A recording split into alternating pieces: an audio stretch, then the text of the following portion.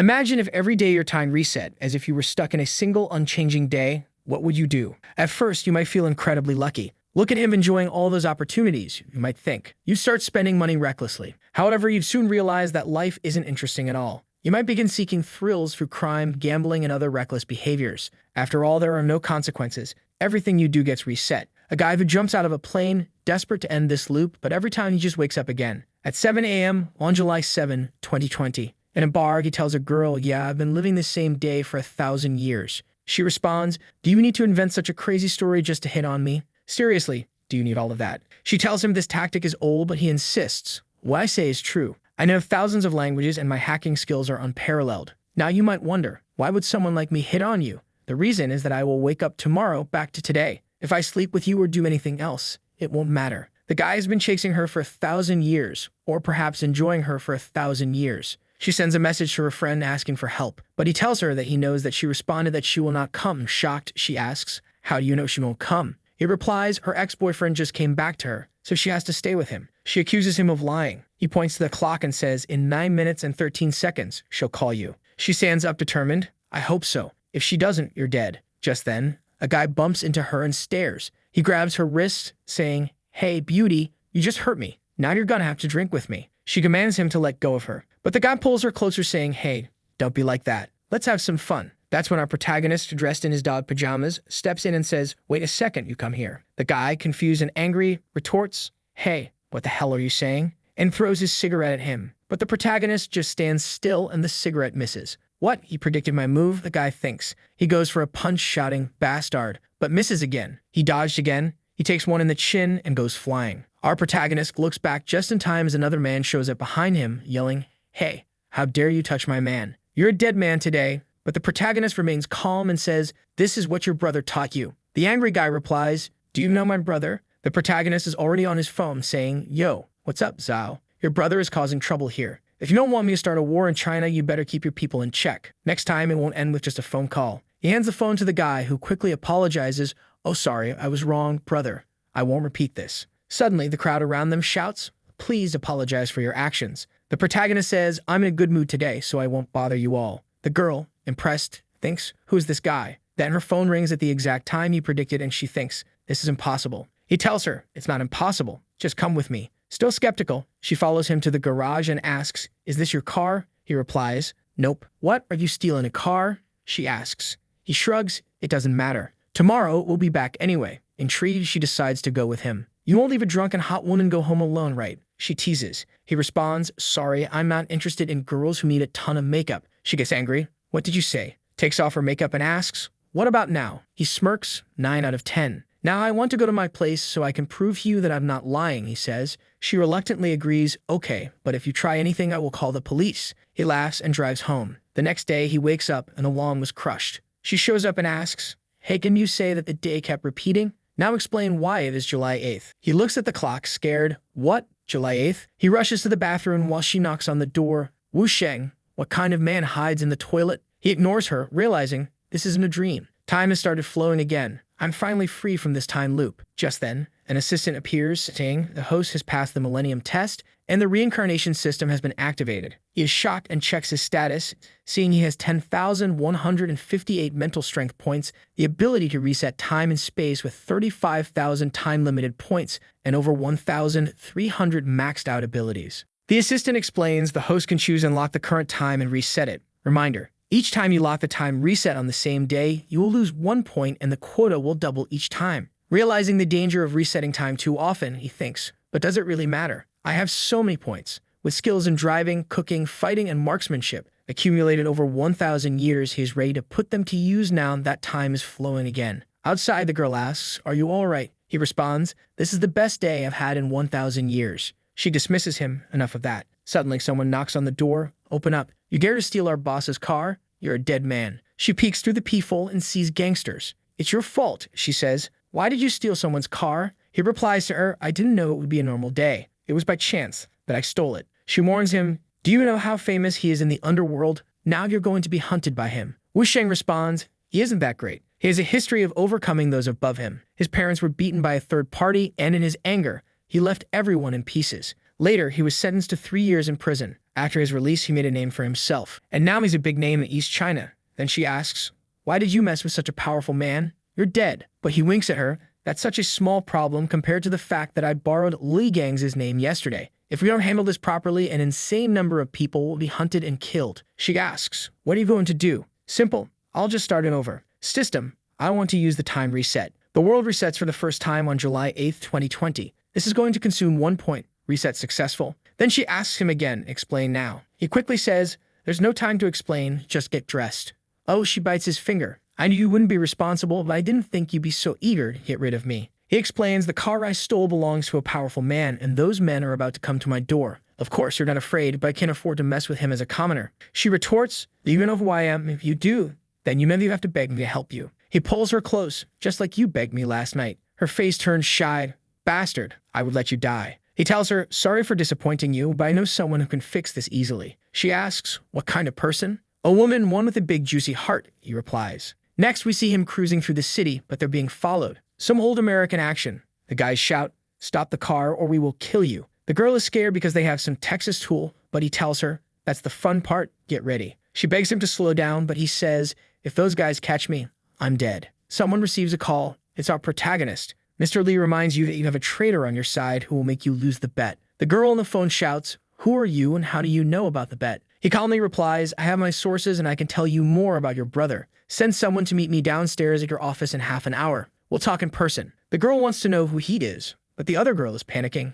"We are surrounded." He reassures her, "That's impossible. Watch this insane drift." Even the guys following them are amazed. What the hell are those skills? Is this guy a pro racer? Sometime later, they arrive at her home. She looks to the side and asks, "How do you know where I live?" "Wait, I'm not even going to ask anymore. You're going to say that you live for 1,000 years, right?" She gets out of the car and compliments him, "You have some good driving skills. Where did you learn them?" He replies, "I practiced through life, but I died a lot of times to get this good, okay? Don't try to be like me. You only have one chance." She smiles shyly and says, "Stop lying. You got my number, but don't even think that I will call you, okay?" Through. He doesn't even let her finish speaking as he drives off. "This bastard made me look like a fool all night, and now he wants what? A phone call? I'm sure that was something arranged by my friend. Otherwise, he wouldn't know where I live. I'm going to ask her. You won't escape me." Half an hour later, we see Lai, a prominent entrepreneur in Donghai City with a complicated background. Her brother is a man who can destroy East China. Our protagonist arrives thinking, because she's a beautiful woman, I had a very deep, slicky relationship with her. He's already inside, and she tells the guy beside her,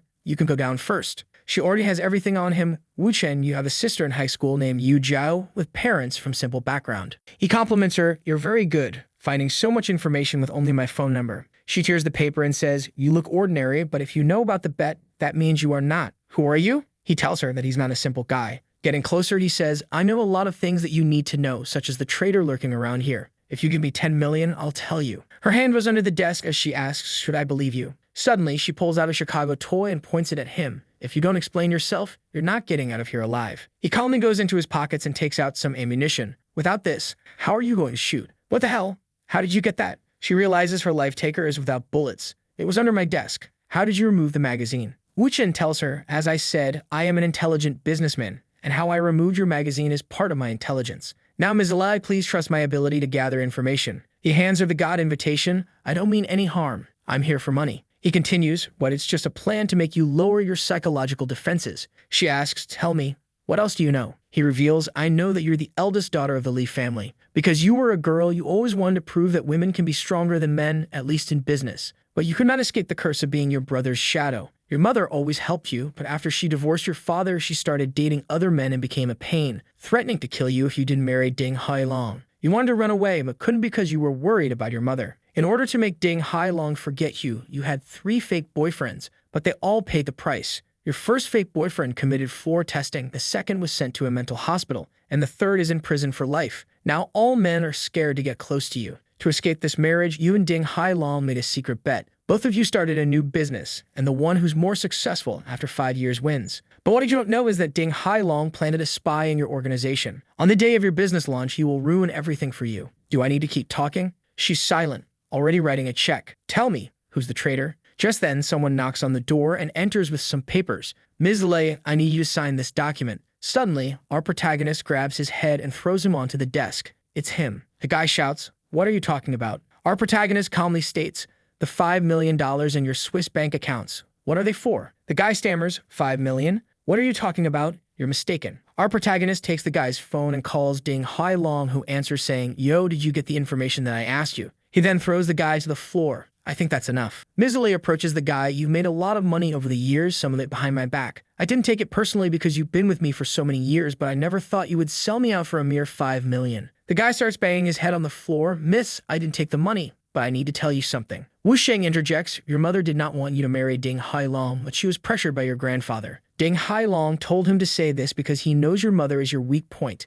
Don't believe his words. Now you decide what to do with him. She closes her eyes and says, go away. I don't want to see you again. The guy thanks her, thank you, miss, and runs away. Wu Sheng tells her, I thought you were going to kill him. She replies coldly, I just didn't want to do it myself. He'll be at the bottom of the river tonight. Then says she doesn't believe him. She thinks he was probably sent by Ding Hai Long and that the guy was just a pawn discarded to make her trust him. Wu Sheng scratches his head. You are way too suspicious, but I have a way to clarify your questions. She asks, how? He replies, very simple. Let me be your fake boyfriend. Ding Hai Long is more concerned about his appearance. He won't want to look like a cuckold just to win you. So being your boyfriend is the best way for me to prove myself, he tells her confidently. She warns him, I had 3 fake boyfriends before, and they all were badly screwed by Ding Hai Long. I know, he replies, but if people want to climb higher, having a relationship with you will make life very interesting. After pointing the Ice K Maker 3000, she says, I have to admit, you're special, courageous, and bold. You're still so young, it would be a pity if you leave the world like this. You're not afraid. He tells her, if you really wanted to kill someone, you'd just call someone to do it. You're joking right now. Why should I be afraid? Then Lai Rubing replies, I really like you. Okay, a couple should always have an intimate photo. She snaps a picture and shows it to him. Look how cute. He knows that she just took this photo to make Ding Hai Long angry. She tells him, from today onwards, you are my boyfriend. You are going to come here and be my personal assistant. I'll have someone apply for you later. Now tell me what happens to my brother. He tells her about the clubs that her brother runs. She looks at him. Everyone in East China knows those things. That's when he reveals the club East China Sea Crown has done some things beyond its boundaries involving many top celebrities, rich people, and officials. The investigation began 3 months ago. According to my information, the network will be closed in another month at most. She shouts, what did you say? He tells her, this is not only your brother's problem, but also trouble for your whole family. Once the net closes, your brother will not only go to prison, but if necessary, the whole family will have to cut ties with him. She is skeptical. This is a big deal. Are you sure this information is correct? He replies, don't ask me. The next scene takes place at the East China Sea Crown bar. We see 2 guys standing in one of the rooms talking. The guy with glasses is the owner of the car our protagonist stole. He says, he injured our boy, stole my car, and even borrowed Mr. Lining's name. Does this guy not want to live? The other guy says, he's strange. Why would that brat have my number and know all about my rally? Then we see the famous eldest grandson of the Li family, Lai Hute. He commands, whatever the reason, find the guy and bring him to me. I have to kill him with my own hands. Just then, his sister enters the room. Lai Hute tells everyone to put out their cigarettes because his sister doesn't like the smell. He asks her, sis, why did you come here in person? Is there any urgent matter? She responds, I'm here to introduce you to someone. It's our boy. He gives the car keys to the guy and says, yesterday, I borrowed your car to play. Here's the key. The guy with the purple shirt exclaims, hey, this is him, Mr. Lai. This is the person who used your name. Our protagonist knows everything about Lai Hute, who has much more power than Lai Rubing. But because she's older than him, she always protected him when they were younger, earning his respect and fear. Hute is about to say something when she grabs his ears and says, respect him. He is your brother-in-law. Brother-in-law? Everyone is shocked. No one believes it. Lai Hute protests, sis, are you playing the fake boyfriend trick again? Why did you pick such an ordinary guy? At least give me a reason for you to be with him. She starts to think and then glares at our protagonist. It's all your fault. I'm not feeling well these days. He whispers in her ear, aren't you adding too much drama? She retorts, what are you afraid that Ding Hai Long will kill you? He says, I'm not afraid, but your brother seems to be stunned. Poor brother is speechless. He's thinking that his sister is pregnant and that this man is the father. Wait, is this all true? He doesn't look bad, but he isn't the most handsome. And also, my sister likes older men. Why is she going out with a man in his early 20s? Wait, does he want to deceive her? Sometimes love makes people blind. Love makes people's IQ go to 0. I need to save her from this man. He asks, how did you 2 meet? Our protagonist replies, 3 months ago, when your sister was recruiting interns at the university. She's confused, hey, I really did that, but how does he know it? Hute points, you've only known him for 3 months. Sister, in such a short time, did you really get to know this man? Getting in Wu Chen's face. Hey, my boy told me that you were with a girl yesterday. Even his sister is in shock. But Wu Chen explains, don't get me wrong, that woman is Wang Kim Kiang, the daughter of Mu Sai Hai, the owner of the Celia Biomedical Group. And speaking of which, you have to thank me. Yesterday, if I had not stopped your brother, he would have made a move on her. You may not have been able to fix that. Lai Hute, knowing the significance of the biomedical group, thanks him. Rubing is impressed, thinking, I didn't expect that my brother, who is not afraid of anyone, would be subdued by Wu Chen in a few words. Then she says, you stopped the boom, but we came here for something important. Someone from above wants to finish your club. Hyodae is puzzled. What do you mean, impossible? I took care of everything. I would know if that was the case. Wu Chen interjects, you shouldn't have taken the video to blackmail those people. And your business with Cha Hu should have been cut off a long time ago. Rubing looks at her brother. You're still in touch with Cha? How many times have I told you he's not a good person? Hyodae tries to calm her down. I can explain. Wu Chen continues, your sister is right. Cha is not a good person. He sold you out this time. He put the blame on you for what happened and said it was your idea. Hyodae is scared. Even my sister didn't know about my business with Cha Hu. How could you know? Who told you? Wu Chen smirks. No need for me to clarify it for you. I'm here for her, not for you. I won't help you because you're her brother, and if something happens to you, she'll be sad. Hyodae gets angry and points at Wu Chen's face. I'm telling you, if you don't make it clear today, you won't walk out of here alive. His sister intervenes, calm down. But Hyodae insists, sister, I don't care how he lied to you, but I would not believe in this liar. Wu Chen responds, now listen, only a few people in China know about this. 4 months ago, Liu Bu was sent to the East China Police Department as a deputy director. He came here to handle the crowd entertainment case. Some investigators went to your club disguised as guests and others have lurked into the clubhouse to collect a lot of evidence. He writes down some names and hands the list to Hyodae. This is the list of all the undercover agents. Hyodae shouts, notify everyone and pick up your weapons. He tells the guy with glasses, Wang, go and verify the names on this list. Wang responds, yes, sir. He turns to Wu Chen and says, if this information is wrong, it's all your fault. Wu Chen sits on the couch and says, tell me how much money you are willing to spend. Sometime later, Wang returns with proof that Wu Chen was right. Hyodae throws the camera on the desk. All the names on this list have been verified. I can't believe it. Wu Chen tells him if the investigators start acting, they've got enough evidence on you, so be careful. Hyodae asks, what do you want me to do then? Wu Chen replies, do you want to proceed with this and go to jail, or do you want to get through this safely? Do you got a solution? Wu Chen tells him, first you need to apologize to me and I will fix everything. Hyodae, realizing he has no choice, says, okay, I'm sorry. I was only afraid that you were cheating her. Wu Chen thinks, this guy needs to respect me. I'm part of his family now. Rubing intervenes, we are a family. What are you doing? Help him. Wu Chen responds, he doesn't see me as family. Hyodae, trying to regain control, says, of course I see you as family. Sorry. Wu Chen continues, just for the sake of your sister, I will give you an idea. First, you have to kill Cha Hu. He knows too much. If he's alive, nothing will work. Cha often goes to Villa 17 in the Lotus Pond Manor. He has some substances with his mistress there. If he dies of an overdose, no one will suspect you. Hyodae, sweating, says, yeah, great idea, brother. Wu Chen adds, second, now all the evidence is with Liu Bu. If you can just take it and destroy it, you'll be safe. Hyodae shouts, okay, I will get him. Wu Chen interrupts, are you dumb or crazy? He's too powerful for you to just get him. You need to go to Willow Street, 2nd Avenue, Unity 3,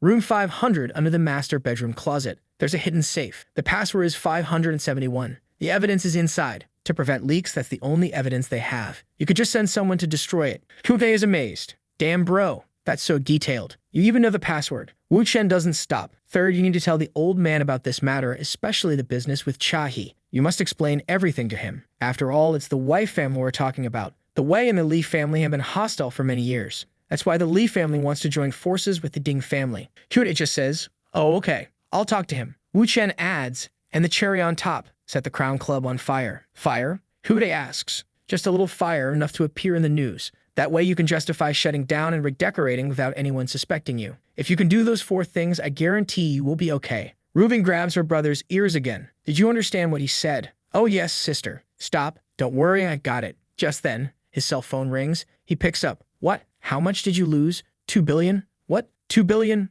I'll go there. Wait for me. He looks at Wu Chen. Something happened. Brother, I have to go to the casino. Wait for me here. Wu Chen responds, it's Shang Wang Jun, right? Hyodae is surprised. How do you know, brother? The scene shifts to the casino where we see a guy named Shumzi playing. Someone just lost again. The blonde guy is all happy. Hey, I'm rich. Got a good hand today, boss. Lai Hyodae arrives. The blonde guy looks at him. I won a lot of money today, Mr. Lai. You won't mind, right? Hyodae, confident, responds, that's a little money. The Li family can still afford to lose much more. The blonde guy laughs. All the experts of this club took turns to play, but everyone lost to him. It seems that Mr. Lai has a little talent under him. Suddenly, Wu Chen says, how about playing 2 games with me? The blonde guy retorts, how come there's a youngster here instead? Mr. Lai, aren't you being too modest? Today, you have lost 200 million against me and you still want to keep going. That's embarrassing. Huode asks his sister, hey sister, what's going on? Does your husband know how to gamble? She responds, oh, I'm not too sure. Gambling masters are good at guessing movements based on minimal expressions and habitual movements. This requires a great deal of experience in the game, something this youngster is unlikely to possess. Just by looking at his expression, I can accurately guess his cards. Ruben gets closer. Hey, are you sure you can do this? He tells her, I can say without a doubt that I can defeat any casino in this world. Okay, brother, let me see it. He doesn't look at his concealed card. The guy is like, what? This is a habit. He shows an ace. You go first. You have the bigger hand. He starts with 500,000. The guy calls 500,000. And you, mister? I fold. Round 4, 500,000. I fold. Round 8, I fold. Round 15, round 21, I win once again. Kube tells the blonde guy, I think the guy you hired is running out of luck. The blonde guy is confident, I think he might have a lucky break. He's thinking, rat, you think victory is at hand, but you don't know you've been caught in a trap. He remembers the guy playing with Wu Chen telling him, I like to lose a few games at the beginning to observe my opponent's habits. You got nothing to worry about. But Hute is getting confident. We are already at round 30. Wu Chen goes 1 million. The guy notices Wu Chen didn't look at his concealed cards again and calls that round. He tells him, go on another million. The guy seems sure, I know he has a bad hand. With the pair of kings, I'm sure I'm going to win. Since it's like this, I'm all in. Wu Chen doesn't even look at his cards. I'm all in too. The guy with glasses interjects, there's too little money on the table. Why don't we add another 100 million? The blonde guy likes it. Another 100 won't be enough to play. Make it 200 at least. Those black rap girls are carrying something big and not just the 200 million. Wu Chen tells the guy, I raised the bet by 100 million. What about you? Wu Chen asks, pointing to his card. The guy knows, based on his observations, that Wu Chen only points to his hidden card when it's a really good one. In other words, there's a high probability that this card is an ace, he thinks. You know what? I fold. You are too eager, Mr. Yu. If you had followed my advice, you would have 50 million more. Lai Rubing laughs. Everyone knows your bottom card is an ace. Wu Chen picks the card and reveals, nope, my bottom card is a 2 of hearts. The guy gets angry. Oh, you tricked me. Wu Chen retorts, don't blame me. It was your fault. The guy with glasses is thinking, don't be smug. I'd grasp yet another one of your habits. Round 31. The guy's a 9 of diamonds. Unless his concealed card is the 9 of spades, there's no way he can beat me, he thinks. He tells Wu Chen, this is a good hand for both you and me. How about we finish everything with this hand? My 200 million all in. Wu Chen just says, interesting. I call. Rubing is concerned, isn't a bet of 200 million too risky? Tudai reassures her, he's been lucky so far, so I think there's no problem. The guy with glasses and the blonde guy are confident. The blonde guy smirks, young man, the most important thing in gambling is not to lose your mind. If you can't control your mind, you won't get far. Do you think you were the god of gambling, betting so much without looking at the hidden card properly? He flips his 9 of diamonds. This 200 million is already mine, he declares. Everyone thinks it's over. The blonde guy taunts, Mr. Lai, you have a big family. You won't mind if you lose such a small amount of money, right? Wu Shen just says, are you done? If you are, see for yourself. He flips the card. Everyone is shocked. The guy with glasses shouts, no way, 9 of spades. That's impossible. How did you do that? Wu Chen calmly explains, did you really think that I didn't look at the cards? I've been secretly looking at my cards since the start of the game. Guess why? To make you think that you know something about what I'm doing. You're not a good player. You're just too cocky. You didn't really think you could figure out how I play with just a few hands. Are my habitual moves really habits? Did you even think for a second that I was trying to fool you? From the beginning, this game was under my control and you were the prey. Hute is elated. Yeah, Mr. Shan, the money you used was all borrowed, right? I think now you're in big trouble. The blonde guy is bewildered. How did this happen? Wu Chen says, who asked you to leave, Mr. Shan? The blonde guy protests, Mr. Lai, I'm not allowed to leave after losing. Is this how you treat your guests? Kude asks Wu Chen, why can't they go? Wu Chen replies, I'll explain later. You have a knife? Lend it to me. Hude asks, do you know how to use one? Wu Chen demonstrates some moves. What do you think? He goes to the guy, picks his hand, and reveals, oh no, he was carrying an ace. You asked for a card check before the 15th game and took the opportunity to steal this ace of spades. You really thought that I didn't see it. I didn't expose you because I hadn't won yet. Humana gets angry. How dare you cheat in front of me? Even the blonde guy doesn't know what's happening. The guy with glasses tries to calm things down. It's a misunderstanding. Wu Chen, not backing down, says you broke the rules. You know what happens, right? He applies steel medicine to the guy's hand. Wu Chen asks the blonde guy, Mr. Shan, what do you think? The blonde guy quickly distances himself. He has nothing to do with me. He cheated by himself. I didn't tell him to do anything. Wu Chen hands the knife back to Hute. I will leave now. The rest is up to you. But remember, don't do anything inside the clubhouse. As they walk out, Rubing asks Wu Chen, does it feel good to do a light tap on someone's hand? Calmly, he answers, not at all, and keeps walking. She's puzzled. How can you be so calm after doing all of that? This person wouldn't kill someone, right? In the car, Rubing's legs catch Wu Chen's attention. She tells him, I didn't expect you to be such a good gambler. He replies, thanks, but don't forget to pay my bills, all right? She tells him, you only think of money? He notices something and looks to the side. She asks, what's the matter? He just tells her, a car has been following us. She informs the driver and tells him to get rid of it. It seems to be the bet guy who likes to send people to follow her, Wu Chen observes. But he knows that she's not the target. He is. He grabs her hands. Don't be afraid. I'll take care of everything. She's a bit shy, thinking, he's using this to hit on me. Later she asks, you're probably hungry. Because of what you did today, I will give you something good to put your mouth on. They go to a restaurant to order something. If you thought anything else you were done, my G. He tells her, there are a lot of people that know you here. Aren't you afraid that they would think of me as a competitor? She replies, I want more people to know about you. That's when Mr. Hundeli shows up. Hi, Mr. Lai.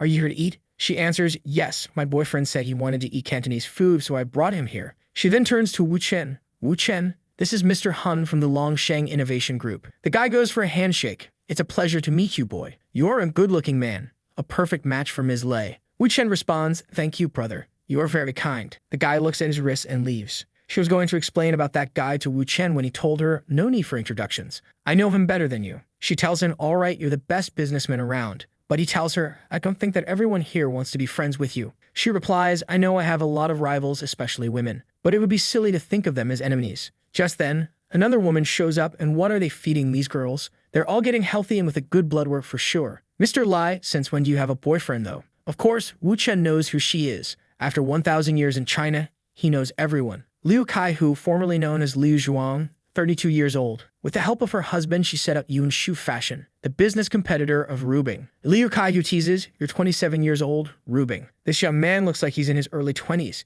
You're like an old cow eating young grass. Rubing tells her, Ms. Liu, for the sake of your husband, I will take your words as a joke. So stop it. Looking like a horse, she replies, do you still care what other people say? Rubing shouts, I told you to stop. Wu Chen holds her hands, take it easy. Let me solve this. He gets closer to Liu Kaihu. Why are you staring at me like that? She asks. He tells her, nothing. It's just that I think I've seen you somewhere before. That's right. I remember. Have you worked in a nightclub before? She raises her finger. Nightclub? Your whole family has worked in nightclubs. How dare you slander me? Do you know who I am? He calmly replies, that's not slander. You know that you cannot change your past with some facial surgeries. She's scared, thinking, how does this guy know that I've worked in nightclubs and had plastic surgery? It was 10 years ago. No one should know about it. Rubing stands up. You even have this kind of information. Your intelligence network is better than I thought. Wu Shen tells her, it's too early to start falling in love with me. The best part is yet to come. At that moment, a man shows up. Kai Shu, what is this mess? It's her husband. She runs to him. Honey, this man is slandering me. He's saying that I've worked in a nightclub and you have to take revenge for me. The man, trying to console her, says, don't cry. I'll take care of this. He asks Ms. Lai, who is this guy? She just tells him, my boyfriend, Wu Chen. The man gets in Wu Chen's face. I'm a respectable person. This guy has humiliated my wife. That's equivalent to a slap in my face. This kind of thing can't be resolved with just a few words. Wu Chen tells him, there is someone who can solve this for me. The man retorts, do you really think I won't dare to touch you just because you're with Ms. Li? Wu Chen calmly says, I'm not talking about her. The person I'm talking about is my Huifren. The man seems puzzled. Oh, you do know her. Even Rubing doesn't know what's going on. Wu Chen continues, Mr. Liu, can I talk with you for a minute? They go to another room and Wu Chen tells him, I have 2 stories to tell you. The main character of the first story is Liu Zhuang. Wu Chen begins. 10 years ago, this girl was encouraged by her mistress to join a nightclub to make some quick money. There she met a very wealthy customer. He had some work problems and eventually discovered that it would be difficult for him to have children in the future.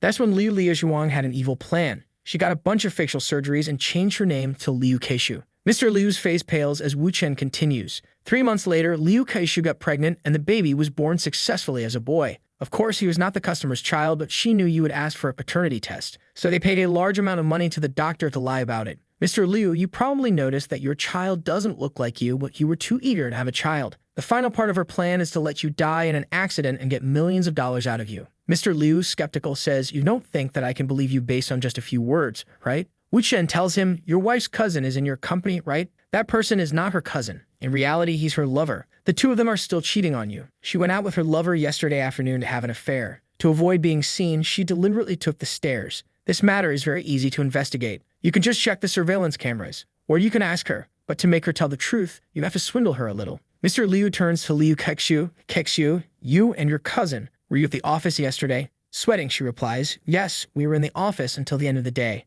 Mr. Liu confronts her, no, he told me that you went out to see a client yesterday. You were not at the office. She stammers, what? He must have made a mistake. Mr. Liu presses, I will ask him now and confirm. Caught in her lies, she quickly changes her story.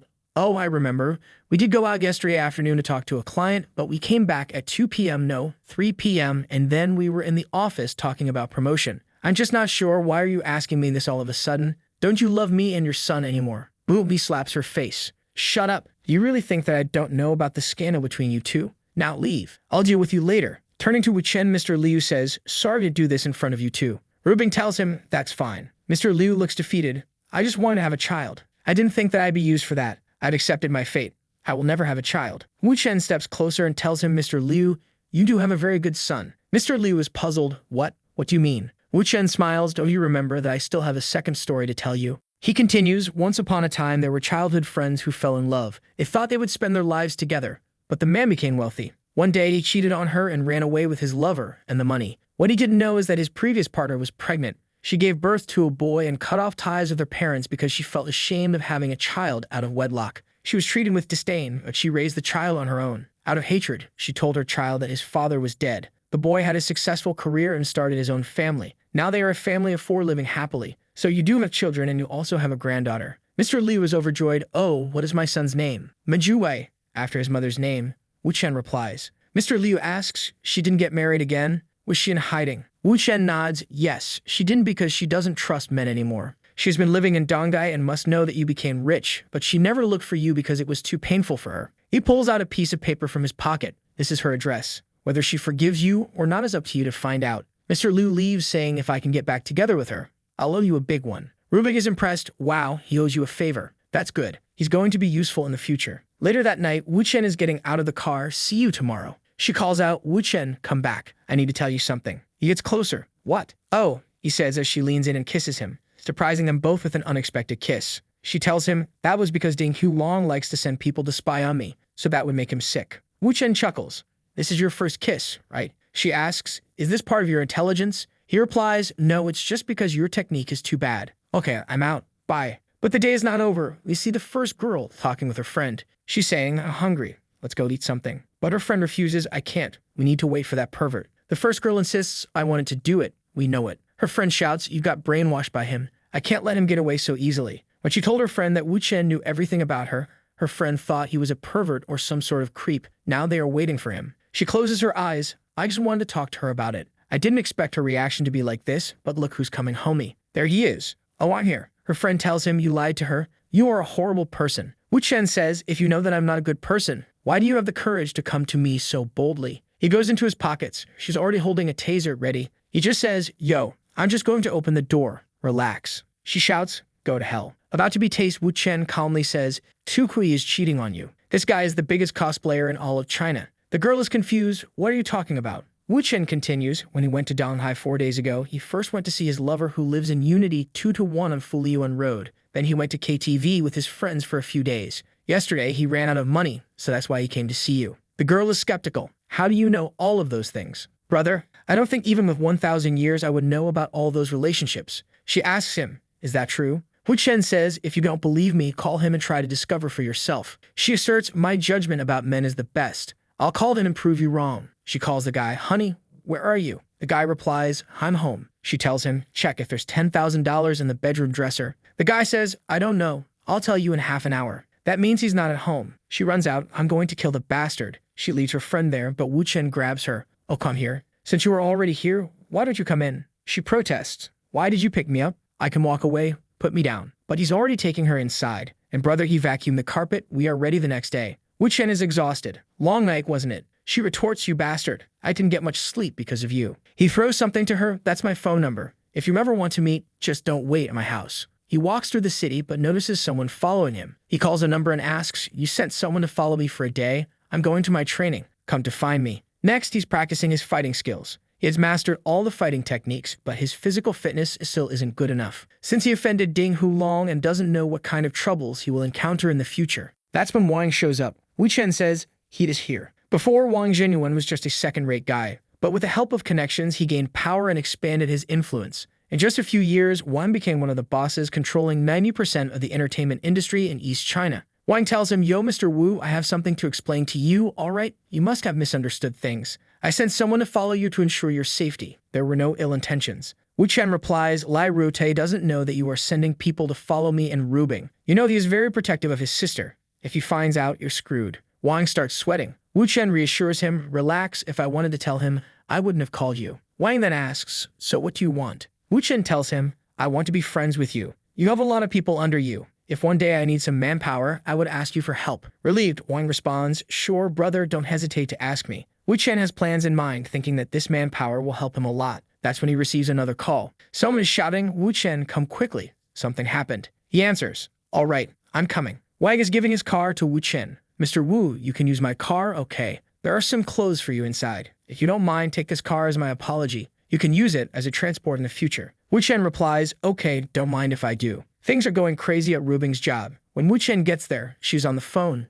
talking with someone. Is her condition still bad? She can't come to the press conference? Fine, I understand. Wu Chen asks her, "Did something happen?" She responds, "Our product spokesperson, a new generation female singer Deng Sunya, got into a car accident." Wu Chen tells her, "Yesterday I helped you find the traitor, and suddenly she got into a car accident. This is an obvious coincidence." Rubing puts her hands on her hips, being Hulong the bastard. He would violate the rules of the bet and even use his family's influence. Wu Chen interjects, "Boss Lai, do you want my help? I can find a new spokesperson for you." She challenges him, "Okay, we're in need of a spokesperson. Do you got someone in mind?" He confidently replies, "National first-class actress Tao Manning, the one who got the 100 host prize. She's qualified." Rubing is skeptical. A popular movie star like Tao Manning would never meet me, let alone be our product spokesperson. "I know you're trying to help, but you shouldn't just bluff." He proposes, "Since you don't believe me, how about we make a bet? If I can make her show up in your office tomorrow morning and sign a contract with you, will you believe me?" Tao Manning is known for sweeping awards at major film festivals and being the first Chinese actress to enter the ranks of international film stars. Rubing responds, "Right now she's filming abroad and even has some makeup endorsements on her back. I don't think you can do that." Wu Chen insists, "I'd already told you if you don't believe me, let's make a bet." She asks, "What's the bet that will make you shut up and leave me alone?" He replies, "If I lose, I will give you 20 million. But if I win, you will pay me the $20 million. And also, you can't be jealous if I win." She retorts, "Jealous? Why would I be jealous? We're just pretending to be a couple. I'm not in love with you. You can be with whoever you like. I have no right or interest to interfere." But she's looking to the side as she says this. Wu Chen grins, "All right, so it's a deal. But 20 million in my account for the operation." She gets angry, but he goes out and picks up his phone. "Hey, I have a favor to ask you." The scene changes to a PC cafe where some guys are playing League of Legends. One tells Wu Chen, "Mr. Wu, these are my brothers. They are really good at gaming. But what do you want them for?" Wu Chen tells them, "Turn on the PC and play the game Legendary City Lord. Go to the third area that opened at 5 o'clock and use King of Hegemon as your character name prefix. After entering, wait for me in the square of the new player area." He's already recharging a bunch of coins. "Wait for me, I will be building the clan." 4 hours later, they are already killing level 120 Minotaurs. Everyone has the best items. Damn, it's so fun to play the game with so many coins. It's awesome. They kill another boss. One of them says to Wu Chen, "King of Hegemon is the biggest one in this new server, but we have to spend more than 8 million on new equipment." Wu Chen replies, "There are no more casual players on the server. Those who don't spend have already quit the game. Only the King of Hegemon and the Dragon Slaughter in the world remain. So now it's time for the second step of the plan." He makes an announcement. The leader of the King of Hegemon has started the Battle of the City Lord. Be prepared. All of them raise their weapons. Let's gather at the main city square and prepare for a battle with the Dragon Slaughter. Sometime later, everyone is in the city square fighting when someone shows up next to Wu Chen. "I can't believe you spent so much money. You must be a big fan too."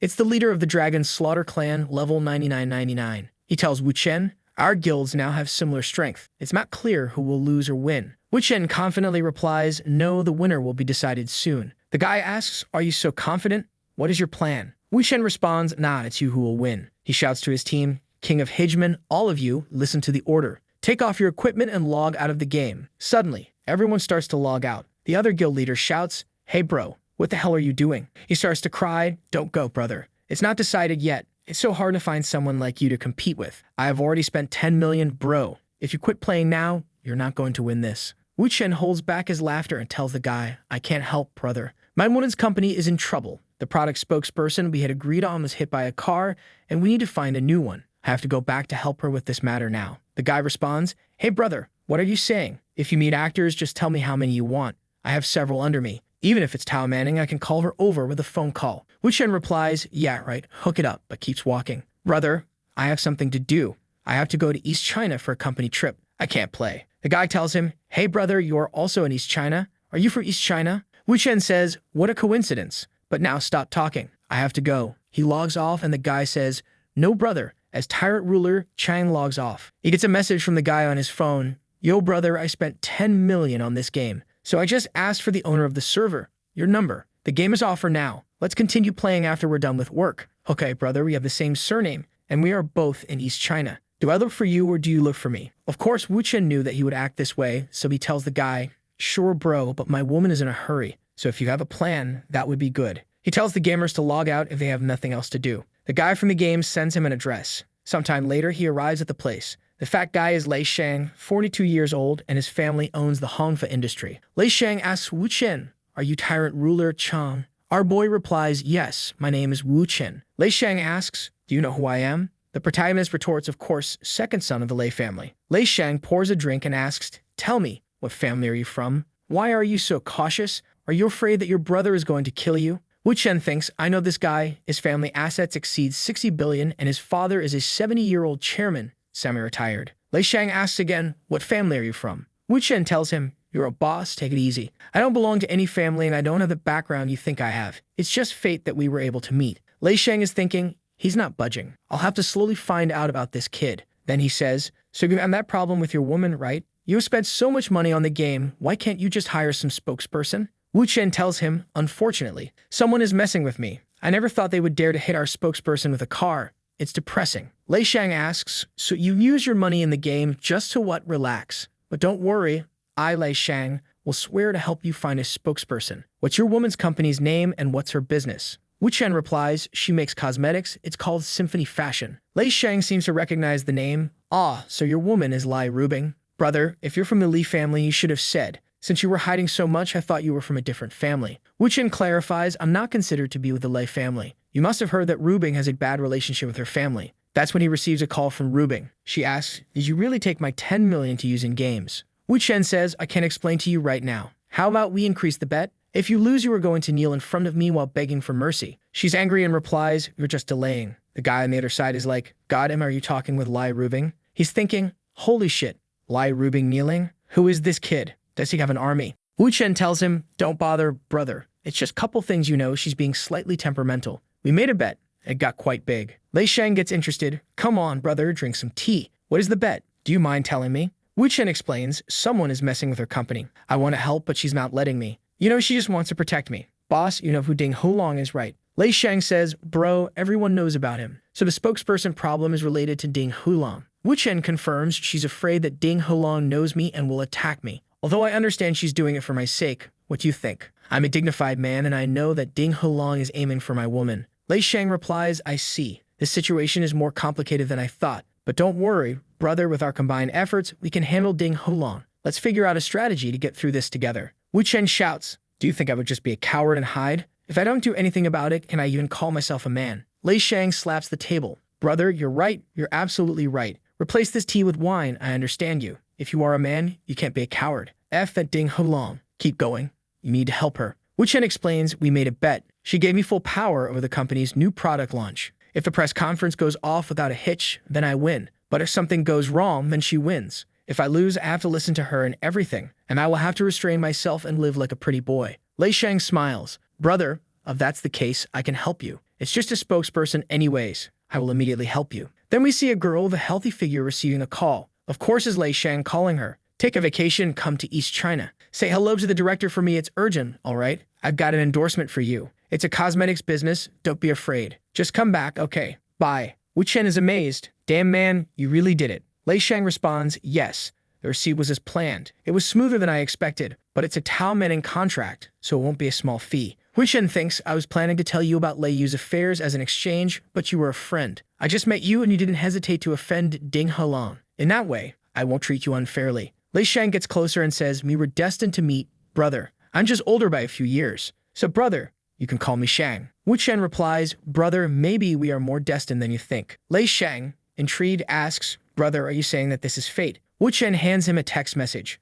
Read the text message. Find the owner of this number and get him. He will tell you the truth about what happened with your car accident 10 years ago. but you have to be quick. If you are slow, he might go overseas. Lei Shang recalls 10 years ago, a truck crashed into my car at a road junction. I was lucky and survived, but my wife died in front of me. I was in ICU for 3 months, during which my private investigator brought some clues. The driver was a worker for my brother, but he disappeared right after that. And because I didn't have any direct evidence, I had to accept the old man's words. For 10 years, I have pretended to act like a stupid, cynical rich kid, waiting for the day that I would find the truth. Sometime later, a guy enters the room. Boss, the identity has been confirmed and the address has been found. Lei Shang tells Wu Chen, "Brother, I'll go first, but I owe you this one. Just ask me if you need anything. You are my brother." Wu Chen thinks 2 days into my new life and I've got 2 more brothers. But things now are done. I have to get my 20 million first and my moist kneeling apology. He calls Rubing, but she doesn't answer and just sends a text message. "I'm in meeting." He knows she's probably mad. The next day, he's driving his car when he sees a girl beside him. Yo,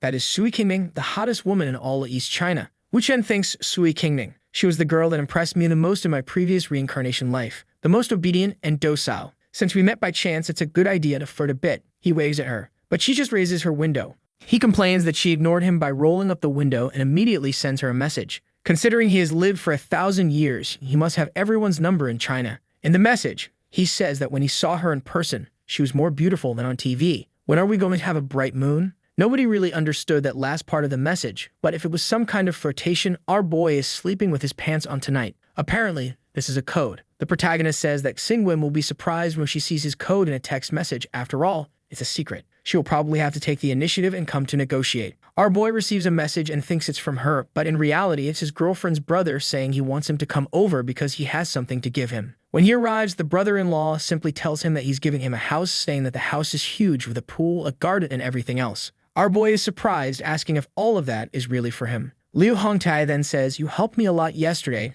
not to mention that my sister is pregnant and she can't live without you in that old house. Think of this as an early wedding gift." He continues, asking if our boy has his credit card with him because he is going to finalize the purchase right now. The protagonist just stands there, looking dumbfounded and sweating. The next morning, look who's arriving at our boy's girlfriend's company. Look if it isn't the super actress, demonetizer of channels. The receptionist asks, "What's your name?" She replies, "My name is Tao." The receptionist checks the records and says there is no one registered with that name to speak with the president. She then asks Tao to wait while she double-checks the records. Meanwhile, a meeting is taking place with the boss, saying that the conference is in 13 days and they still haven't found anyone. Irritated, she continues saying that they are paid way more than anyone else in the same profession, and yet all they do is eat and sleep. All of this is happening just because she ignored our boy, and she doesn't even know that the woman has already arrived. She picks up her phone, sees the message, and says, "Wait a minute, Tao is still here? Bring her to my office right now." She then wonders, nobody in the company wanted to call her. Could it have been Wu Chen? The scene shifts to the two of them greeting each other, and our boy's girlfriend apologizing, saying that she was very busy and got a little distracted. The demonetizer says it's all good and immediately comments that she is beautiful and that they really make a great couple. She then invites her to sit down and asks how she and Wu Chen met. She thinks to herself that this must have been Wu Chen's doing. The redhead says that actually she doesn't know him and it was her godfather who sent her there. The protagonist's girlfriend thinks that her godfather is Lei Shang, Zhenghui's son. It's complicated with all these Chinese names, we get lost, but we know she's talking about the chubby guy who spoke with our boy. At that moment, she turns to the secretary and tells her to prepare the contract right away, wasting no time as she shakes the other's hand, saying that it will be great to work together. The scene shifts to the protagonist in the director's office, teasing her because the contract was signed and saying it's time for her to apologize and pay up the bet. She adjusts her hair, all embarrassed. She asks him how he knows Lei Sheng and when he met him.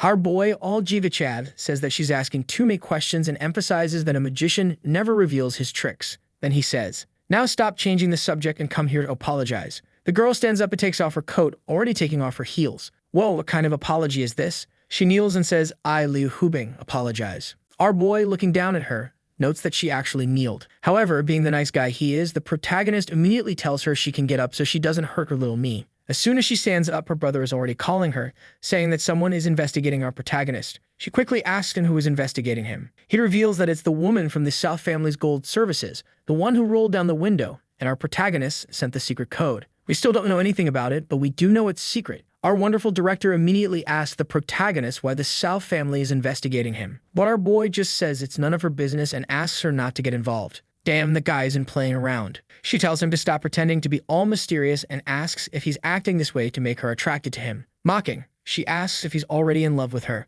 Oh no, here comes our Giga Chad with a knockout punch. Our boy says she's neither the most beautiful woman nor the richest one he knows, and she always makes those ugly faces when she's unhappy. So where does all this confidence come from that I would fall in love with you? She stands there looking mad, biting her lips and making a face. Then she says, from what you're saying, it sounds like you've got a bunch of beautiful women, and they're all ruling nations, right? Our boy, with that smirk of someone who doesn't care about anything, replies, I used to have many women before, but not so much now. I don't know if I can say they're all stunning models, but for sure, all of them are prettier than you. Our boy really isn't going easy on the director. Then the director asks for an example, saying that she's interested in knowing. But the protagonist, who isn't dumb, pulls her in and says, you're trying to spy on my private life, and I'm not falling for it. Hubing then says, you can't say, huh? I figured you wouldn't be able to. No need to struggle to lie. Our boy's phone rings, and he immediately feels like it's something bad. When he answers, a voice asks if he is Mr. Wu. The voice then introduces herself as Soo Kim Yin and says she wants to meet with him in person, asking him to set up a meeting.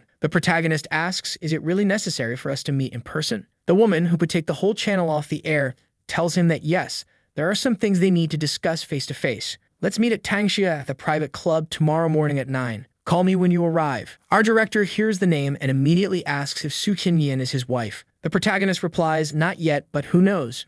Maybe in a few days. The director thinks that even though she doesn't know Soo Kim Yin personally, she has heard a few things about her since she's very famous. It seems that her father had her when he was much older, and so when she was born, he pretty much forced her to be extremely noble, strict, full of rules and discipline. Even when she studied abroad, she was accompanied by 2 bodyguards 24 hours a day who drove away any guy that tried to approach her to prevent her from falling in love or having any suitors. When her father started getting sick and realized he didn't have much time left, he began arranging blind dates. But getting into the application wasn't easy. First of all, your family had to have at least $1 billion. You couldn't be too young or too old. With that, the whole planet was basically out. There was no one left except Elon Musk. No, actually, Elon Musk was out too. He's old as well. And apparently, her father didn't care about anything. Either the perfect man showed up or she was going to die alone. The director tells our boy to get real because it's impossible for him to end up with her. Our Giga Chad, who loves a good bet, says, since you don't believe it, how about a wager?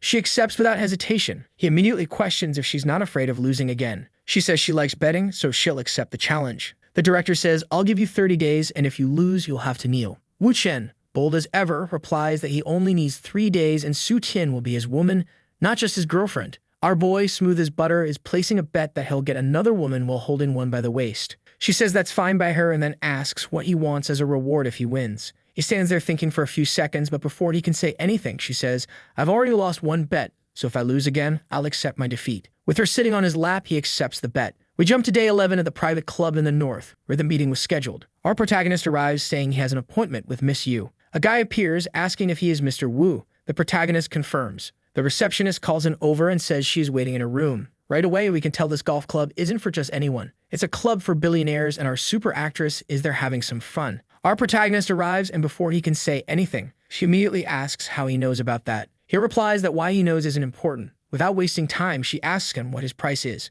Wu Chen, confused, says, what do you mean, my price? You think I came here to threaten you? The demonetizer says that if he refuses the money, it will only make it harder for her to believe him. He then says that if she's that scared, she should have just brought more bodyguards and killed him, buried him right there, and he'd be silenced forever. Without hesitation, she says she's not like Liu Hubing and doesn't do things like that. He's her boyfriend, so killing him would be too risky. Our boy, who isn't dumb, immediately asks if she wants something that will make her feel safe, like some kind of evidence. At that moment, he grabs her elbow, as if teaching her how to play a certain game. She asks, what are you doing? And tells him to back off. But our boy says he's just teaching her and tells her not to overthink it. Then he says, now that I have the evidence, why are you still so hesitant? However, she starts thinking, he's Liu Hubing's boyfriend. If she sees him here like this, hears that he was holding me from behind and teaching me how to play, he's going to die. Does he have no fear of her? This lunatic is going to wake up tomorrow floating in the river. Her brilliant plan is to let him do whatever he wants with her and see just how far Liu Hubing will allow him to go. I think our protagonist might actually enjoy this plan a little.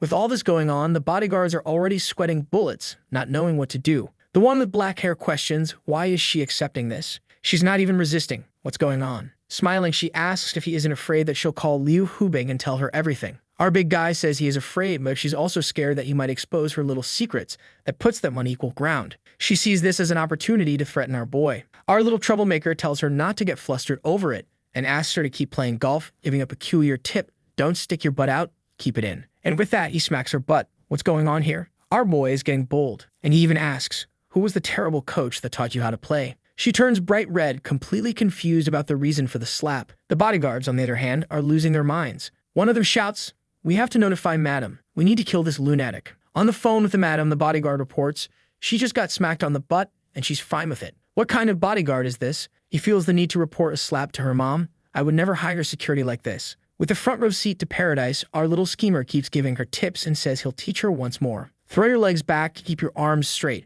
And oh no, here comes another wandering hand. Another slap on our athlete's butt. She's practically steaming like a train. But he explains that this is just golf technique, telling her that her hips are too far forward. Then he teases her, saying, if that's not a medical condition, you need to work harder. She corrects her posture and gives a swing, asking if it's right now. He then says that she's learned well, and unfortunately, there's nothing left to teach her. Looking like she's enjoying the game, she asks why he says that. Our protagonist says, unfortunately, I think your mother is already on her way with someone to arrest me. The scene shifts to a white car speeding down the asphalt. We then see the madam getting a call from the bodyguard reporting everything. Madam, your daughter just got smacked on the butt multiple times and is laughing, having fun with some guy. Yeah, and he was just teaching her how to play golf, but honestly, it didn't really look like golf. Meanwhile, the mother looks like she's about to explode with rage. She orders the bodyguards to just keep an eye on him for now and make sure he doesn't leave. The guards confirm they won't interfere, but they won't let him escape either. Completely innocent, she turns to him and says, my mom's coming. What are you going to do?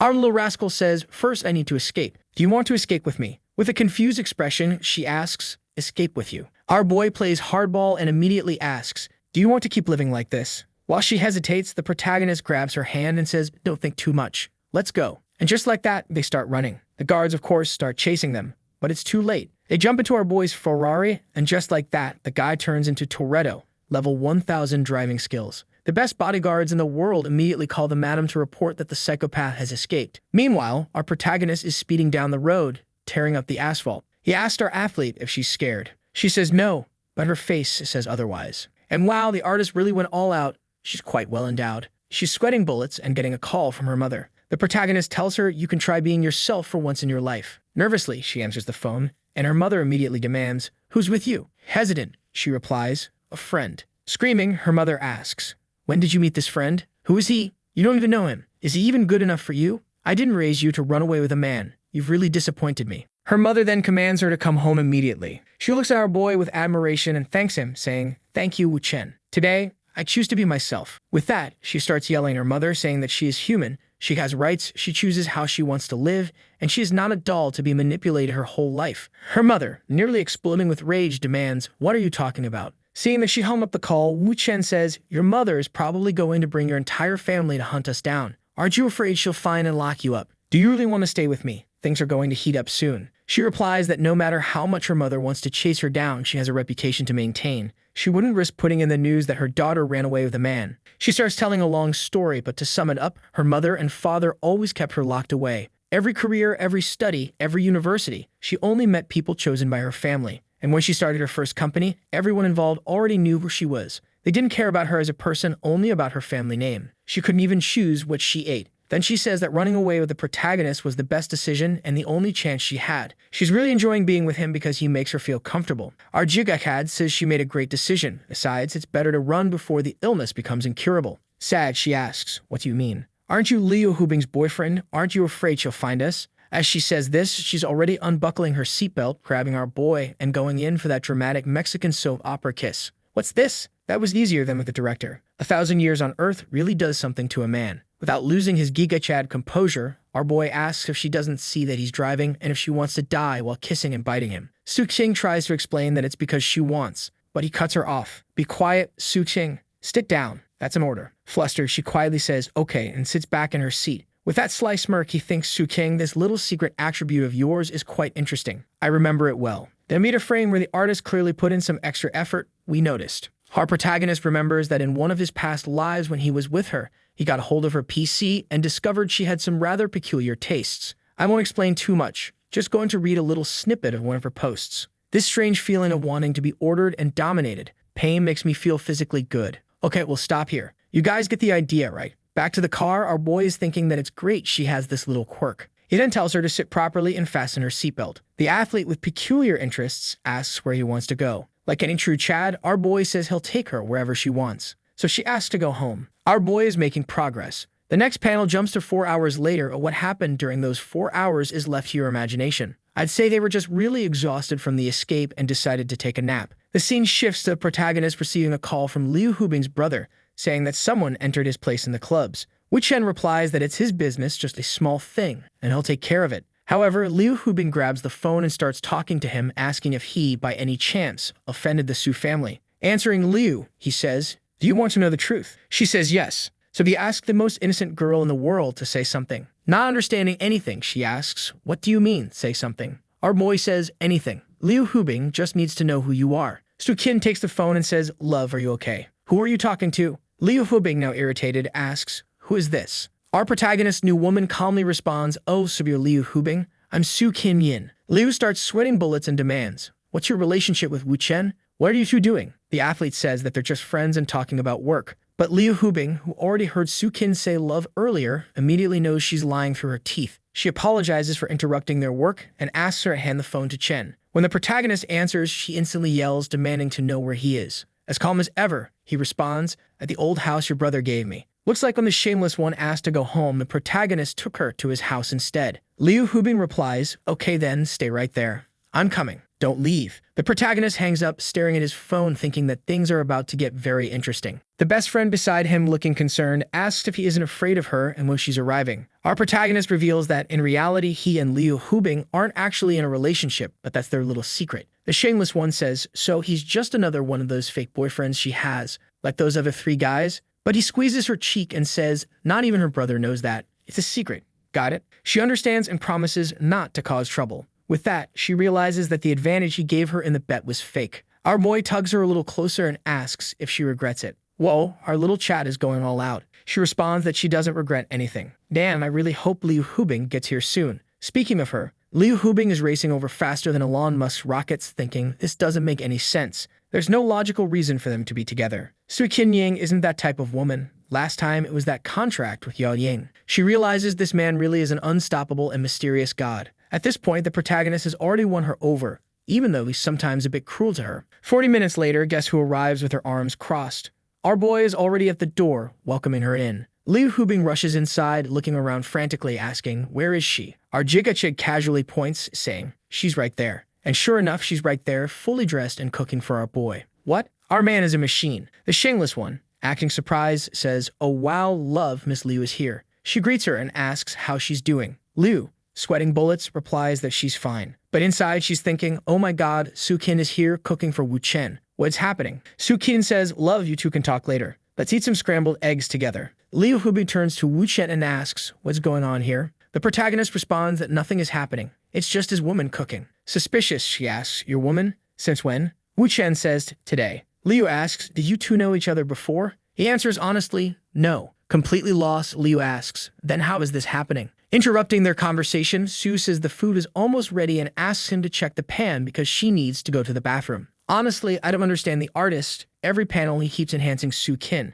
At this rate, she's going to fall forward and hit her head on the floor. Before heading to the bathroom, she stops in front of Liu Hubing and says, Liu, don't just stand there. Sit down. The food will be ready soon. Eat with us. Liu looks completely lost, unsure of what to do. Wu Chen gestures for her to sit, and the shameless one doesn't stop there. She casually mentions that she just finished washing the clothes and asks if the protagonist can put them out to dry. Liu Hubing, just watching all of this, starts thinking about everything she's saying. She looks a bit upset, biting her lips in frustration. The scene shifts to the 3 of them eating together. The protagonist's girlfriend picks up her chopsticks and comments that she hasn't cooked in a long time. Then she asks Wu Chen to try it and see if it's good. Liu Hubing thinks no way. She's not actually going to feed him, is she? She feels that this level of intimacy is already making her angry. But our boy, always one step ahead, quickly lifts his bowl of rice to intercept before Su could make the move to feed him directly. Right after, the protagonist's girlfriend asks Liu if she isn't going to eat. Miss Liu sits there, thinking, this shameless woman is controlling everything here. I can't just sit back, I need to take the initiative and attack. So Liu turns to Su and asks, how long have you known Chen? With pure cynicism, Su replies, not very long. We kind of fell in love at first sight. The moment I saw him, I knew he was my destiny. Liu Hubing keeps thinking that it's impossible to fall in love at first sight, especially considering her family history. Our athlete, who enjoys a bit of cruelty, calls Liu and says, my love said that you two aren't a real couple. At that moment, the director is already in shock.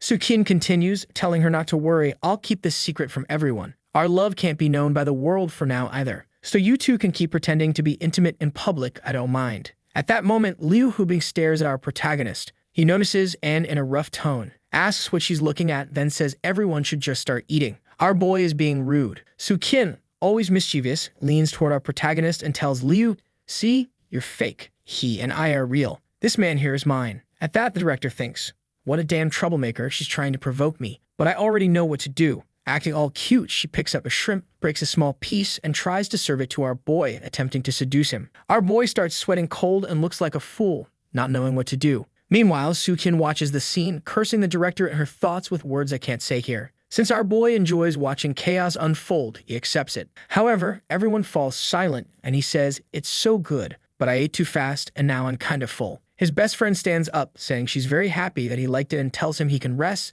that she'll clean up all the mess. She also says she'll keep Mr. Liu company because they can't neglect his visits. What kind of provocation is this, my friends? Will the director let this slide? At that moment, Mr. Liu slams his hand on the table and shouts, "What are you doing?" She immediately grabs our boy's hand and says they need to have a talk. But the protagonist, who enjoys humiliating our director, tells her that once again, she lost the bet and asks her to admit defeat. Holding Wu Chen by the collar, she asks him to go easy on her. And Chen says she lost and that's final. He continues, "Why are you hesitating so much?" Looking into her eyes, he says, "Now I need to think about your punishment because we made a bet. If you bet, you pay out." Awkwardly, Liu Hubing asks what he wants. Our Chad protagonist says, "I'm so tired, today was so busy, my whole body hurts. How about a little massage?" She asks if he wants the massage right there or in his room. Since our boy is the king of them all, he says it wouldn't be comfortable there and suggests they go to his room. 10 minutes later, Su-kin goes to check on them and asks, "Where are you two? What's that sound?" Desperate, she opens the door and sees that nothing is happening, just a good massage.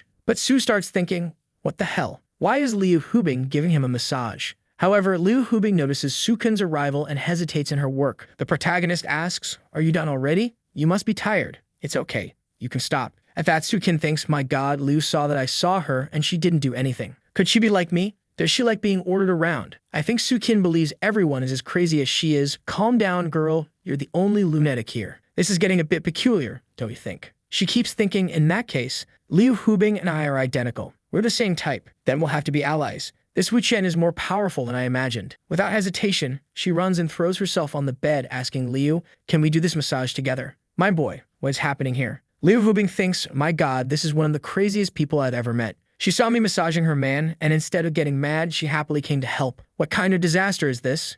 And she's even smiling at me. And she starts questioning what Wu Chen did to her. How can she act like this, considering her public image and the way she was raised? Su-kin looks at our director and asks why she's just standing there. Let's start massaging already. The protagonist tells Su-kin to stop the massage and go downstairs to take her medicine. She thanks him for remembering and says she'll go get it. Liu Hubing, watching this situation, thinks that Su-kin really is crazy. Wu Chen gives an order and she obeys. And she keeps questioning, this can't be. She had a good upbringing, so what's the reason? She turns to the protagonist and asks, aren't you going to explain anything, Wu Chen? Our boy, smiling, says, how about you give me a little billion? I'll tell you the truth. Realizing that Wu Chen won't say anything, she asks if that's why the Su family is investigating them. Because of her? The protagonist explains that they weren't really investigating much before, but now that she ran away from home with him, that might actually be the reason. So Liu asks, what are you going to do? Marry her and join her family? The protagonist says, do you really think I'm the kind of guy who joins a family? Leah responds, then are you going to break up with her? Do you think the Su family will just let you escape that easily? Our boy says, why would I break up with her if I can handle the Su family so easily? Irritated, the director says, handle the Su family?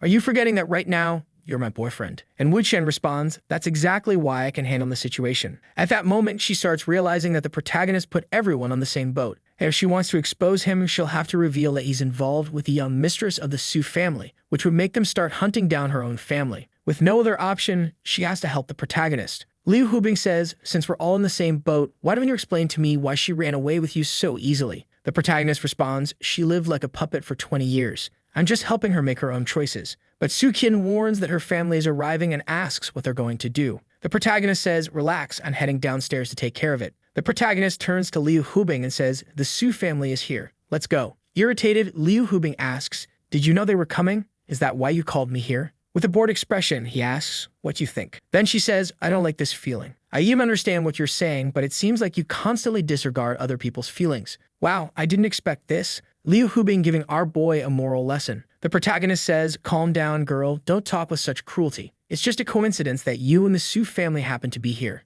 There's no way I could manipulate these things. Our director, all sad, says she doesn't like this feeling anyway. Then the protagonist says, you sound like a spoiled child. Whoa, calm down, my guy. She's already feeling down and you drop a line like that. Take it easy. But then he takes her hand and says, let's go down together as a unit.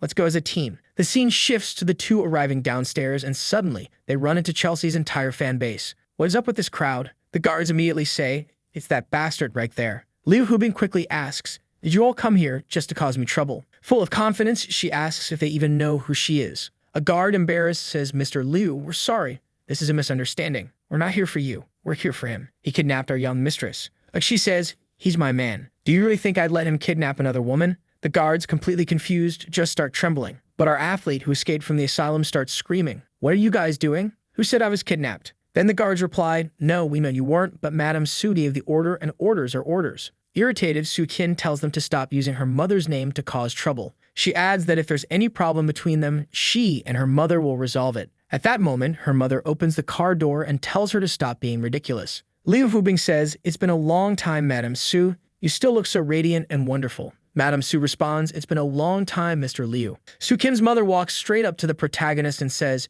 so you're Mr. Wu. You truly are as talented and impressive as the rumors say. Miss Liu has excellent taste. Our director, feeling a bit embarrassed, thanks Madame Su for the compliment. Su Qin's mother says that this isn't the place for a conversation. Wouldn't they have a better place for a proper discussion? The protagonist says yes, that she can come in because there are some things he also wants to discuss with her. Madame Su observes her daughter hiding behind the protagonist. Sitting at the table, Madame immediately asks Liu Hubing why she is with Su Qin, and if she doesn't think it was wrong to take Su Qin away without warning. Even if it was her boyfriend who did it, don't you think that violates the law? Maybe I should contact my lawyer. Liu Hubing says, originally I was supposed to meet with Su Qin, but due to some circumstances beyond my control, I asked him to go pick her up. Madame responds, then why did I hear that Mr. Wu took her by force? Our director says she's already 27 years old. If she didn't want to go, she wouldn't have gone. And besides, she got in the car with him by her own will. No one forced her. Shouldn't you be more curious about why we met in the first place? Madame says, then tell me why. Liu decides to help the protagonist and says Madame Su Qin no longer feels like a living person. She says she's tired of being a puppet who can't even decide how many plates of rice she eats.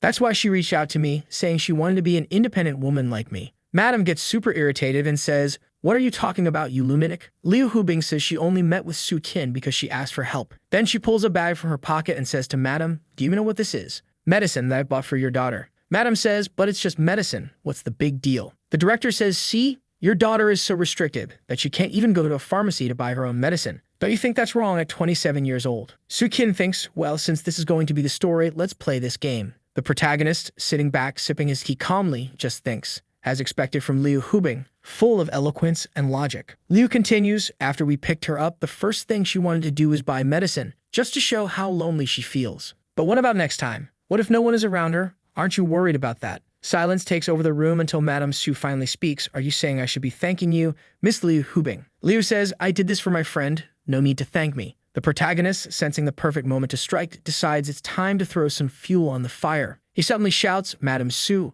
Liu Hubing and I worked all day just to do this. We're already exhausted from this. Liu Hubing thinks, what the hell is this lunatic doing? Why is he shouting all of a sudden? Is he trying to wrap this up quickly? Alright then, let's get this over with and take down this old woman fast. She turns to the protagonist and says, my dear, she's my great friend. Don't say such things. The protagonist, continuing his Oscar-worthy performance, says, haven't you already done enough for her? You've helped Su Qin so much, even though you were afraid of getting into trouble with her entire family. And look at what's happening now. Her family still came here to mistreat you. Don't you see that they don't appreciate your help? My love, I already feel sorry for you. Enough of this. Ladies and gentlemen, I now announce the winner of the Oscar, and it's our protagonist, Wu Chen. What a magnificent performance. Playing along, Liu immediately hugs our boy and says, my love, it's okay. Please calm down. Then she gives him a little kiss and says, there's no need to be mad. She's my friend. Everything will be fine. Even Su Qin is surprised and thinks if I didn't know this was all just an act, I would have fallen for it. Even her mother starts wondering, should I be thanking them?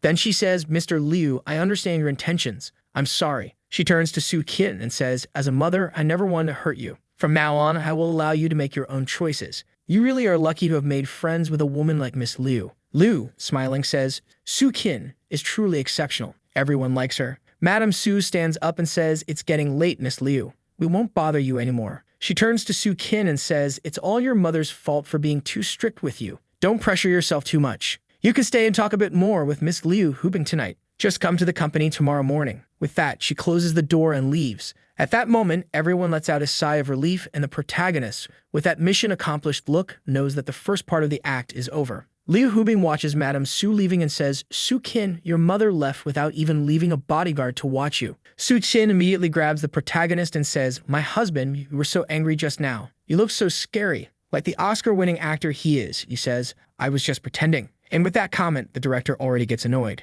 Liu Hubing tells them both to stop. Meanwhile, our protagonist pulls out his phone and says, it's time to do some business. Which should I call first? Liu Hubing tries to snatch his phone and asks, what are you doing? Are you crazy? Wu Shen says, you think I'm causing trouble? Relax. Our director says, can you stop joking around all the time? Everything's already settled. Madame Su probably won't be following us anymore, and you'll be able to meet with Su Qin whenever you want. What more do you want? He turns to Su Qin and asks, do you want to keep meeting in secret in the future? It's almost like we're having an affair. I don't know if you like it that way, but I don't. If you're really going to be with me, I have an obligation not to put you in a difficult position. I don't want you to have to choose between love and family. Liu Hubing just watches, thinking, what are these two doing? The protagonist places his hand on Su's shoulder and says, come here, I'm going to make a call now. The plan is to put you at the top of the Su family's power, and you'll become the CEO of Jinfu as quickly as possible. With that, you'll be able to do and say whatever you want, not just in the company, but also at home. This will also prevent your mother from trying to control you even more. And when your father sees you in this position, he'll be even prouder of you. So tell me, do you want to go along with this plan? She hesitates a little but accepts our boy's plan. The protagonist immediately pulls out his phone to make a call. In the next scene, our protagonist is apparently making the call. Struksid notices that Liu Hubing is sticking close to the protagonist to listen in on the conversation. So she thinks, I'm going to cling to him too. Look at how hard our boy's life is, two well-endowed women clinging to him. The protagonist says, relax, I'll put it on speaker. No need to grab me or listen to the call. A voice comes from the phone, hello, who is this? The protagonist says, have you been having some nightmares lately? Did you dream about the Namri warehouse? Bai Kafam asked me to ask you. They're saying you've made a lot of money lately. Is that true? I have no idea what's going on here either, guys. I'm just translating. Let's see how this story unfolds. The voice on the phone, just as confused, keeps asking, who are you? The protagonist says, in 1 hour, at the house of Shang King Wan. Then he hangs up and stands up. The director asks, do you really think you can take over the Su family with just those 2 sentences? Our boy says, I'll give you a hint. Internal disintegration. Now let's go. She tries to warn him, Wu Chen, wouldn't it be better for you to reconsider this? With full confidence, he asks if she wants to make another bet. She refuses and just asks to leave quickly. 1 hour later, they arrive. The protagonist asks the 2 to stay there while he takes care of things inside. He opens the door and the guy from the phone call is already waiting for him. You're pretty punctual, the man says. He stands up and immediately locks the door. Then he asks, was it you who spoke to me on the phone? The guy's name is Yao Honglin, and he owns 3.8% of the shares. The protagonist says, that's me. Then Yao Honglin asks, where's Bai Kaifeng? How much money did he give you? And what exactly are you planning to do? You little punk, just because you know a little about some of my mistresses, you think you can threaten me. If you're really smart, just tell me where Bai Kaifeng is and I'll give you way more money. Our boy, sipping his tea, says, relax, my friend, we'll talk about money later. I know you're the kind of guy who kills and burns the evidence. The guy tells him to stop making false accusations. But the protagonist says, then that money buried in Barren Hill. Don't you think that with today's technology, some of those old cold cases could be solved? The guy, now furious, says, so you came here to try and extort money from me? What's the deal minus 50 million? But the protagonist says, don't be so impatient. I heard your business isn't doing so well to the point where you had to falsify some accounts to cover up the losses. What was the name of that mistress of yours who helped you with that? Yao, now even more confused and furious, starts blurting out 2 billion.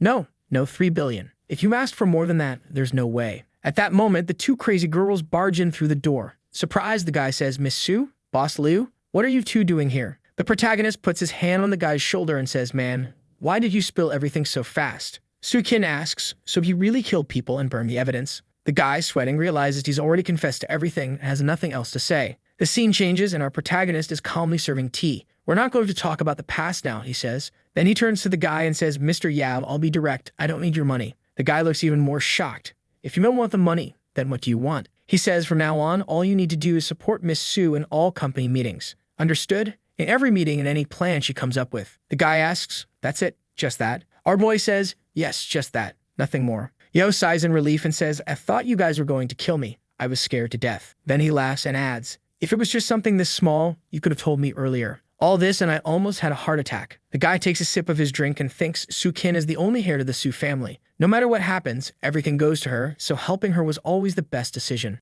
Even better that they want to use me. This way, they won't discard me. At this rate, I'll still make a lot of profit. He turns to the protagonist and says, Mr. Wuchen, relax. From now on, whatever Miss Su says, I'll be watching and supporting her. As he's leaving, the protagonist says, a man's promise is the most important thing. You may go. And Ya responds, all right then, you'll all continue with your work. I'll be heading out first. The guys try and get out of there as fast as possible. Liu Hubing looks at the protagonist and asks, that's it. Even if he supports Miss Su, it's just one vote. What's the point of a single director's vote? There are more than a dozen when you count everyone in Jinfu. Not everyone is going to bow down to your threats. The protagonist looks at her and says, are you expecting me to explain something to you? Angry, our director shouts at him, you know that what you just did was blackmail, right? This is serious if things go wrong. Do you really think you can go around blackmailing 10 people in the group? The protagonist says, I don't need to deal with everyone, just a few, and that'll be enough. Su-kin, all excited with her little fist clenched, asks, husband, how many more do we have to threaten? He immediately responds, we need 6. We dealt with 1, so there are only 5 left. But you can keep sipping tea while I take care of everything. As he's leaving, she tells him not to overwork himself. Then the protagonist goes on to do the same thing, threatens Wanwan, Shen, Yashin, Lei, 1 more, another one, and now only 1 is left. The scene then shows him getting into a car, telling the 2 to take care. And once again, Liu Hubing says, even if you manage to blackmail 6 directors, you haven't even reached 2/3 of the seats. So how exactly are you planning to control the entire board? The protagonist says, some things are too complicated to explain. It's easier to just wait for tomorrow's results. Su-kin immediately clings to him and says, whatever my husband says is right. I'll listen to him. Oh no, here comes the bombshell from the protagonist. He turns to Liu Hubing and says, I have a few things to explain to Su-kin today. Would it be okay for us to stay at your place? Yes, you heard that right. He just asked to use Liu's house to be with Su-kin. Is this even allowed? But our director refuses his request. So he asks, then why am I even here? With no choice, she accepts even though she clearly doesn't want to.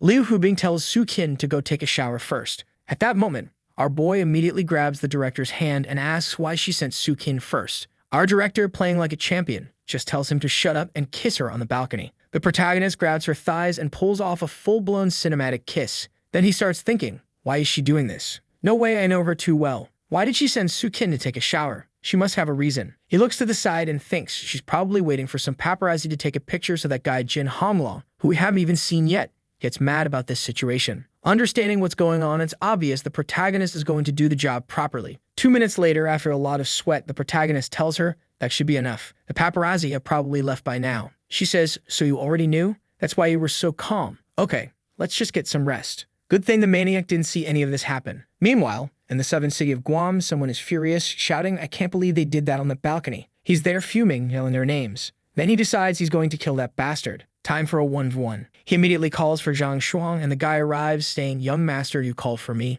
Then the young master orders him to go to eastern China, find that bastard Wu Chen, and make sure his death is as horrible as possible. The henchman says that eastern China is someone else's territory, so it'll take at least 5 days. But the guy is pissed. 5 days won't do. I want that Wu Chen dead in 3 days. Zhang accepts the order and says he'll get the job done. The next morning, the protagonist tries to get out of bed, but the crazy one refuses to move. He starts calling her name, but she must be really tired. She groggily says, love, I don't think I've slept enough yet. Our boy tells her she can sleep more when she gets home from work, or maybe not. Someone needs to remind our boy that slavery is over. That he asks if she remembers what he told her yesterday. She confirms, I know.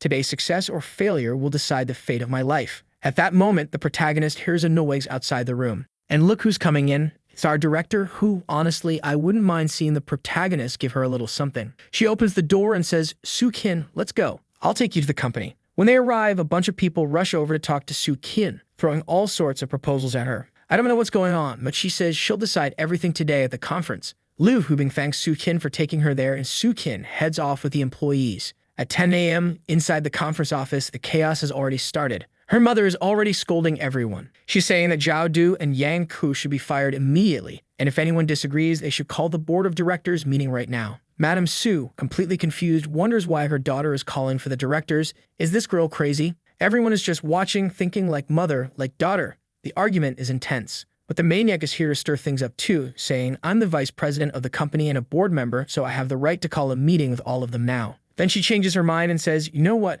I'm the vice president, so there's no need to call anyone. Just fire both of them now. When this meeting is over, I'll inform HR and have them removed. Her mother slams the table angrily and asks, why are they being fired? What's the reason? And worse, if this gets out in the news, it'll seriously impact the company's reputation. We can't afford the consequences. But our protagonist had already anticipated this happening and had told her, when she starts arguing about the layoffs, just say you're firing them because of this and handed her something. Our crazy girl says there's a reason for their dismissal. 5 years ago, one morning there was a major robbery in one of the companies in eastern China. It was strange because it had one of the best security systems. And after that store was robbed, our company has been questioned ever since. Since that incident, our stocks have dropped by over 40 billion. Me to fire these two to show the world that our company is back and is taking responsibility for all the damage caused. And the only way to do that is by firing the head of the security department. Then her mother says, all right, you can fire Xiao Du, but why are you firing Yang Ku as well? Are you just using him as a scapegoat too, to take the blame off the company? Her daughter says he doesn't even work for the company anymore, so why would he take the blame? Her mother asks, what are you saying? Stu Kian says, he's just your personal bodyguard. I've never even seen him do any work here. Or am I wrong? Her mother realizes that this isn't about control anymore. Su Kin is just openly rebelling now. She slams the table again and says she wants a board meeting tomorrow. The scene shifts to our director's company. She's asking the protagonist, what are you doing here? Knowing that the Su family meeting is going to be a mess.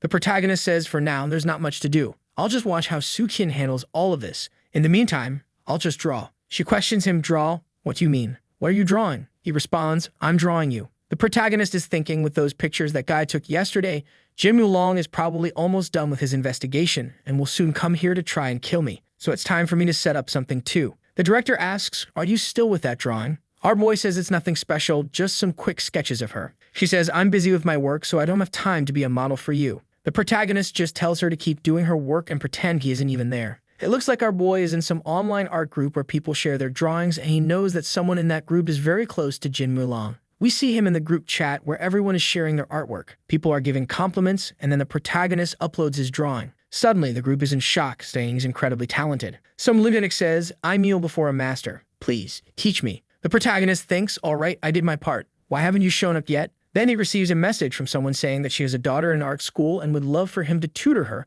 because she saw his drawing and thinks he's very talented. The protagonist recognizes the username of this woman. She's someone close to Jin Mulong. Not only that, but she studied with Jin Mulong, and among all the women he has around him, she's the most special one to him. At this point, I already know our unstoppable boy is going to target her too. I would not want to be the enemy of this protagonist. And apparently, this woman has a daughter with Jin Mulong that no one knows about. And now the girl is 14 years old, which means he's talking to the mother of Jin Mulong's illegitimate child. The mother is asking him to evaluate her daughter's drawing. The protagonist looks at the drawing, but we don't even get to see what he saw. Then he says that she has more talent than most of the people in that group. The mother thinks, that's great. It looks like my persistence paid off. My daughter really is talented. Then she asks what the teacher does and if he's in Shanghai. The protagonist thinking, this is way too easy. Then the mother offers the protagonist 2,000 yuan to help her daughter improve her art skills. He thanks her for the offer but leaves his response vague without answering. She asks if there's a problem and what's wrong. Then he says, since we had this fateful encounter, let's discuss the details later. And he asks her to contact him in about 24 hours. The protagonist is thinking that his little plan is going perfectly, and now it's time to make her fall for him. Our boy is looking to add another puppet to his collection. It looks like she has several materials and evidence that will help him incriminate Jim Mulong. After that, the protagonist stands up and tells Liu Hubing that he has to leave and that she can stay since he's going first. At that moment, the protagonist calls a number, but we don't know who it belongs to. The person on the other end answers and asks, who are you looking for? He says, obviously, I'm looking for you, a double agent. What do you think will happen if Jim Mulong finds out about your mission? The guy says, you're talking nonsense. Who are you? I have no idea what you're talking about. Our boy says, so you're not going to admit it. Then I'll go meet Lee Taru right now. How about that? The guy on the call gets nervous and says, don't do that. Let's talk, let's talk. The protagonist responds, then here's the deal. Let's meet at 3 p.m. I'll send you the address. And the guy confirms. Now back to the Su family meeting. It's time for the director's gathering. Our crazy girl welcomes everyone and says that they all know why they're here. If anyone disagrees with anything, please explain why logically. The room is in shock because she's never acted this way before, but of course it's all part of the protagonist's plan. Her mother claps her hands and says,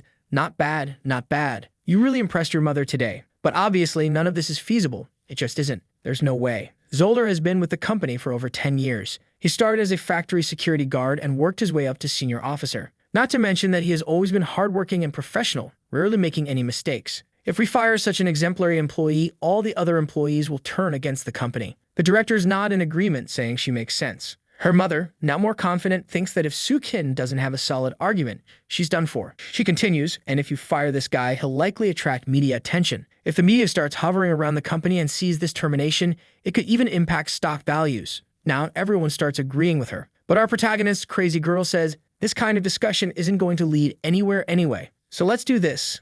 Let's vote right now. Those who support this decision, raise your hands. Her mother, now smiling, throws a subtle threat at everyone. But then one of the guys who's being blackmailed raises his hand. And one by one, everyone else starts raising their hands too. Her mother loses her mind. Shinlei raises her hand, and Sukin's mother gets even angrier. It looks like she pulled this girl out of university, placed her in the company, and helped her climb from the bottom all the way to becoming a director. But our Crazy Girl immediately says, stop acting like that. Are you trying to influence the vote? At that moment, our athlete remembers what the protagonist told her. Not everyone needs to raise their hand. You just have to be extremely confident and firm in your attitude. That way, when a few start raising their hands, the rest will follow out of herd mentality and fear of being left behind. Seeing that no one else has raised their hand yet, she stands up and asks, is anyone else going to support me? One of the first guys, the protagonist hadn't even blackmailed this one, raises his hand, and her mother is now completely losing it. The man explains, considering how much Kim Yin has grown, it makes sense to support her. Her mother, absolutely furious, stands up and says, looks like you only have 9 votes.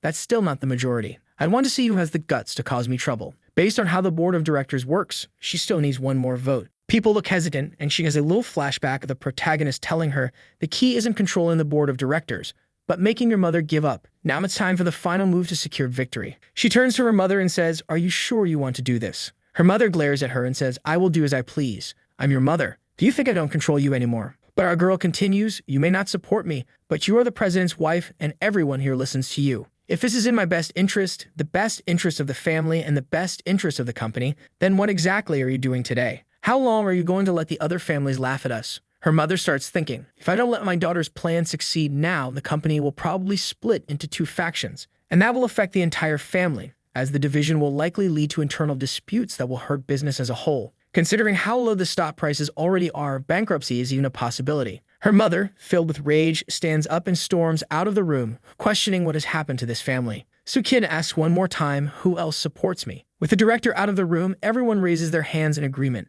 With that, the meeting is concluded. From this moment on, the Su family and the entire Jinfu group have completely changed. At that moment, someone calls the protagonist asking for help. The protagonist thinks, the other meeting I have is still a while away, so fine, where is it? The scene shifts and the protagonist arrives at the guy's house. The man, clearly frustrated, says, you have no idea. Look at my head. He points at a bruise, saying, I went to visit her, and she threw a cup at me. This is the same guy from the restaurant when the protagonist met the blonde girl, the one who said she had a son. And this is the same guy who left saying he was going to try to find the woman he abandoned when she was pregnant. Man, this story goes way back. The protagonist asks, so what happened with your first love? The guy snaps, stop joking around. You have no idea. She threw a teacup at my head and kicked me out. Do you have any idea what I need to do for her to accept me? Our boy, as always, tells him, relax. This kind of thing takes time. Let's sit down and talk. The guy, completely anxious, says, there's no way. That's my son. I can't wait anymore. The scene shifts and the protagonist asks, what exactly did you do? The guy sighs and explains, I went to meet her. Bought a bouquet of flowers, a diamond ring, a necklace, and even a Ferrari for my son. Damn, I think I want to be this guy's son. Dude really thought his family was a free fire skin. Just load up the diamonds and buy them back, problem solved. Wu Chen shakes his head and says, my warrior, you're doing it all wrong. You're making it look like you're trying to buy her. He continues, you abandoned her at her worst, left her with nothing, and she survived through all of it. And now you come back thinking you can win her over with money. This is nothing but an insult to her. The guy has a little flashback of the woman telling him, if you dare knock on my door again, I'll move away, and no one will ever know where I live. The most honest father in China suddenly realizes, so that's why she acted like that. I see now, what surprise. Then he asked our boy if he has a solution. The protagonist says, of course I do. You have 2 options. First, you talk to your son. It'll take time and you'll have to be patient, but eventually he'll forgive you. That's a guarantee. The second option, this can be solved today. Which one do you want? The guy without hesitation says, the second one. But what do I do? Wu Chen says, the method is fast. But seeing that the protagonist hesitated, the guy quickly says, don't worry. If it's about money, that's not an issue. I'll transfer however much you want. But the protagonist replies, it's not all about money. My methods are complicated, but you'll have to endure some pretty tough things. The guy says, that's fine. I'm not afraid of hardship. Just tell me what to do. The protagonist gets closer and says, Brother Liu, if you want to be ruthless and can put your pride aside, then here's what we'll do. Then everything gets censored so that we don't know what it is. Yes, we're the fools left in the dark. The scene shifts to the protagonist watching through cameras. It looks like Brother Liu is knocking on the woman's door. The protagonist thinks, now it's all up to you, Brother Liu. Someone looks through the peephole and immediately says, she's not here. Don't come back again. The guy recognizes his son's voice and says, Xiaofeng, please open the door. At that moment, the woman opens the door and says, "What are you doing here? How long are you going to keep showing up? Get lost." But the guy says, "No, I just came to bring you some food. Bin style." Guys, I have no idea what this style is, but I hope it's something good. Our target of flying cups continues. "Do you remember when we had no money? This is what we used to eat all the time." The woman immediately slaps him and says, "I don't want this trash. Get out." At that moment, the son comes out of his room and says, "Why are you bending down to pick that up? Get lost already." The mother also gets angry and tells the boy to go back to his room. The father, looking dumbfounded, tries to apologize. 30 minutes pass and they keep arguing. Then the security guards show up, saying they watched everything through the surveillance cameras and that he's causing a public disturbance. The guy takes the blame. The guards say, "If your family wants to argue, do it inside your house so you don't bother the neighbors." The woman immediately says, "Who said we have any relation to him? I don't even know who he is. He just came here to annoy us. Please, get him out of here." The guard says, "Did you hear that? Stop causing trouble and get out of here." The guy suddenly starts yelling, "I'm not leaving. I'm talking to my wife. You need to let me go." Yeah, this is definitely all part of the protagonist's plan. The guards say, "Why are you shouting? You got a problem?" Our target of flying cups shouts back, "So what if I yell at you? Get lost. You think you have any authority here? This is just an old couple arguing." The guards are now thinking this guy isn't just yelling, he's getting aggressive too. And with that, they immediately kick him in the stomach, saying, "He was the one who attacked first, so here's your payback." The guy falls to his knees and says, "If you have the guts, just kill me already. I won't leave here even if I die. Without my wife and son, life has no meaning." Who could have told him to act this dramatic, I wonder? The guards roll their eyes and say, "Stop pretending to be sentimental, you lunatic." The protagonist is watching and thinking, "Damn, Brother Lou's performance is going way too well. The next part should happen any second now." And just like that, the guard punches him in the face. Finally, the son yells, "Stop hitting my dad." The mother also says, "Enough, stop hitting him." When the son tries to square up with the guard, the mother steps in and says, "Stop, no more fighting." She then extends her hand to her husband and says, "Get up." The scene shifts to the protagonist, who is thanking the guards. Obviously, this was all part of our Golden Boy's plan. He thanks the guards and says their acting was Oscar-worthy. One of the guards taking the payment says, "If you ever have any other problems, just call us, all right." But the protagonist thinks, "I don't need to deal with this anymore. Brother Lou will handle the rest himself. Now it's time to focus on what really matters." The scene changes to our boy sitting in his car. The guy who was supposed to meet at 3 p.m. is already calling him, saying it's 3:30. "Where are you?" The protagonist, completely confident, responds, "What are you going to do? Leave? Just sit there and wait." The guy, now awkward, says, "My friend, I really don't want to argue. Just tell me when you're coming." Our boy immediately responds, "I'll be there in 15 minutes. When he arrives, the protagonist apologizes for being late. The moment the guy sees him, he gets furious and starts shouting and cursing. The protagonist, not being the most patient person, pulls out his phone and says, "I don't like when people use vulgar language with me. So since you don't want to have a civilized conversation, I'll have to say goodbye." Then he calls Liu Hubing's brother. The moment the guy hears the voice on the other end, he realizes it's Liu Hute. Looks like this guy did something to Liu Hute that must not be exposed. On the other end of the phone, Liu Hute, completely confused, asks what the protagonist wants. Apparently, just hearing Liu's voice makes the guy start shaking. He collapses to the ground, grabs onto the protagonist's pants, and starts panicking. The protagonist calmly says, "Employee CO 812, this person is under your command, right?" Then he turns to the guy, smirking, and asks, "Now, can we have a proper conversation?" The man speaks, "Yes, bro, you are my brother. More than that, you are my uncle. Let's go upstairs now and talk about whatever you want." Liu Hubi's brother is still on the phone, freaking out, waiting for the protagonist to speak with him. Wu Chen answers and says, "Sorry, you have some business to deal with your sister." Then Lai Hute responds, "Yeah, I have something to take care of here." Wu Chen comments, "If you have anything going on, just tell me. I'll help you right now." At this moment, the protagonist thinks the timing is perfect. He's going to need the influence of a certain Lu Guanyin to make things easier. And Hute agrees. "All right, I'll send you the location. Dongai City, Student Cafe, 2nd floor." The guy from before is shocked, asking if he's expecting another visitor. Wu Chen replies, "No, relax and sit down." Feeling awkward, the man says, "All right, just say what you want. I'll do it." The protagonist explains, "Mr. Meng, you really are an interesting guy. You were one of Ruote's men 4 years ago, one of his most trusted guards. But 6 months ago, when everything was exposed, you sold yourself to Ding Rulong." The man is in shock, realizing that the protagonist already knows he's a double agent, working for both sides. With a dumbfounded expression, the man says, "No need to say anything else. Just tell me what you want me to do. Whether it's possible or not, I'll do it for you." Wu Chen warns that soon Ding Rulong will send someone to kill him. The guy agrees and explains, "He's already gathering information about you, but that's not just my responsibility." Our boy responds, "I know you're only investigating my activities, but listen. Soon, Ding Rulong or one of his trusted men will call you and give you instructions. Just follow them exactly as they say. Got it?" Then the guy asks if he should warn the protagonist in advance and what exactly he should do. Our boy, all confident, sipping his tea, says, just do what they tell you. Don't inform Liu Ruotai or anyone else.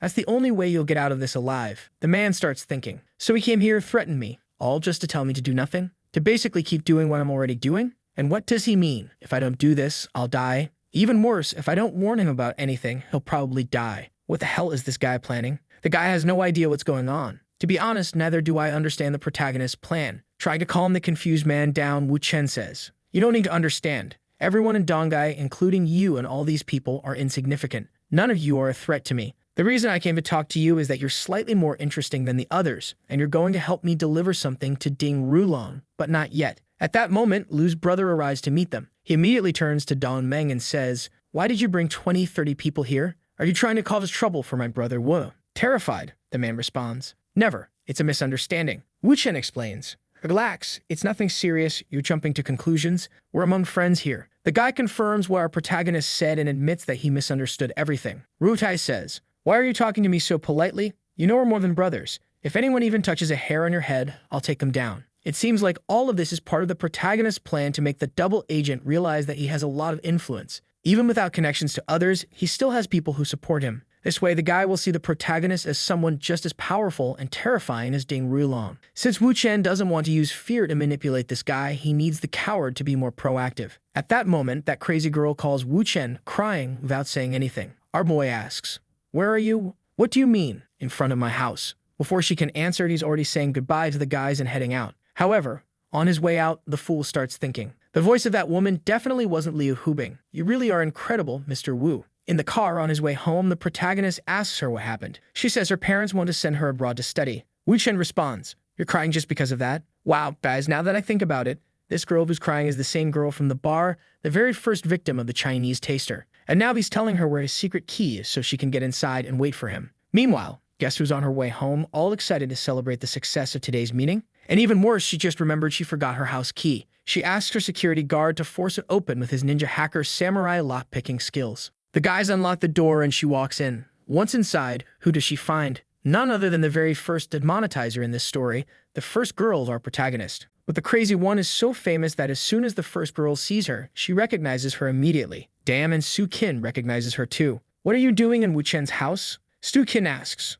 Wu Chen isn't home. The other one, looking a bit down, replies, no, he's not here. He asked me to wait for him, so I used a spare key. But what about you? She glances over at the security guard for some reason and says, I'm his friend. Poor girl, I think she's about to be abandoned in some alley because the man is already managing 2 companies. Will our golden boy be able to handle running 3 businesses? And he tells the crazy one, come on in, we're all friends here. Isn't that great? At this, Su Qingying asks, but when did you get here? The protagonist's first girl is already thinking, damn, she came home, took off her shoes, and even has comfy indoor slippers here. She must be really used to staying in this house. What exactly is going on between her and Wu Chen? Lost in her thoughts, the other girl calls out to her, but she doesn't even notice at first. Then she quickly replies that she arrived just a few minutes ago. Now it's a showdown, lunch versus dinner. The crazy one invites the first girl to sit down and make herself at home. She sits down and thinks, what do you mean, make myself at home? Is this her house or something? She's not the owner of this place. Are they having an affair? 2 minutes later, the housewife asks if she wants something to drink and immediately goes to grab something from the fridge.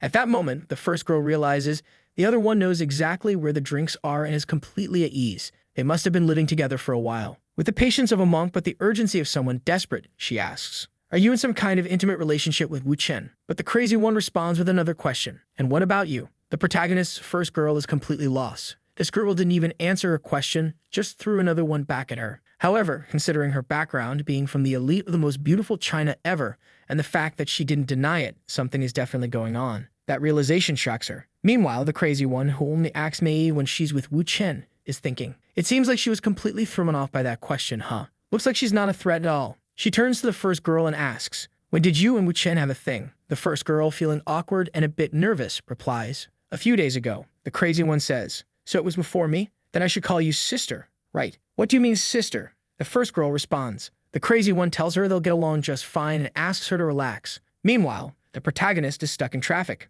2 hours later, he finally arrives, catching the smell of food and thinking, I didn't know Mokian knew how to cook. He assumes that only the first girl is there, completely unaware that the other one is also inside. Opening the door, he puts on a surprised expression, but we all know he's about to walk in all Sigma male mode. Both girls welcome Wu Chen. One of them says, "Everything's fine," while the other immediately follows with, "Go wash your hands, dinner's ready." At that moment, it seems like the crazy one had just called the other girl little sister, even though, up until now, she'd been calling her big sister. The first girl questions, "Why did you go back to calling me little sister?" The protagonist jumps into the conversation and casually explains that it's because she's younger and smaller. But with that kind of Chinese interpretation, he subtly implied smaller in two ways. Get it? He was also referring to the fact that her airbags were smaller. At that moment, the first girl gets totally offended, but she quickly grabs onto his arm and asks, "Let's get to the real question. Why is she calling you her husband? When did you two get so close?" The Chad replies, "What do you mean got close? What a terrible choice of words. We're more than close." Still persistent, she insists, "Stop playing around and just tell me already." That's when the crazy one steps in between them. "Stop arguing and go wash your hands before the food gets cold." The other girl kept insisting on this whole younger sister and older sister thing, clearly upset about being called young again. Then we see the dinner scene. Soon the businessman asked, "How was the meeting?" He already had a pretty good idea of the outcome since the plan was flawless, but he was still curious to hear what actually happened. She answered, "It went exactly as my husband predicted. You could say it was a perfect hit without a single difference." The first girl, looking like a lost puppy, immediately said, "Wu Chen, I don't mind you two making out in front of me, but are you really not going to tell me anything?" The boy replied, Didn't my wife already answer you? Why don't you try guessing then?" She shot back, "So you're really not going to tell me? Fine, then I'm not going home tonight."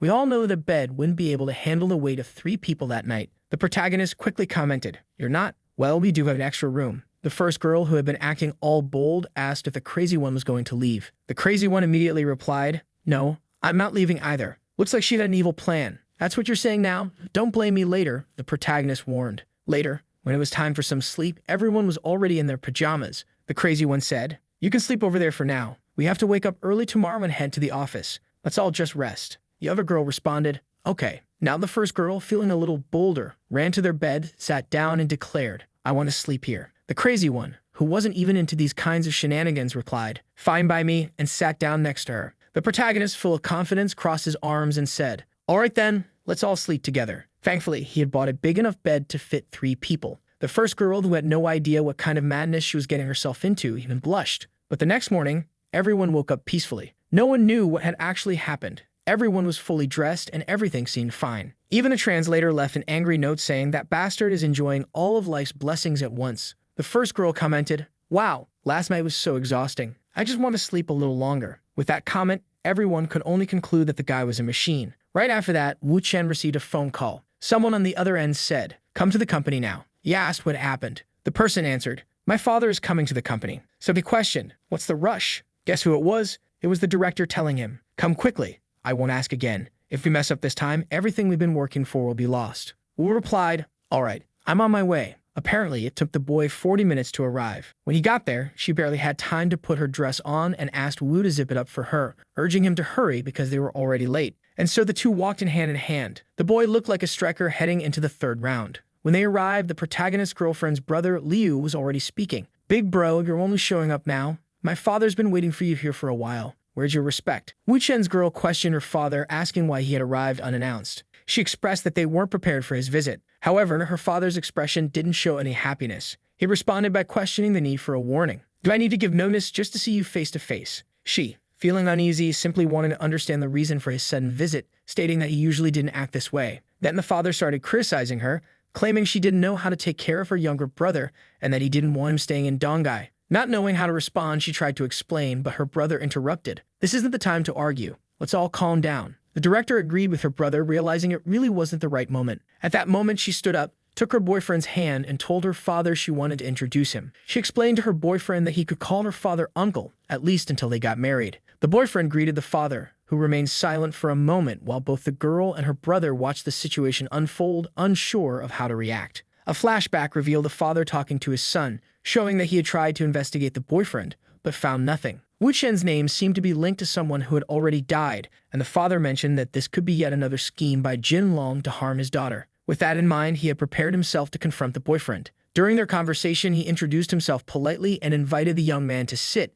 planning to act friendly to gather more information. The siblings were surprised by their father's attitude. He wasn't being hostile. He asked the boyfriend about his university background, to which the young man replied that he had studied computer science, highlighting his strong academic performance. The father complimented him but remained skeptical, suspecting that his answers were perfectly aligned with what little they had managed to find about him. This meant the boyfriend needed to adapt his approach as things weren't flowing as expected. Then the father asked about his hobbies. Wu Chen playfully responded that he had many, so it would be easier to ask which ones he didn't have. It listed calligraphy, art, music, kickboxing, cars, and weapons. The father was shocked upon hearing that he liked weapons and immediately questioned why. The young woman thought her boyfriend had made a mistake, considering that her family already had a shaky reputation. She wondered how her father would ever believe that someone from a family like hers had any reason to know about firearms. However, Wu Chen explained that when he was younger, he had always been interested in weapon design, and while studying computer science, he had the opportunity to create 3D models of firearms. The father then turned to Lai Huite and asked if he had a gun on him. Caught off guard, the young man confirmed that he did and handed over a Glock to the father. The father then questioned Wu Chen about the gun, and demonstrating his expertise, the young man began explaining its details. Type 94, designed to replace the Type 54, developed and produced in 94, hence the name. Also, due to the reduced rotation block, it has lower recoil. The father, who had served in the military, observed closely, analyzing every word. Meanwhile, Wu Chen wondered if the man was trying to be impressed by his knowledge of firearms. The father continued reflecting on the boyfriend's intentions, still not entirely sure what was going on. As for the director, she seemed completely oblivious to everything happening around her. Wu Chen, already setting up for the grand finale, lifted the gun and said, "If I'm not wrong, judging by the weight right now, there should be about 6 bullets inside." And he was spot on, 6 bullets. The director was in shock, thinking, that bastard, to determine the exact number of bullets in a gun, just by holding it means he's handled one many times before. How the hell is he exposing himself like this? The father, hearing this, started to reflect.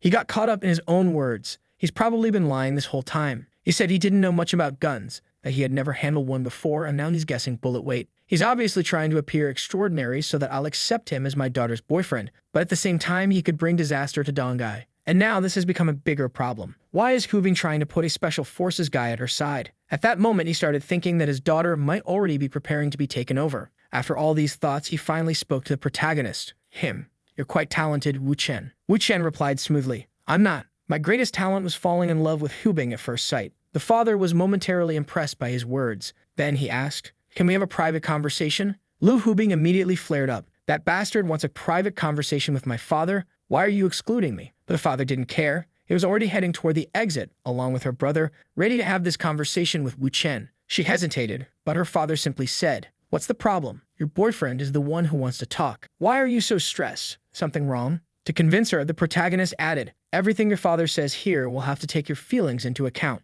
which means he won't be entirely honest, right? So just step out and let me have this conversation with him." That was more or less how he phrased it, and Lu Hubing, though clearly annoyed, replied, "All right then, I'll leave you to it." And she walked out. As soon as she stepped out, she turned to her brother and asked, "Do you have surveillance cameras in that room?" He confirmed, "Yeah, so let's watch." Meanwhile, inside the room, the father smirked slightly. "Looks like she actually listens to you. A miracle." The protagonist shrugged. "She's usually pretty chill with me." Then, without another word, he grabbed a bottle sitting near the surveillance camera and smashed it against the floor. Just like that, the two siblings were out of the game. He continued methodically removing every single camera. When he reached the last one, a Glock was suddenly aimed at his head. The father's voice was low but firm. "Who are you? And why are you getting involved with my daughter?" It was a tricky situation. The two siblings sitting outside were completely clueless as to what was happening. All of a sudden, the cameras had gone black. There were 200 cameras in that room, but now not a single one was working. The protagonist, looking at the father, commented that they were truly from the same family, recalling how his daughter had also pointed a gun at him the first time they met. He added that he was absolutely sure the gun wasn't loaded.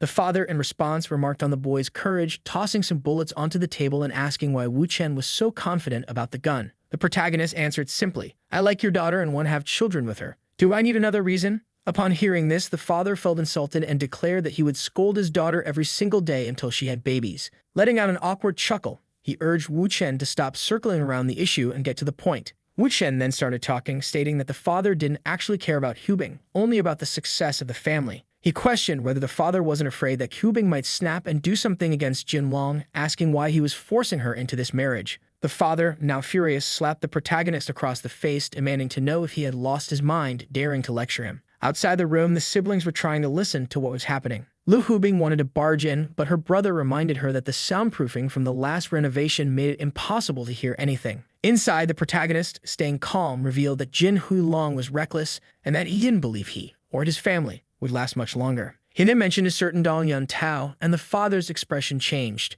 He'd remembered that 10 years ago the boy had drowned. Wu Chen, however, corrected him. He didn't drown. He was murdered. The father disagreed, arguing that the Dong family was far beneath the Jin family in terms of status. If something like that had truly happened, they wouldn't have let it go unpunished. Besides, why would anyone kill a schoolboy? The protagonist clarified, I'm not talking about his family. I'm talking about Dong Yun Tao himself. The reason for his murder was a woman named Hixin Qin. He explained that this girl had constantly received marriage proposals from wealthy heirs, but rejected them all because of Dong Yun Tao. However, one day he vanished and Jin Huilong took her to witness his murder. Since then, she has stayed with him out of fear, knowing that if she ever spoke about what happened, she would be killed too. The protagonist then dropped the real bombshell. I have contact with her, and she is ready to testify against Jin Huilong. The father, now completely shocked, asked Wu Chen what exactly he was planning. Wu Chen calmly reassured him, Don't worry, I know exactly what I'm doing. The father started to think carefully. Whether they liked it or not, their family was allied with the Jin family. If a problem erupted, they would technically be expected to take Jin's side. Besides, the Jin family had only been growing stronger over the years. Starting a war with them wasn't a good idea. Then Wu Chen brought up a crucial point. As long as she doesn't marry him, the alliance isn't fully secured yet. At that moment, the father began to suspect that Wu Chen had been sent by a rival family to disrupt the Jin family's alliance with his own. Meanwhile, outside, the director was already holding a drill in her hands, planning to drill into the wall to install a listening device. Her brother warned, Even if the room is soundproof, they'll hear that thing spinning against the wall. She snapped back, then figure out another way for me to listen in. I need to know what they're talking about in there. Back inside, Wu Chen continued explaining his plan. He said that he was going to set up her brother Lai Hute with a girl who had just graduated from university, Dong Yao Qiu, from the Dong family. He wanted to arrange a fake marriage between them to get Hu Bing out of the entire mess. The father scoffed. You think arranging marriages is that easy? Stop talking nonsense. Wu Chen responded confidently. If you agree to it, I can make it happen in a week. At that moment, the father was completely shocked, realizing that the protagonist wasn't joking. This was a real plan. And a marriage with the Dong family? Now isn't the time for that. But he still asked Wu Chen directly, No, wait a minute. Tell me your real plan. What do you actually want? Wu Chen didn't even hesitate and answered, I want Jin Huilong dead. Your daughter is beautiful, and that bastard dares to try and steal my woman from me. If I don't kill him, he'll kill me. And since someone has to die, it's gonna be him. There's no turning back now. Jin Huilong has to die. The father then asked if he had dirt on the Wei family. The protagonist confirmed, yes. But if you leave me alone in Dongai for at least half a year, I'll tell you everything. The father thought for a moment and then agreed. All right, deal's done, kid. Meanwhile, outside the room, the director was holding a shovel thinking, a shovel like this. They probably wouldn't hear it from inside. Just need a small hole. Her brother looked at her like she was insane and said, Girls, stop dreaming. They already left the room. It's over. At that moment, Wu Chen walked out. She grabbed onto his arm immediately and asked, Baby, did you finish talking? Yeah. She turned to her father. Where are you going, old man? The father responded, For now, you and Hubing can handle whatever you want here. I'm heading back. Then, without another word, he got into the helicopter and left. Now back to her focus. She immediately tried to seduce Wu Chen, asking, What did you tell my father? Why did he leave so quickly? Tell me. Wu Chen immediately caught onto her game and smirked. Oh, trying to act all sweet now. She leaned in closer. Come on, babe, tell me. Her brother, seeing this, decided to bounce. Yeah, I'm out. I don't mean to see this. Meanwhile, she now fully awake and ready to tease, leaned in even more and said, If you tell me, I might start considering some things. Wu Chen, in a rare moment of honesty, sighed and said, Really? I haven't been feeling great these days. Quinn's getting way too clingy and I'm getting kinda exhausted. Hearing that, she immediately shoved him. You're unbelievable. But Wu Chen, still in his Sigma mode, grabbed her hand and pulled her close. Oh, I'm the shameless one. And what about you? Trying to seduce me just to get information? She, now lying against his chest, pouting. He raised an eyebrow and asked, Huh? Are you jealous? She scoffed and said, Fine, I'll stop playing around with you. Then Wu Chen finally told her the whole story. As she listened, her mind started racing. This is perfect. Once all of Jin Huilong's dirty secrets leak, there will be people from all kinds of families who will want him dead. And if he disappears, no one will suspect us. She grabs the protagonist and says, Very well, love. How about I give you a reward? Wu Chen is a bit hesitant. So what exactly are we talking about here? He glances around and notices that there are people watching them from the construction site next door. He sighs. There are a lot of people looking from over there. She smirks. What do you think we're going to do? But in the end, you fell for me, didn't you? She pauses for a moment before answering. Well, I did too. But is that really an advantage for you? Then she declares, I have to admit you really check all my boxes for a lifelong partner, especially considering how capable you are. So yes, you're right. I'm in love with you. But don't think for a second that Lu Fubing is going to turn into a submissive kitten just because she fell in love. She crosses her arms and leans in closer. If anything, you should be the submissive one. Wu Chen claps slowly. Wow, what an amazing speech. But internally he's thinking, didn't she say she was going to give me a reward? Shouldn't I be receiving something right about now? Then he hits an idea. There's a place over there. I'm feeling kind of tired. How about a nice, good massage? She raises an eyebrow. If you beg for it. Go ahead. Beg, and I'll do it. Wu Chen immediately shrugs. Nah, not in the mood. I think I'll just ask someone else. She glares at him. Oh, and who exactly are you going to ask? Sun Qingying? He shakes his head. Nope. Sun Qingying is at work right now. She's super busy. Guess I'll have to ask someone else. Her expression changes slightly. Who? He smirks and leans in. She's not mine yet, but once I get to know her a little better, it'll be easy to ask for a massage. She's younger, prettier, and richer than you. Her face immediately darkens. Who the hell is this girl? She's from Dongdai? I don't know of anyone like that. Wu Chen, enjoying every second of this, pulls out his phone. Stop guessing. Hold on, let me call her. Then, turning away from Hubing, he speaks into the phone. Mr. Song, I know you just graduated, just like me, and you're looking for some new songs. A voice on the other end replies, Really? You actually have some. Everything I've been receiving lately has been so mediocre. Wu Chen chuckles. No worries. You can check them out first. Even test them if you want. If you're free now, how about we meet at a cafe in CDB? Meanwhile, Hubing's mind is racing. A woman who's prettier than me, has a better background, more money, and just graduated. She has to be in the top 10 richest people in Dongdai. Who could it be? Then, a realization hits her. Her eyes narrow. Loved, she's not from the Wu family, is she? Wu Chen grins. That's right. She's Yurong's daughter. Lu Hubing, completely shocked, exclaims. No, have you lost your mind? You're going to meet Yurong's daughter and ask her for a massage. It turns out this girl isn't just the daughter of a powerful man. She owns a massive company, is a millionaire, and is even an idol. How many titles can one person even have? The director, still in disbelief, warns. Don't do it. Wu Chen shrugs. I know all of that, but I also know that when she was younger, she had another name. The most beautiful girl in Dongdai. Hubing, still resisting, argues. Think this through again. Stop acting on impulse. Are you crazy? Then, after a moment of hesitation, she grits her teeth and says, If all you want is a massage, then come to my house tonight. Not just a massage. I can be yours. At this, Wu Chen realizes things are getting complicated. He places a hand on her shoulder and softly says, Oh, silly girl, you're completely misunderstanding everything. This meeting, the massage, all of it, they're just excuses. She narrows her eyes. What do you mean by that? He grins and responds, Relax, don't overthink it. I won't hurt you. Bye. And with that, he leaves. At the cafe, Wu Chen arrives and meets the girl, who introduces herself as Song Suener. Nice to meet you. I'm Wu Chen. Ah, sit down. Want a drink? She shakes her head. No thanks. Then she gets straight to the point. Did you bring your stuff? At least a USB or something? Or your songs written down somewhere? Wu Chen observes her for a moment and then asks, You got a pen and paper? She raises an eyebrow.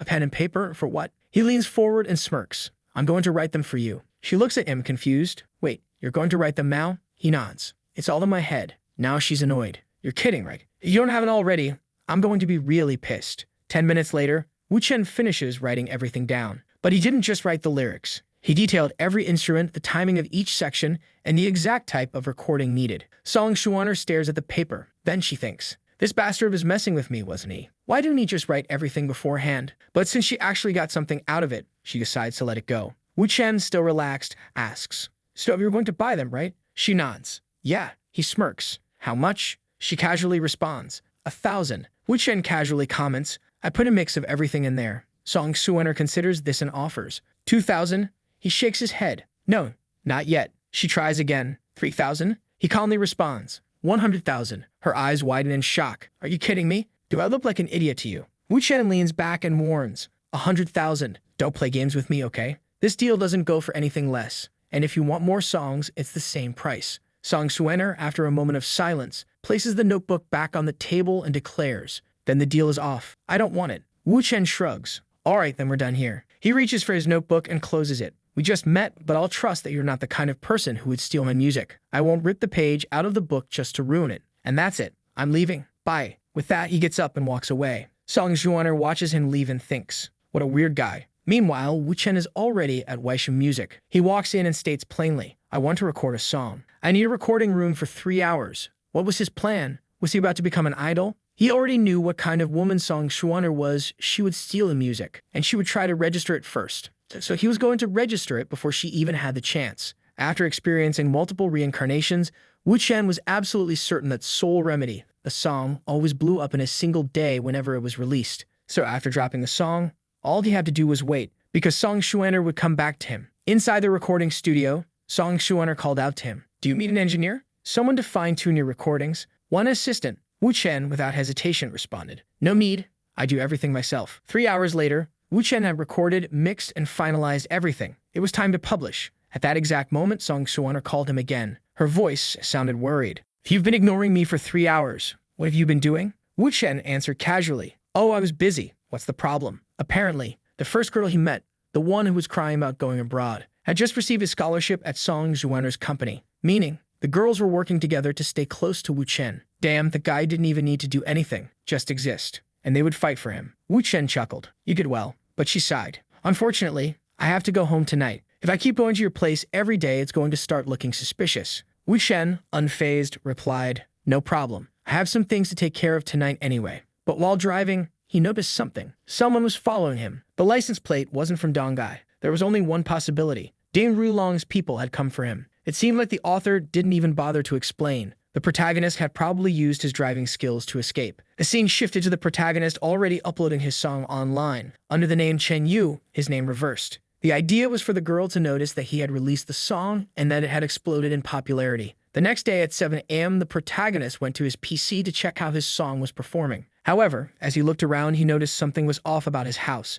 Everything was in different positions. The protagonist figured that there was probably already a camera or something watching him. And since they wanted to play, then let's play. The protagonist called a certain lady Lai and said, Hey, there's nothing going on over there. Don't you want to meet up today? She replied that she was about to call them to talk about Sung Shuang and said, I'll be at the company before 9. Already in the car, he reflected on the high probability of something happening, but everything was under control. Accelerating the car, he cut through the asphalt. The men surrounded him with 2 trucks and a car behind him, crushing and blowing up the protagonist's vehicle. He had already memorized all their license plates and woke up in bed on the same day thinking, now it's my turn to have some fun. He called Lai Huday and said, Listen up, Jin Huilong's men are in town. There are 2 trucks with plates X, Y, and Z and an RV with plates A, B, and C. They're near my house and are going to make a move soon, but don't kill them. I want them alive. Lai Hute was shocked but replied, Relax, I'll handle it now. The protagonist knew that he had to expose himself. He started coming up with a plan to make the men follow him and decided to head toward the parking lot of a nearby shopping mall.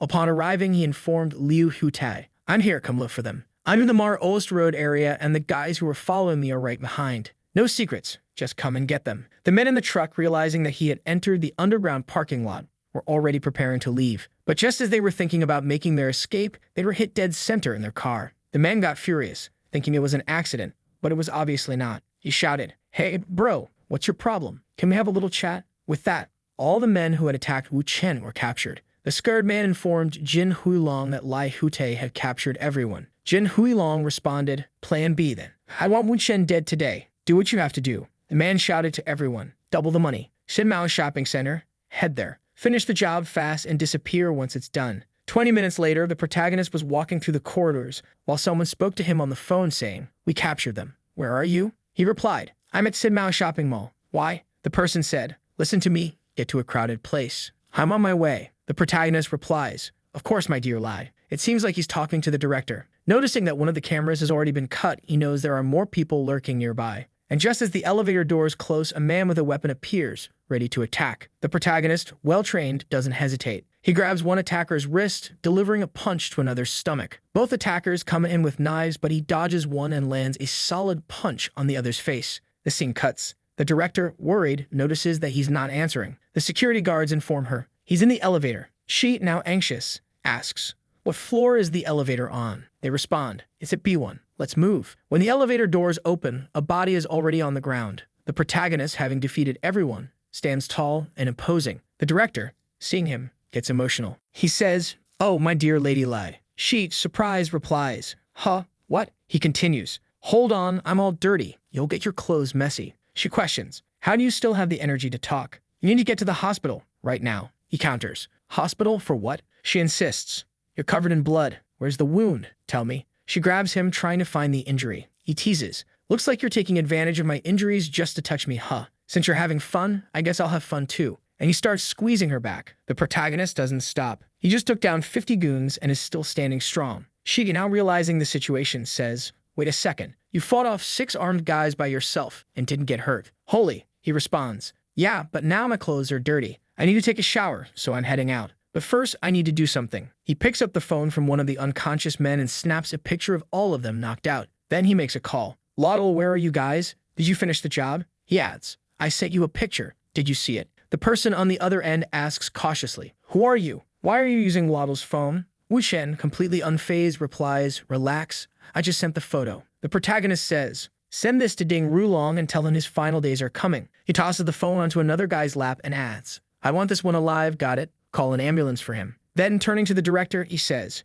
Hubing, I need to leave Dongai for 2 days. I'm heading south. She immediately asks, are you going to kill Ding Rulong? Please don't go. But the protagonist cuts her off with a kiss and whispers, this isn't the place for kissing. Let's go home and do whatever we want. Meanwhile, 2 girls are listening to music on the computer. One of them exclaims, damn, this is the #1 song of the week. The other nods, yeah, I heard it too. It's blowing up. Over 4,000 comments and not a single negative one. Even professionals are praising it. One of them thinks, wait a minute, this is the song that guy was going to sell me. That bastard. Holding her phone, she mutters to herself, shit, I need to call this Wuchen guy and confirm if this is real. But at that moment, the protagonist is in the shower. Who picks up his phone? The director. Thinking it's someone from Ding Rulong's side, she immediately demands, who is this? Do you want to die? The girl on the other end is shocked. Wait, hold on. Isn't this Wuchen's phone? I just wanted to talk to him about a song. Hoping frowns. A song? Hurry up and say what you want. I'll pass it on to him later. The caller, confused, hesitates. Wait, I think you misunderstood. You must be his girlfriend, right? There's nothing going on between us. I just met him yesterday and wanted to apologize. Hubing's expression darkens. Apologize? What are you talking about?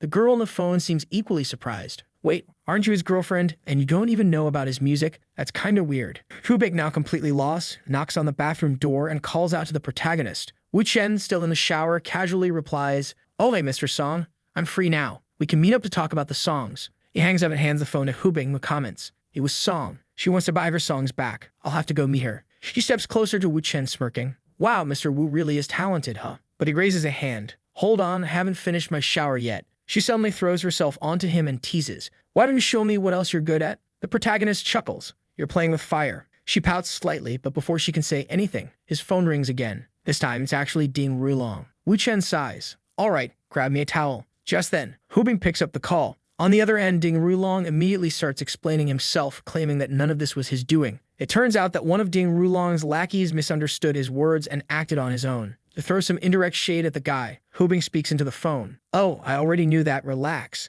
As if a bunch of weak and incompetent fools like them would actually work for you. They were completely useless. How could they possibly be men who follow the great Master Ding? The protagonist, trying to capture the conversation on the call, casually says, who's that, babe? Is it that Ding Rulong guy? She smirks and responds, yeah, it's that idiot. Oh my god. Jin Wulong is about to explode. Wuchen smacks her thigh just loud enough for the guy on the other end to hear, and says, what kind of language is that, babe? Watch your words. She pouts and plays along. Ouch, don't hit so hard. Look, it's all red now. And the guy on the other end is hearing all of this. Just imagine his face right now. But they don't stop. Wuchen, still enjoying himself, adds, you know you made a mistake, right? Now, I'm gonna have to punish you. Hubing gasps dramatically. I'm sorry, love. I won't say things like that anymore. No, punish me. At that moment, Ding Rulong completely loses it. He slams the phone down and kicks something hard. Hubing turns to Wuchen and smirks. Well, he hummed up. That noise was probably his phone smashing against the floor. She tilts her head and wonders, you think he'll die from that? Wuchen shrugs. Him? Probably not. That's not nearly enough. She turns toward him, stepping closer. All right, enough about him, love. Now what was that about punishing me? Wuchen immediately steps back. I don't know what you're talking about. That was all on you. She giggles and lets it slide. Oh, by the way, I might meet up with Yurong later, okay? If she calls you, just go along with it, all right? Wuchen raises an eyebrow. Yurong? Weren't you supposed to meet with Song Xuan? She corrects him. It's Song Xuaner, but yeah, also Yurong. I need to see both of them. Just then, her brother storms in, apologizing. Look, a lot of what happened today was my fault. But how many bodyguards do you want? I'll put people on you 24/7 for protection. His sister shuts him down immediately. I know what you're trying to do, but you're not doing it. Her brother suddenly yells. How many times has this already happened? You should be dead by now. He was just lucky today that he could fight, and now there's no way around it. We have to kill him. She stands up and waves him off. Talk to him yourself. I'm done. Wuchen watches the argument, then casually asks, is Ladeo okay now? That guy I told you to keep alive. The brother nods. Yeah, why? Wuchen smirks. I need to have a little chat with him. The brother hesitates. What are you planning to ask him? Does he know something incriminating about Ding Rulong? Does he want him dead? Wuchen nods. Of course. But here's the deal. You're coming with me to talk to Ladeo. But you have to promise your sister that you won't do anything stupid. Got it? He agrees. All right. If this helps take down Ding Rulong, then I'll listen to you. At that moment, the protagonist calls both of them over and informs them that he needs to leave because he has a business meeting. He is going to meet the music girl and someone is recording him from behind. Upon arriving, he greets Miss Song. "Hello, Mr. Wu." He replies, "Hey, Miss Song." She comments, "Your family owns a small restaurant, right?" He nods. "Yeah, just a little ramen shop in a small town." The girl looks him over and casually remarks, "Your girlfriend sounded like she was 40 years old on the phone. Are you her sugar baby? The reason you were trying to sell your song for so much was to get rid of her, right? That's why she didn't even know about the song, huh? What's the dish?" Wu Chen stares at her, wondering if she's gone insane. But she keeps going. "Why are you still smiling? This is unfair to you. You can't waste your talent on some older woman. My God, if you really want to make money, I'll help you. Look how successful your song Soul Remedy became. Now, so many companies will want to sign you. You'll definitely be a celebrity." The protagonist cuts her off. "I'm not debuting and I'm not becoming a singer." Then he asks, "Weren't you here to buy a song?" She agrees and asks him to write another one for her. He sets the price at 10,000 and she accepts immediately. But then he adds, "I also want 50% of the profits." The girl, unfazed, responds, "No problem. As long as the song is at the same level as Soul Remedy, we have a deal." He asks for paper and a pen, saying that if the song doesn't blow up, he'll refund her money. Then he writes his song titled "A Song for You." She lights up as she reads the lyrics. Suddenly, Wu Chen stands up, waves goodbye, and says, "I have more things to take care of." Already in the car, he smirks to himself. "Now that I've had the appetizer, it's time for the main course." And from the looks of it, someone is tailing him. The guys try to block his car, but he swerves expertly and escapes. The frustrated men call someone to report. "We tried to stop him, but it didn't work. And worse, it seems like he knows you're looking for him, and he's heading to your company." The protagonist is already outside the building. A woman inside gives the order, "Take him to the 13th floor." The men obey. And this is the same woman Wu Chen joked about getting a massage from. However, right now, he is completely surrounded. He walks in and greets her casually. "Hello, director. Don't you think it was a bit rude to invite me like this?" She responds, "I don't know what your goal is, but aren't you the rude one?" She then turns to her men and orders them to leave. As they walk past the protagonist, one of them mutters a warning. "Don't try anything. If you do, we'll come back in and kill you." The woman gestures for our boy to sit down and asks, "What is your intention with my daughter? I'd assume this isn't about money." The king of gossip, Wu Chen, smirks and replies, "Director, why are you so concerned about a daughter that another woman gave birth to?" Wu Chen begins to lay out the entire life story of the girl, revealing details that most people shouldn't even know. He explains that she was forced into marriage at 21 but hated the man she was with. Every night she slept with a knife under her pillow, and whenever he came near her, she would immediately pull it out to kill him. In the mornings, she would come up with excuses, saying she didn't want to get pregnant because she would get fat and ugly. Since she wasn't that beautiful to begin with, she told him that if she ended up covered in pregnancy marks, she would look terrible.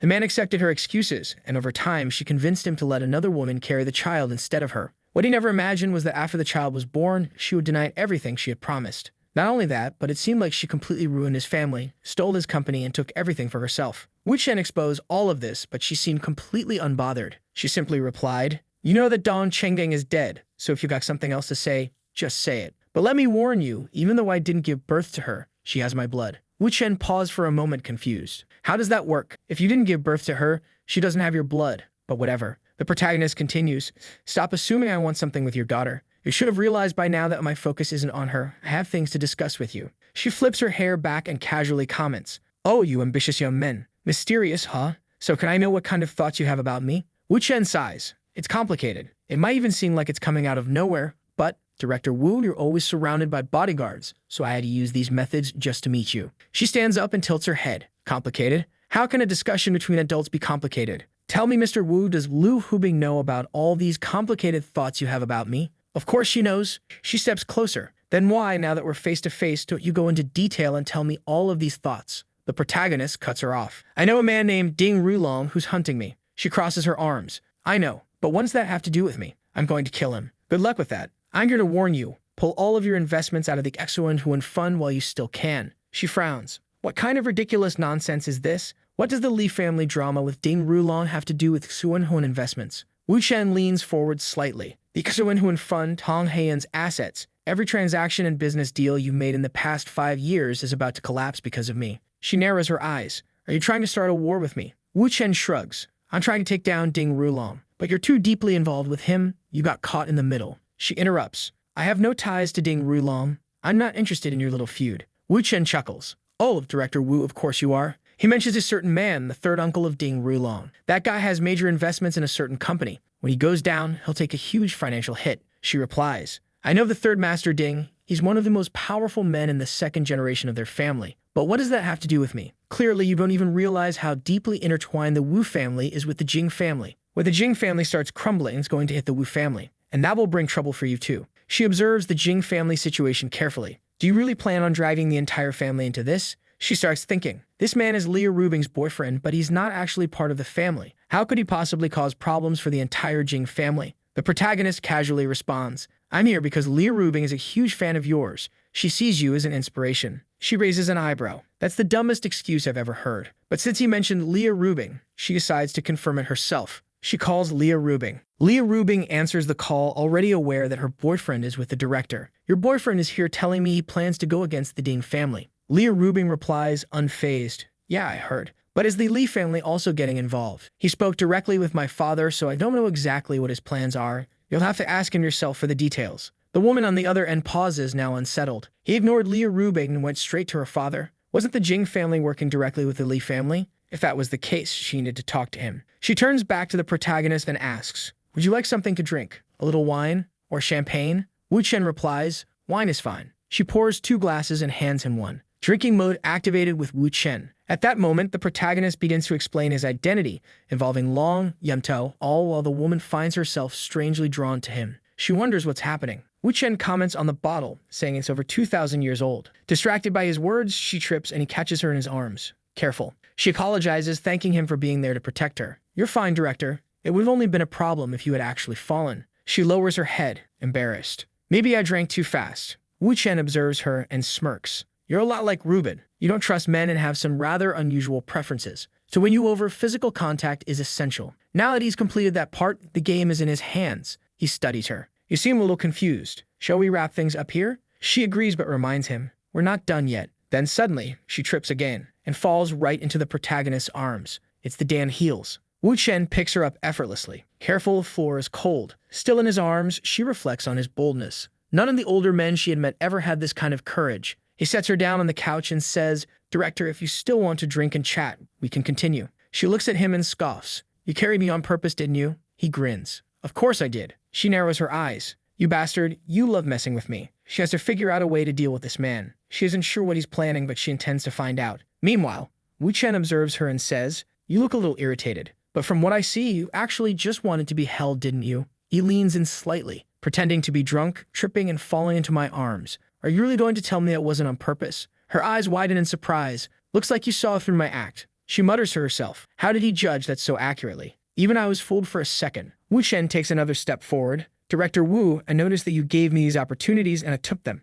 But I want you to know, there's no me for games with me. Maybe I know you better than you know yourself. You don't have to play around. Why don't we have a real conversation? I'm not here to be your enemy. She raises an eyebrow. You're not overestimating your own confidence, are you? She crosses her arms. And what do you mean by saying you understand me better than I understand myself? Wu Chen drops a bombshell. Tell me, is it really true that your husband committed suicide? Or did someone instruct a few people to take him up to the rooftop and push him until he had no choice but to jump? She freezes. But don't worry, the most important part hasn't even come yet. Wu Chen leans in even closer. The director Wu I know, it's a 42-year-old woman who's never been remarried. On lonely nights, she uses that little toy sitting on the bottom shelf under her bed. She stiffens, her face turning red. How? How dare you expose my private life like this? Wu Chen shrugs. At your age, it's completely normal to have a hormonal surge. I completely understand. There's nothing to be ashamed of. He leans back slightly. But have you ever considered that if your life restarted, you wouldn't have to be this exhausted? Then casually, he quotes a lyric from a song she composed years ago. Her eyes widen. Wait a minute. That sounds like something I wrote 12 years ago when I was drunk. I never released that song. The only person who knows about it is me. Wu Chen raises his glass. Want another drink? She stares at him, completely shocked. Who are you? Even though she acknowledged that Wu Chen had an insane past and was clearly an extremely powerful person, there was no way he could know all of this. What kind of power is this? This level of knowledge is beyond comprehension. It's too mysterious. It was already too late. The protagonist continued, exposing even more of her past actions. He mentioned that she had stolen a clothing line from the Song family at some point. He reaffirmed that he understood her better than she understood herself, but reassured her. I'm not here to be your enemy. Now she was at a crossroads. Her logical mind had already calculated 2 possible choices. 1, eliminate him now before anyone else could find out what he knew. Or 2, develop a closer and more intimate relationship to take advantage of his abilities. However, there was a problem. Wu Chen was too mysterious. She had no idea where he came from or who he was connected to. Making him disappear wasn't an option. That only left one alternative. At the very least, he was young, not bad-looking, and had an attractive physique. She turned to him and said, "Since we're not going to be enemies, let's get back to the main topic. You really can't seem to stay away from the Ding family, can you?" Wu Chen responded calmly, "I'll explain my plans soon, and when I do, I hope you'll join me. If that happens, not only will you be safe, but your career will advance even further." She chuckled. "Mr. Wu's working so hard for Miss Lai Hubing, but just now you were treating me like a princess. Aren't you afraid she'll get jealous?" Wu Chen casually dropped a bomb on the table. "Su Qinyan is also my woman, and Leah Rubing doesn't care. She's not a small-minded woman." The director paused, now processing something else entirely. That would explain all the recent confusion among the board of directors at Jinfu. So this is what's really happening. If that's the case, then even if I do something, I won't be seen as some homewrecker in their relationship. Leah Rubing must have already made peace with this situation. She stretched out her leg and glanced at him. "I'm tired of drinking. Why don't you come over to my place for some tea? Maybe that'll refresh us." Wu Chen picked up her shoe and slid it onto her foot. "If you want tea, then let's go have tea." As they stepped out, she asked, "How much time do you have?" "Time? Plenty." He pulled her in and kissed her. "Stop trying to control the situation. This is something that should be initiated and handled by a man." Her expression was impossible to ignore. The tension escalated.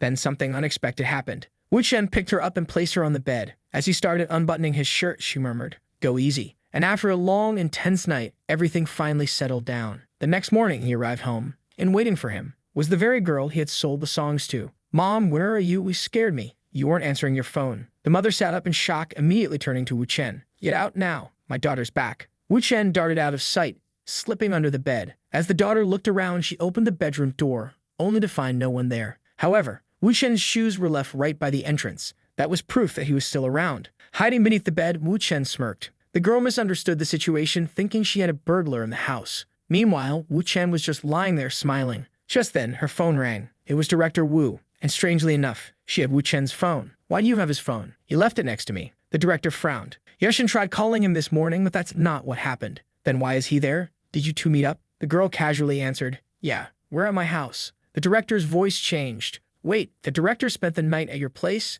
Did you two sleep together?" The girl smiled slightly. "Yes." Wu Chen only attracts women who like competing with each other. The director, stunned once again, wondered, how does this man manage to conquer a woman in just one day? And yet, the real problem was that the girl was clearly provoking her, which pissed her off even more. She turned back to the director and said, "We need to talk." "All right then, come meet me in Shenzhen." Wu Chen casually asked, "Was that a call from Lu Rubing?" "Yeah, she said she's on her way now, so I'm going to take a shower." Meanwhile, the mother, stepping out of her bedroom, saw her daughter heading out. "You're leaving already? You just got here." The daughter replied, "I'll stay. I don't want to get in the way of you and the guy inside." The mother froze. "Who is he? Do I know him? Have I seen him before? Why are you so curious?" Even though it was an awkward situation, the mother wanted to know who her daughter was involved with. 40 minutes later, Lu Rubing arrived. She walked up to Wu Chen. "Congratulations, Mr. Wu. You keep surprising me." Wu Chen smirked. "Thanks for the compliment. Jealous?" She didn't answer, walking past him. Then she turned around and asked, "Do you really do whatever you want? Can't you go a single day without pissing me off? You have no consideration for me at all." Wu Chen stepped closer, looking her in the eye. "Lu Rubing, I love you." For the first time, even he didn't know if he was joking or being serious. For a moment, he felt just as lost as the women around him. Lu Rubing, however, was completely thrown off. That bastard saying things like this right now. I can't believe he only says things like this when he wants to beat me in an argument. But I can't lose my cool. I need to stay calm. Have you ever used those words to try and convince someone else? But obviously not. She responds, half jokingly, "My love, Wu, I love you too." At that moment, the protagonist shakes his head.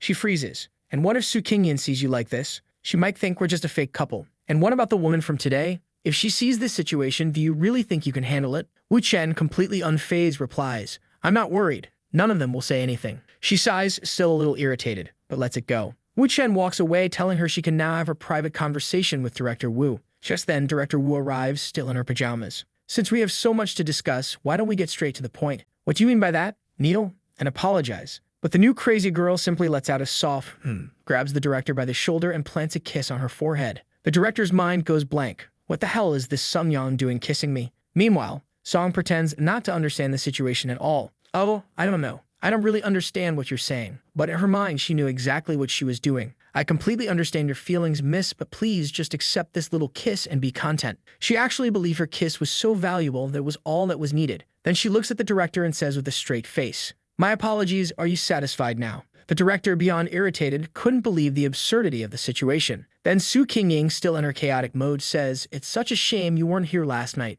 If you had been, the three of us could have. The director's thoughts derailed. What the hell is she talking about? What kind of debauchery is this? Meanwhile, Sue was licking her lips. Miss, do you feel the sincerity of my apology? Or would you like me to apologize more? The director, now completely done with this nonsense, snaps. For the love of God, have some respect. She thinks to herself, it's not even worth arguing with someone like this. So she turns and says, I have nothing more to say here. I'm leaving. Som, watching the exchange, realizes that letting things escalate into a fight would be a bad idea right now. She had been deliberately playing dumb to avoid an argument, giving a kiss instead of apologizing outright, avoiding confrontation and ensuring she wouldn't be pushed away from Wu Chen. The protagonist had masterfully played 4D chess with a 200 IQ strategy. She left fully convinced that she was in love with Wu Chen. In the car, the director called Wu Chen. He answered, Are you done talking? She sighed. Wu Chen, can't you find a single normal woman? Why are they all crazy? He chuckled. What happened? She grumbled. Su Qingying was already weird, but this one, my God, she's completely out of her mind.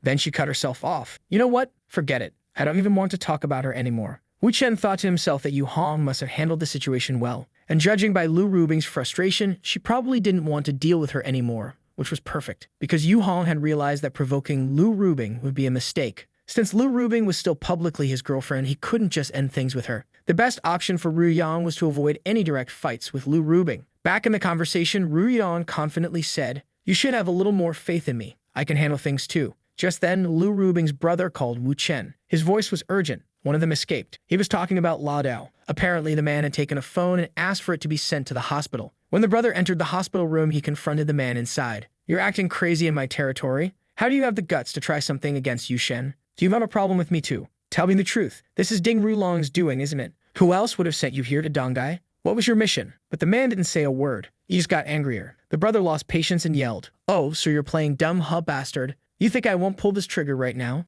One of the men in the back hurriedly said, Boss, calm down. Yu Shen said not to kill him. We can't do this here. The brother took a deep breath, then lit a cigarette. Whatever. Let's just smoke and chill. Moments later, someone rushed into the room panicked. Where's the patient? Where did he go? Everyone turned back toward the hospital bed. It was empty. They rushed to the window and saw something odd. A drain pipe. The guy had climbed out of the window and slid down. Peculiar, to say the least. Liu Rubing's brother continued his conversation with Wu Chen, explaining the entire situation in detail. Since the guy was injured, they would definitely find him soon. Wu Chen casually commented, Damn, you said all that without even taking a breath. What are you trying to hide from me? He knew both Lai Hute and the old man who had escaped very well. And he also knew that whenever Liu Rute tried to explain things too quickly, it meant that things had gotten out of his control. Liu Rute hurriedly apologized, saying that wasn't the case and that they would resolve it. But Wu Chen reassured him, Relax, I'll find the guy quickly. Then he hung up on Lai Hute, leaving him completely lost. Wu Chen changed his shirt, put on a cap, and got ready. Based on what he knew about Ding Rulong, there was only one place the man could be. That's exactly where he headed. He arrived at Chuan and Kauf's 2nd Street, staring at the door. If he wasn't mistaken, this was the place.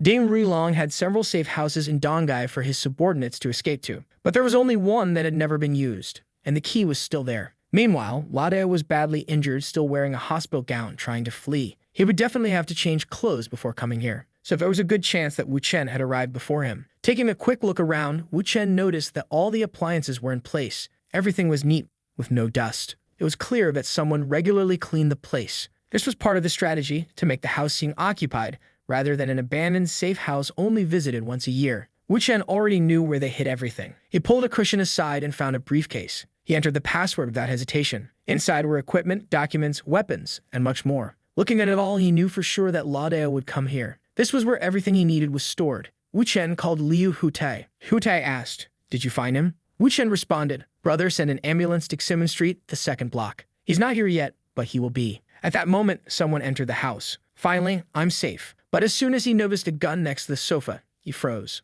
There was someone else here. Seeing a shadow move, he immediately tried to attack. But Wu Chen grabbed his wrist, recognizing him. What are you doing here? The man had heard the rumors. Wu Chen had taken on 6 armed men by himself. And now, badly injured, there was no way he could fight. Wu Chen spoke calmly. Relax. If I wanted to kill you, I would have done it in the elevator. By the way, I called an ambulance for you. You're not going to survive if you don't go to the hospital. Look at your injuries. The man hesitated. If Wu Chen wasn't trying to fight him, maybe he could still escape. You really don't want to talk to me? Then he revealed something shocking. When I was 21, I faked my death in a car accident. I fooled the police and my family. I changed my name 4 times until I became Liu Yundao. No one knows my real identity. Not even the biggest organizations, not even the Golden Flower Group, not even the Jin family. Then his thoughts froze. How the hell does this kid know my real name? If Wu Chen knew that, then he probably knew about his family, his two sisters. And if that was true, he had no choice. He had to kill Wu Chen to protect them. Wu Chen read his mind. Looks like you've reached the right conclusion. You want to protect your family. That's what every man should do. But Ladeo, I'm going to give you a chance. He tossed a gun in his direction. For a moment, Ladeo imagined grabbing the gun and killing Wu Chen right there. But Wu Chen just smiled. Pick it up. It's loaded. Aim at me. Pull the trigger. And that's it. Ladeo's hands trembled as he slowly reached for the gun. Wu Chen smirked. Or maybe it's not loaded, and I'm just playing with you. What will you do? Ladeo froze. This didn't make sense. Wu Chen was toying with him. Even if he grabbed the gun, there was no way he could aim and shoot before Wu Chen jumped on him and knocked him out. But then he reached for a knife hidden behind him. He pressed it against Wu Chen's back. Do you think I can't kill you? Wu Chen, still completely calm, replied, I'm not betting on anything. You're just as composed as ever. And besides, everything I know about you, I haven't told anyone else. The man gritted his teeth. Stop trying to distract me. This conversation is pointless. Wu Chen repeated, still relaxed. I just want to talk. The man hesitated. What do you want to talk about? Wu Chen smirked. I've already told you what I know about the Jin family. I won't reveal anything else. There are things you don't even need to say, like Ding Rulong's deadliest weapon. It was provided by Wan Huida from the Wang family. Ding Rulong planned to use it to kill. The man's breath hitched. Then Wu Chen continued. And also, Ang Tan. Ding Rulong had him killed. Ladeo's entire body stiffened. Ang Tan had been a central figure in the Golden Flower group. Most likely, he had been the heir to the entire organization. But 5 years ago, he had mysteriously died. The leader had ordered an investigation, but they had never found the killer. That was a case he had always wanted to solve. And now Wu Chen just told him exactly who was responsible. Ladeo narrowed his eyes. So this is Ding Rulong's advantage. These are just words. He thought about it. At first, Wu Chen had given him true information. But now was he throwing in lies to manipulate him? Was he trying to get him to betray the Jin family? His hands slowly moved away from the knife. Then he suddenly grabbed the gun and aimed it at Wu Chen. We have nothing left to talk about. Why are you still smiling? Last words? Because soon, you won't be laughing anymore. He placed a pillow in front of the gun to silence the shot. Then he pulled the trigger. Goodbye. But Wu Chen dodged in an instant. The bullet missed. Ladeo's hands shook. You're not afraid. Wu Chen smirked. I know you won't shoot me. The man exhales, thinking that in all of his years in the industry,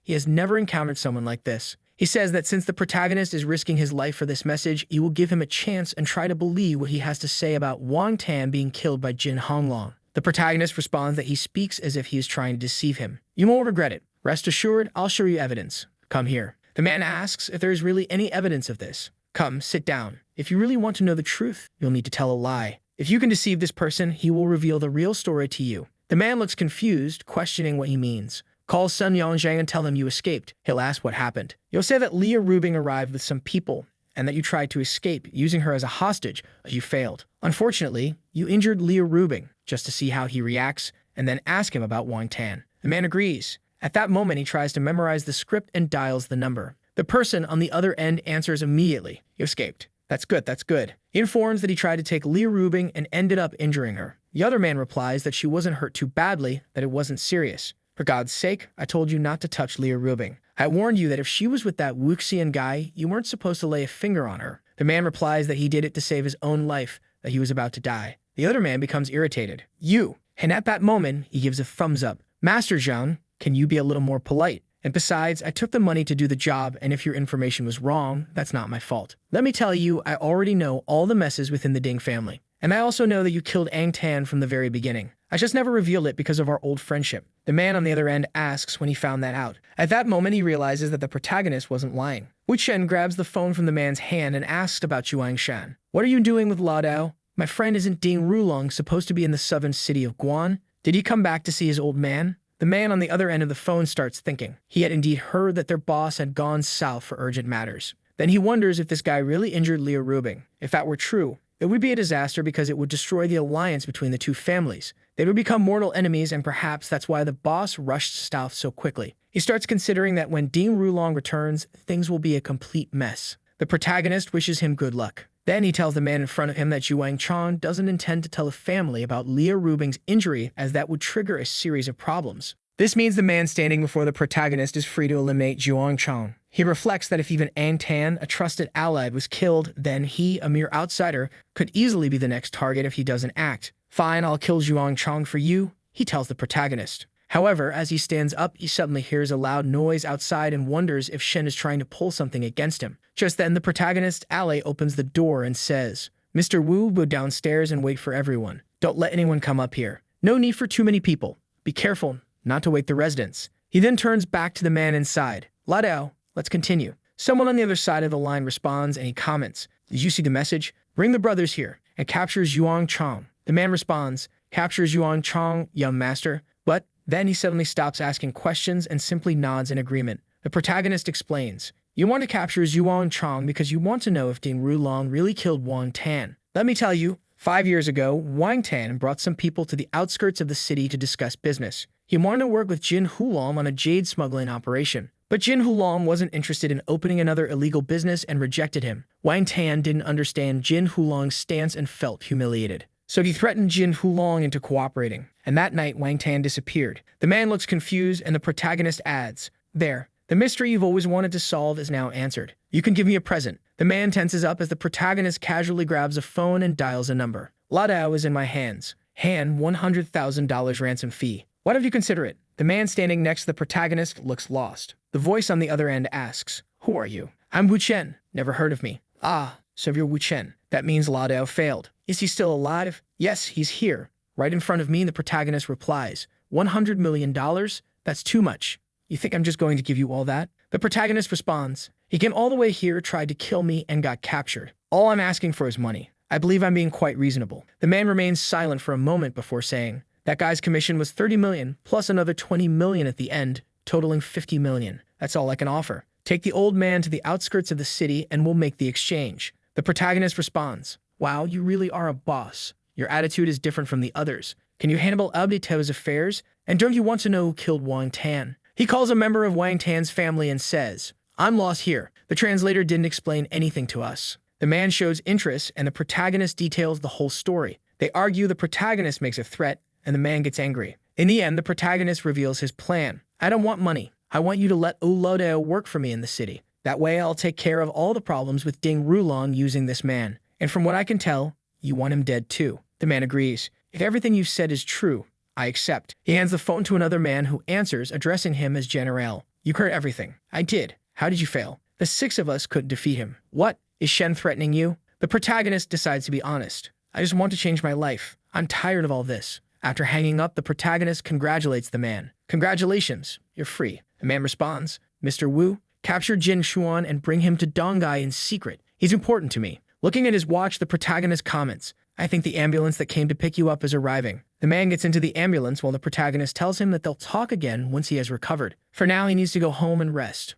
The protagonist wakes up in bed, and when he looks down, he is shocked by what he sees. Something moves. He can't believe the scene before him. He sits up quickly and says, Leah Rubing, what are you doing, huh? She responds, I wanted to give you a reward. He replies, oh, so that's it. All right, give it to me then. A bit of steam starts to rise. Still confused, she continues. Now that I think about it, we've only known each other for about 8 or 9 days. The protagonist, intrigued, asks, would you believe me if I told you I already know everything about you in such a short time? She questions, what do you mean? He explains, for example, we can't do anything today. You're only here to mess with me. She tries to defend herself. Don't say that. I'm not messing with you. But still, she seems to agree as she feels bad for him and decides to give him a few kisses so he won't feel too sad. Hugging the protagonist, she thinks, wow, I feel so happy here. Is this what it means to be in love? At that moment, she mentions that her brother will be visiting today. The protagonist asks, is he coming to apologize for letting the old man escape? She replies, you can't spoil him too much, you know. He reflects on his actions and apologizes. Someone knocks on the door and she tells him that it's the guards she sent to buy some things. She asks, where's the kitchen? I'll cook something for you. He points in the direction and says, Leah Rubing, you're going to cook dinner. She confirms, yes, I want you to try my cooking. She always cooked when she lived alone, so she feels confident. The protagonist says, I know you know how to cook, but then she reveals, it's been a few years since I last cooked, so maybe my skills aren't as good as you think. She adds, I may not be better than Kim Yin, but I'm sure I'm better than you. Curious, she asks, sir, do you know how to cook? At that moment, the fish slips from her hands, falls onto the plate, and she stumbles. The plate shatters, the fish hits the floor, and as she apologizes, she ends up covered in a mess. Later, while taking a bath, she reflects sadly, what a disaster. I just wanted to cook something for us and eat together when my brother arrived. She didn't want Wu Chen to hate her brother just because of that incident with the old man Dao. It was frustrating, and it felt like it was all the fault of that cursed fish. Now there wasn't enough time to call a chef or cook anything herself. Huh, why does it sound like someone is cooking? What's going on? When she walks in, she sees the feast the protagonist has prepared. With 1,000 years of training, he had mastered everything, and he casually said to her, "Oh, what are you looking at?" She was already thinking to herself, "He can cook." Ah, obviously. What can he do? If that's the case, hold on a second. Wu Chen was cooking for her, and she decided to take a picture. The girl wanted to show off the protagonist's cooking skills. She turned to him and asked, "Wu, have you ever cooked for Su Kinmian?" He replied that he hadn't. "Aside from when I cooked at home, you're the first woman I've ever cooked a meal for." At that moment, she blushed deeply, gave him a kiss on the cheek, a little hug, and all that. The protagonist said, all right, now let me finish up here. Time's running out, and your brother is on his way." At that moment, her brother was already at the table, and she said, "Go ahead and eat, okay." Wu Chen made all of this. Damn, he cooked all of this. This is amazing, brother. Leah Rubing stared at her brother, internally cursing him. "You idiot. Apologize and stop eating." It was necessary to even shed a few tears to convince him quickly. But the protagonist looked at her and said, "Huh, you're not going to eat?" She took a bite and thought, "Oh my god, this is delicious. This doesn't lose to a Michelin-starred chef. My boyfriend really has divine skills." The protagonist, being a good guy, told her brother, "You can come eat whenever you want, all right? I'll cook for you guys. And also about that mess with old Dao, it's all good. Nothing changes between us." Her brother started tearing up. She walked up to the protagonist and said, "Love, it's getting late. I think we need to rest, don't we?" He looked at her and said, "I already told you we can't do anything today." She told him to be quiet and said there were still ways to have fun on days like these. "Oh my god, not even gonna comment on this." The protagonist asked, "Why are you brushing your teeth?" She responded, "Well, you have to brush your teeth when you wake up, and after that." Then she left things hanging and ended with, "That's it, see ya. I'm out, bye." Oh god, this is getting worse. He turned to her and said, "Huh, you're not afraid of having to brush your teeth too much then?" She called him shameless. "Oh my god, let's just get through this, I'm dying." He said, "I made breakfast. Come here already." She replied that there wasn't time because she had a meeting at the company. "Are you coming to the company today?" He replied, "No, I have some things to take care of." She asked, "Are you meeting with another crazy woman there?" He denied it. She told him to be a good boy and said goodbye. At the company, she was massaging her jaw. Su Qining called her and asked if she knew where Wu Chen had gone. "Huh? You can't find him?" "No, he said he wasn't coming today and didn't tell me where he was going when I asked." "All right, don't worry. I'll call him." She calls Wu Chen and asks, "Where are you?" "Handling some business." "Huh? Where are you?" In the background, someone's voice is heard, questioning why he's on another call. Leah Rubing thinks she just heard a woman's voice that she had never heard before. Thinking that he was already getting himself into trouble, she says, "All right then, Mr. Wu, handle your business. I won't bother you." The scene shifts, and someone comments, "We barely exchanged 2 sentences. How many more calls are going to come in?" The protagonist puts his phone on the table and says that it was Lu Bing and he's going to hang up. A guy named Siu Kusong says, "You should just answer properly so we don't waste time." The girl next to them comments that he's just playing around, and just then, his phone rings again. "What did I tell you?" The man grows irritated because the protagonist's phone won't stop ringing in the middle of the meeting. He pulls out a gun and points it at the protagonist, but with a swift movement, the protagonist snatches the gun from his hand. The man wonders how the gun ended up in the protagonist's hand. At that moment, several people pull out their guns and aim at the protagonist, yet strangely, no one shoots. The protagonist's phone keeps ringing, and the man asks why he doesn't answer it. He picks up the call, and the person on the other end asks who it is. It's the crazy Wu Yuron, demanding to know which woman made him take so long to answer. The protagonist explains that he is in the middle of a negotiation. She complains that he never calls her during the day and asks how he can be so heartless. He asks what's so urgent if she's missing him. She confirms, saying she misses him so much that she can't take it anymore. She even dreamed about him last night and wants to have lunch with him. Or is he with Leah Rubing? He replies that he is out of town, somewhere around Dongai for a couple of days. She realizes he has traveled and tells him to keep the conversation short and take care of his business. The protagonist says he'll call her at night. At that moment, a man approaches from behind, attempting to stab him. The protagonist flips the gun under his arm and fires, hitting the knife. The man freezes, unsure if he's dead or alive. The knife clatters to the floor. The protagonist points the gun at the man, who immediately drops to his knees, begging for his life. He offers 20-30 million right away. The protagonist remains silent, and the man keeps talking. "Don't kill me, don't kill me. I'll give you 100 million. No, another 100 million. How much did they pay you to kill me?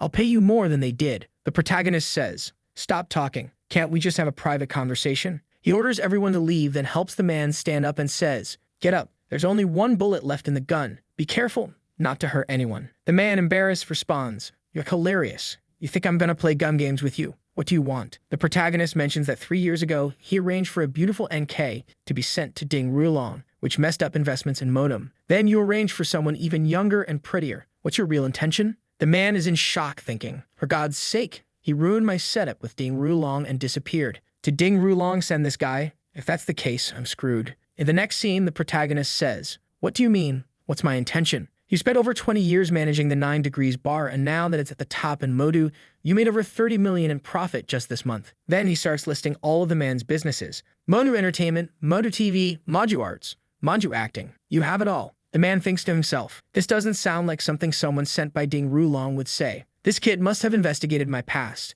Does he think 100 million isn't enough? The protagonist says, "Relax, no panic. Let me finish. You were forced to deceive Ding Rulong, weren't you? It was the Gu family's request." The man freezes, realizing he even brought up the Gu family. What does this lunatic want? The protagonist continues explaining the man's actions, making him question everything. This guy knows everything I'm thinking. What does he want? Finally, he asks outright, "What do you want?" The protagonist says, "Last time you fooled Ding Rulong pretty well." The man responds, "I have dirt on him." The protagonist asks, "Then why didn't you tell me earlier? I almost died here. Looks like we're allies. Let's talk." The protagonist mentions, "I heard you're in charge of Rechikin." The man, thinking about a certain girl at the bar, remembers that from the first time he saw her, he only wanted to devour her. How cruel. Why do you think of her like that? Then he acknowledges that her aura is extremely dangerous. I investigated her and found out that the loneliness in her eyes is real. For a moment, I wanted to help her, but I knew the trouble that would cause. The only thing I could do was watch over her and make sure no one else got close. He thinks. So that's why he's mentioning Ding Rulong. There must be a conflict between the three of them. The man starts believing that the protagonist is her friend and has come to kill Ding Rulong to set her free. The only way for her to be safe is to have a lover who's ready to kill anyone. He says, "I get it. You want me to make it happen for you.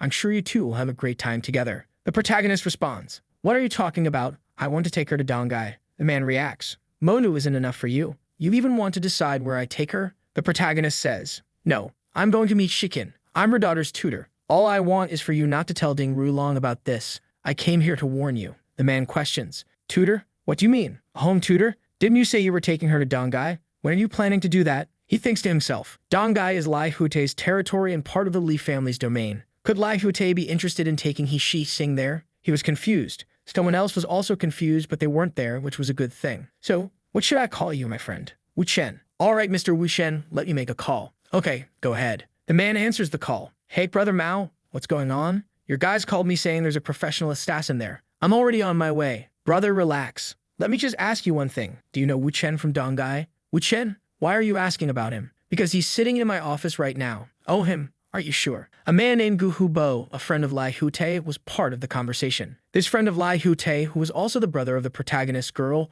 was also a friend of the protagonist. The man on the call commented, "Who is this Wu Chen? You've mentioned him to me before." "Hold on, let me confirm something real quick. Stay there. I'm coming over." The protagonist asked, "Gu Hubai is coming." "Looks like it. Do you know Brother Gu?" He started thinking, "If you know him, why are you using me?" The protagonist replied, "I don't know him, but I've heard of him. Just like he doesn't know me, but he knows about me. But for now, let's keep talking about Yi King." At that moment, the man started explaining Yi King's entire story to the protagonist. Meanwhile, in Modu, the protagonist received a call from Lai Hutai asking, "Hey, brother, a friend of mine called saying you're in Modu. Are you really there?" "Yeah, brother, that guy, Brother Gu, he's literally like a real brother to me. If he didn't mess up too much, can you not kill him?" The protagonist replied, "I think you're misunderstanding. I'm just here to talk business with him." Lai Hutai explained that Gu had called him, mentioning threats and guns. The protagonist insisted, "I already told you, it's a misunderstanding. Besides, he just got here. Talk to you later." The man arrived and asked, "Are you Wu Chen from Dongai?" The protagonist handed him the phone. He answers, speaking to Lai Hute,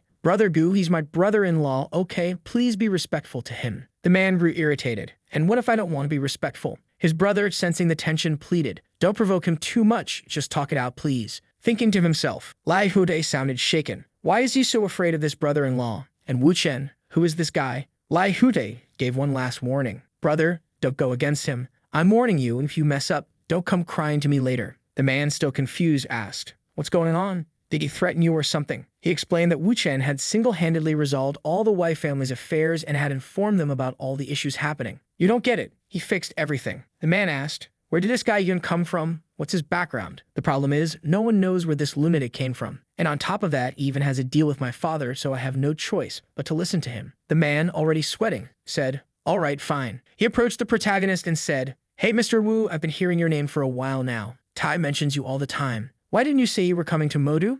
I would have sent someone to receive you." The elder at the bar, surprised, thought, "Brother Gu is acting all friendly? What's going on? He's not even this polite to his own father." But Gu turned to the man and said, "Are you insane? You don't know who he is. Mr. Wu here is an extremely important guest.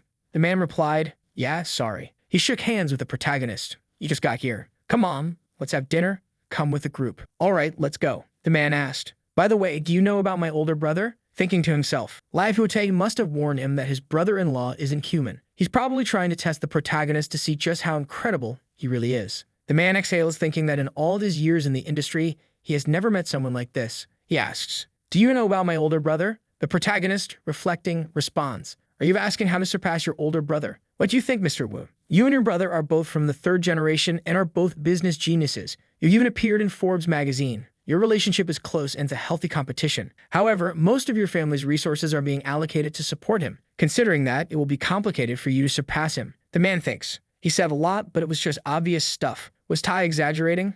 I'm starting to think this guy is different. The protagonist tells him, it's not like you don't have a chance. It's more a matter of boldness. The man reflects on his words. Does he really mean that? Then he says to the protagonist, if you know my relationship with my brother, your words were inappropriate. This isn't about my brother. It's just business. If you want to be richer and more successful than him, you'll have to. He stops talking. The man asks, have to what? You said you would have the courage to do it. Do what? The protagonist responds, can't you guess? Ding Rulong, the man in question, is confused, thinking, he wants me to kill Ding Rulong. That way he will provoke a war between the Gu and Jin families while he enjoys his time with Liu Rubing, and the Gu family keeps feasting. When he got here, he clearly said he wanted to do business and make money. Does he really expect me to kill Ding Rulong? Wait, let me ask. He says, what does Mr. Wu mean by doing business? I've been competing with him for years and I'm at a disadvantage. The protagonist replies, I know about your competition with Ding Rulong, but your method won't work against him. That's why I'm asking for your boldness. The deal I'm offering, if you have the guts to take it, I guarantee this war will end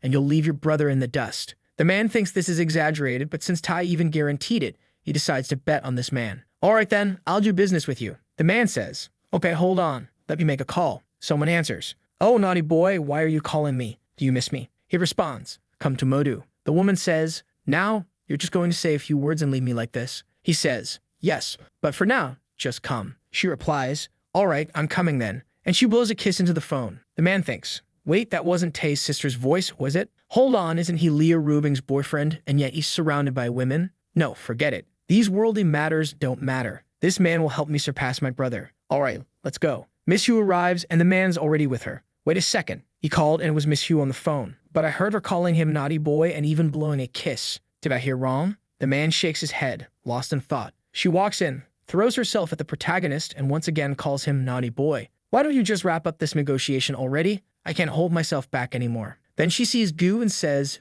oh, long time no see, boss Gu. Yeah, long time no see, Miss Hu. Gu, looking at the two of them, thinks, she's a goddess. No matter how much I look at them, this is way too suspicious. Let's see what kind of deal they have for me. The protagonist is already seated and says, since we're all on the same side, let's get straight to the point. Miss Han will pull all of her investments from the Ding family's businesses. An hour passes. Apparently, he explains his whole plan. The man reacts. Stoic, your plan is meticulous. All right, I'll make a call and ask 2 people to bring some things over. Hold on. The elder at the bar, sitting nearby, says, wow, have a seat, everyone. I'm going to have a smoke with Brother Gu. She looks at the protagonist and comments, wow, you brought a business partner without saying a word. How efficient. He looks at her and asks, did you not like it? She traces her finger along the table and says, my God. Oh, here we go. Let me just say this. How do you want me to thank you for this? The protagonist responds, what are you talking about? This is all part of the plan. We just got lucky to find him here. She stands up and says, stop lying. Did you do all this just for me? She adjusts her chair, sliding closer to the protagonist. Baby, are you trying to let Gu know about our relationship today? This is all happening because the men stepped out for a cigarette and now she's here kissing his neck. Then Gu walks back in and says, hey, I just made a call. But she immediately moves off his lap and he thinks, I wasn't seeing things. She was really sitting on Wu Chen. Is this really the Wu Yurong I know? He had even heard from his father that all of his friends were crazy about her. Even his uncle said he would instantly get a divorce if she ever gave him a chance. How is this woman with this 20-year-old Wu Chen? There's no mistake. This man is extraordinary. Handling this limitic, Nami understands what Hute was talking about. Everyone feels a bit awkward. He turns to them and says, we've been here for a while now. We forgot to eat. Are you guys hungry? I'll ask them to bring some food for us. At that moment, Leah Rubing calls the protagonist. He puts it on speakerphone, thinking, damn it, this is Lai Hute's sister. You brought her here, and now you're putting it on speaker? What if she hears the other one? What'll I tell Tai if he asks anything? Leah Rubing asks, are you still busy? Aren't you going to tell me what you're doing there, brother? Hubei already told me he knows, but you're not going to tell me. He replies, I'm busy here. We'll talk later. She says, busy at this hour? You're with a woman, aren't you? The lunatic leans in and asks, is that Miss Liu, love? The man thinks, dear God, what is this crazy woman doing? Declaring war on the main girlfriend. Liu Rubing says, wait, Wu Yurong is there with you? What is she doing in Modu? He replies, I needed her here for some business. Do you want to talk to her? He's already thinking about activating Zen mode to avoid getting involved in this mess. This is too chaotic. Better not get in the middle of it. Liu Rubing thinks. He said it's business. Serious business. Well, looks like I'll have to forgive him. Fine, finish your business. I'll be waiting for you. The protagonist hangs up and says, all right, brother Gu, order the food. I'm starving. He replies, got it. The man leaves, thinking, my God, Liu Rubing tolerated that. Her man has another woman and she can't control him either. He's managing Liu Rubing and Wu Yurong at the same time. No, this guy is incredible. He admits defeat and decides to walk away. Time passes and he returns, saying, here's all the information we gathered on Ding Rulong after years of competition. Every company, every stock, all the transfers, and more. The protagonist comments that they'll all gradually sell off shares of Ding Rulong's companies and use some agents to buy certain businesses while devaluing others. After using proxies to hold some shares, they'll consolidate everything under a select group of people and take control of the companies. He thinks with his own background, Lady Wu's connections, and the information provided by Mr. Wu, everything will go smoothly. There's no way this can fail. But he also reflects that the most important part now is deciding how they will divide up the Jing family's companies once they take them. The protagonist, already knowing the future, the past, and the present, says, now that we decided, we just need to discuss the division of company shares. The man says, I knew it. This is why I thanked Mr. Wu. First, we need to save around 5% for profits and to help some people who don't want a slice of this pie. But Miss Wu, and you should keep 60%. The woman thinks, damn, I thought he was only going to give me around 40%. Never expected this. The protagonist notes that if they keep 60% of the 5%, he'll only have 35%. The man says he believes this is a great way to build a strong friendship with Mr. Wu. Wu Chen replies that Brother Gu seems like a very friendly person, and this friendship will be quite enjoyable. The dinner comes to an end, and the protagonist heads to his room. She comments that the conversation dragged on too long and got boring. Lie down, my husband. I think you're tired. Let me take care of things this time. Fortunately, in the next chapter, everything will have already happened, and she will be heading to take a shower. The protagonist picks up his phone. It's Liu Rubing. Hey, did you finish your work? I just finished. The protagonist asks if she's still not resting, if she was waiting for his call. I'm still at the company and I have to work overtime tonight. I won't even be going home. Are you working that much? Yeah, I really am. And besides, I'm exhausted. Can't you just tell me what you're doing in Modu? The protagonist explains the entire plan of how they will seize the wealth of Ding Rulong's family over the years. She comments that she's lucky, because not only does she sleep with him, but he also brings in billions in profit. At that moment, the other one, who always loves to stir things up, interrupts and says that Ding Rulong is on his way. You're not getting jealous, are you? Liu Rubing thinks that she can't let this situation continue. I'm not jealous. Are you trying to irritate me? When you get back to Donghai, you better be ready for what I'll do to you. The protagonist teases her. Do to me? Like last time? Now that you've said that, I'm looking forward to it. The girl behind him is intrigued by his reaction. She boldly comments that she always says things like that and then calls him shameless. She informs him that Ding Rulong called her and said he's coming to Donghai to apologize in person. The protagonist asks if he gave a specific time. No. All right, I'll be back in Donghai in about 2 days. Then fine, rest up. I need to get back to work. The girl asks the protagonist what he'll do now that Ding Rulong is heading to Donghai. Something very interesting. She questions what Liu Rubing said she'll do to him. That's also interesting. Oh my God, what the hell are you two doing, you luminics? She says that she also wants to know about this interesting business while pretending to faint dramatically. The next morning, the protagonist wakes up to find a message from her saying that she will be returning to Donghai and that you should take care of her properly. He thinks that this is perfect since it aligns with his need to meet Shi Qing. Damn, look at this troublemaker. At a residential park, as he steps out of the car, he sees a girl and immediately knows that she is the daughter he's supposed to tutor. Shi Qing. Who are you? How do you know me? Apparently, she ran away and her mother is looking for her. She begs the protagonist to stay quiet and hide her. Her mother arrives, asking if he has seen a girl about this height, her 14-year-old daughter who just ran off. The protagonist plays it cool, looking off to the side. The girl notices his movement and yanks the other one with her. You little troublemaker, playing hide and seek. She thanks the protagonist. Relax, it's nothing. But are you two arguing over those drawings?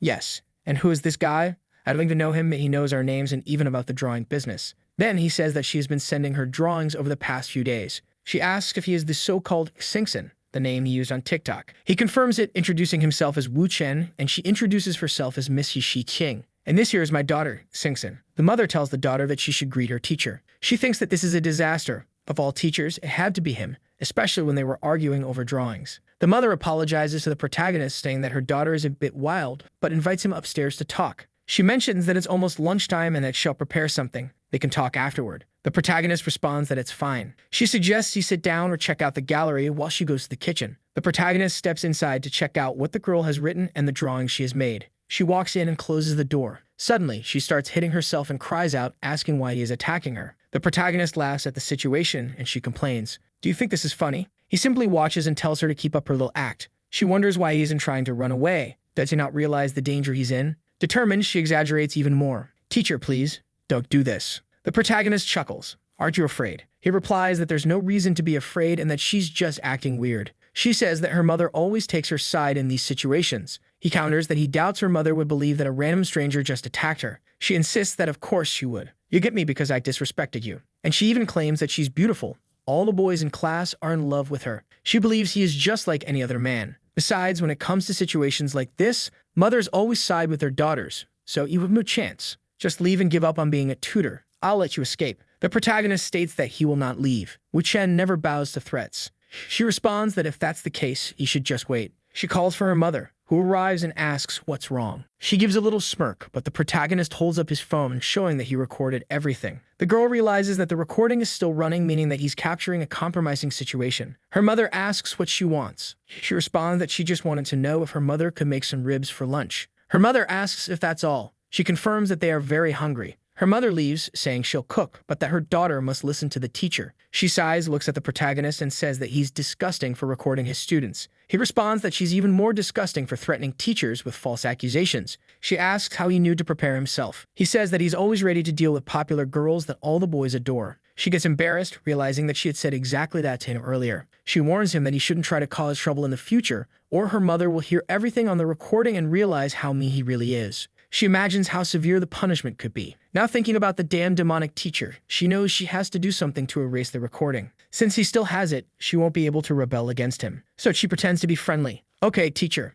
I won't do that anymore. The plan to set him up, her stomach wasn't feeling great. She asked if she could go to the bathroom. Her mother said yes. She was calling some guy named Shan Shan, claiming that someone was bullying her. The man on the other end asked who was bullying Sin Sin. Who could this guy be? She started thinking that this man could handle the protagonist and that he'd probably summon at least 100 guys to take him down. She imagined the protagonist being beaten up, apologizing, and promising never to be her teacher again. He would call a bunch of teenagers to jump the protagonist, which would turn into a huge mess. She wasn't even sure if he could defend himself. So she left the bathroom, excited to see how long that relaxed smile of his would last. At that moment, her mother entered the bathroom, already angry, saying, "Congratulations, Sin Shin. I thought you were going to listen to your teacher. Why are you running away and hiding in the bathroom? Your old tricks won't work this time." She tried to play it off, saying she had just gone to the bathroom. Her mother wasn't having it. "I don't want to hear it. You're staying here and learning how to draw before you go eat." So she walked up to the protagonist and said, "Fine, whatever, teacher, let's start." The protagonist taught everyone in a relaxed manner, explaining how each stroke should be drawn in a particular way. She, however, just observed, making occasional comments.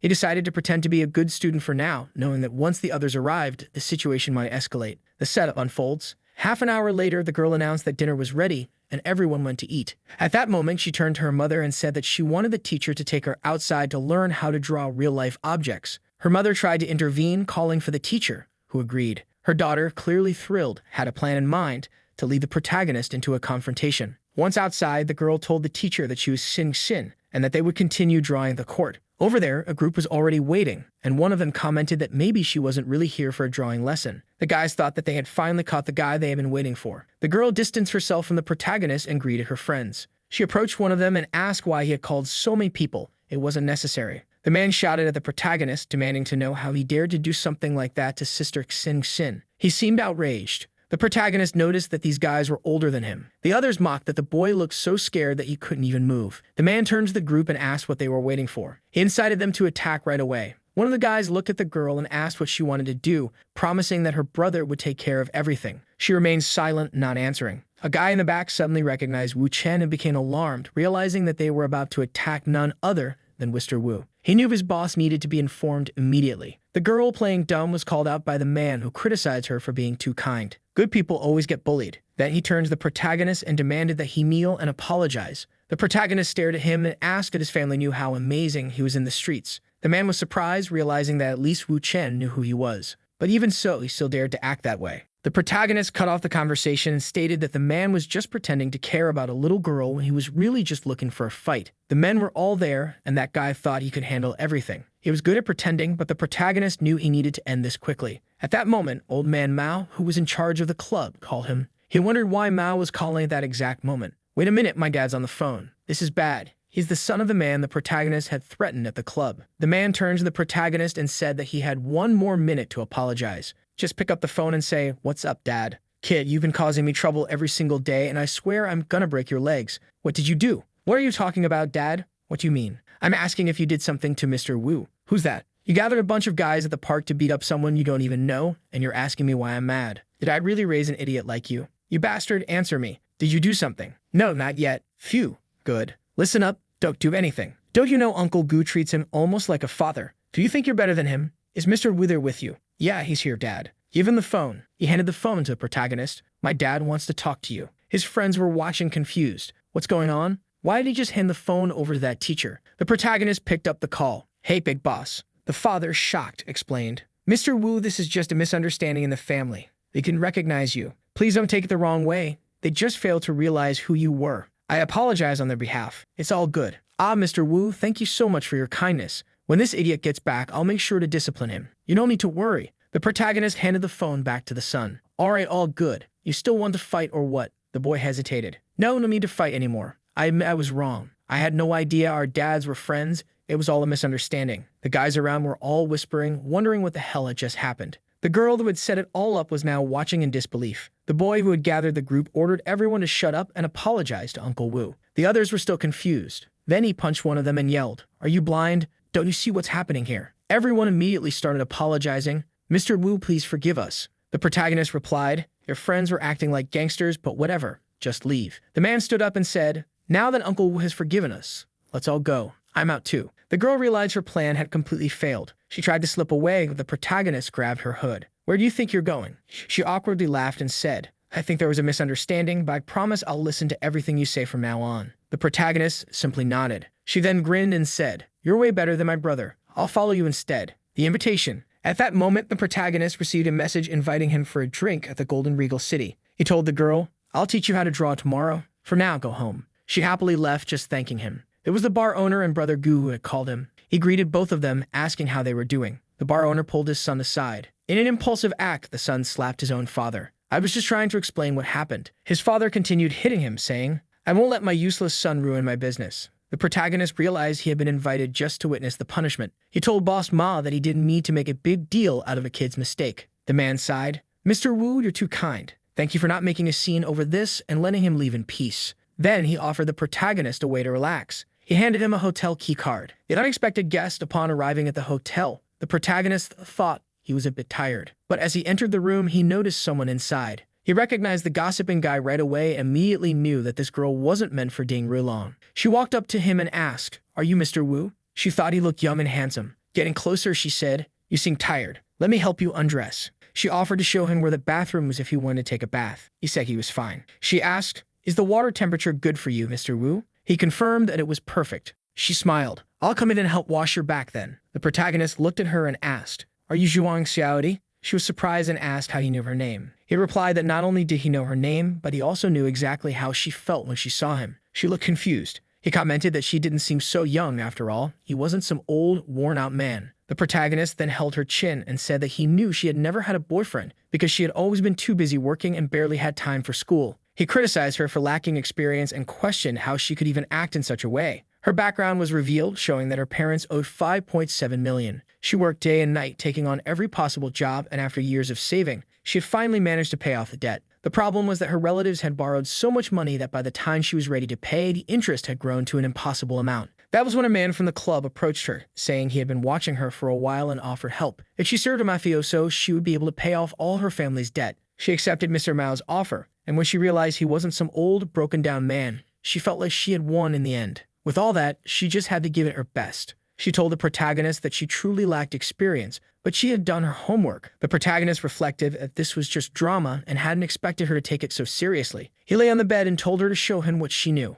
She asked if she could turn off the lights. He responded, "Do whatever you want, you're in charge." That feeling overwhelmed her, and she really had done her homework. The next morning, the protagonist was about to leave when she asked, "Mr. Wu, are you leaving already?" He corrected her. "Don't call me that. Call me lover, boyfriend, or something like that." Then he asked if she wasn't exhausted from last night. He told her to rest well because he would return after his business was done. She felt happy, surprised by his gentleness. Then the protagonist went to meet Blue Hair. She asked why he didn't come to her house that day. Fingsin still wanted him to teach her, but it had to be at her house. She understood that since he was from Donghai, he couldn't keep coming to Shanghai all the time. So she decided to rent a house in Donghai to spend the summer vacation there, meaning he would have to teach her how to draw. The protagonist looked at her and asked, "So you're going to Donghai? Aren't you afraid that Jin Wulong will find out you left the city and took your daughter without his permission?" Her expression changed. She hadn't heard the name Jin Wulong in a long time. She realized he knew something and came here for her. The worst part was that she had been searching through online groups for information and wondered what the odds were that she had joined a group where the guy interested in her art was already interested in her personally. A bad feeling crept in. Was she being manipulated by someone? To calm her down, the protagonist told her not to worry too much. Jin Wulong didn't care about many things as long as she didn't take their daughter abroad. She paused. "Are you trying to get close to me?" The protagonist was caught off guard. She mentioned Dong Yun Tao and asked if they should talk about it. Now she was even more scared. He knew about this crucial turning point in her life. "Let's talk somewhere else," he suggested. At the hotel. It looked like he took her to a hotel, and she wondered why they were going there to discuss this. At the reception desk, he asked if there was a reservation. The receptionist said there wasn't. He asked if they had an executive suite available. She asked how many he wanted. Just one. Then, she asked for both of their IDs. She went to the elevator, pressing the button for the 16th floor. Inside the elevator, she turned to him and asked, "Why did you choose this place?" He replied calmly, "It's safe. The privacy here is the best. No one will bother us." She crossed her arms and criticized him. "Why do men always have these thoughts? Can't you just be a normal person?" He pulled her closer. "Once we're inside, we'll talk. Do you remember that the last chapter ended with him getting into the elevator with Xing?" She asked why they were going to that place, and he replied that it was better for privacy and no one would interrupt them. She then asked why men only think about those things and why he couldn't just be a normal person. However, he simply pulled her close by the waist and said they'd talk properly in the room. As soon as they entered, he told her to sit down and not just stand by the door. Then he asked why she was still crying. She said she thought he was a knight, but after that hug and those requests, he had clearly proven he was no different from the others. Chen replied that he thought she was misunderstanding things and told her to apologize. She started taking off her coat and said she knew exactly what kind of apology he wanted. She was already lifting her skirt, saying that after what happened there, he shouldn't bother talking to her again.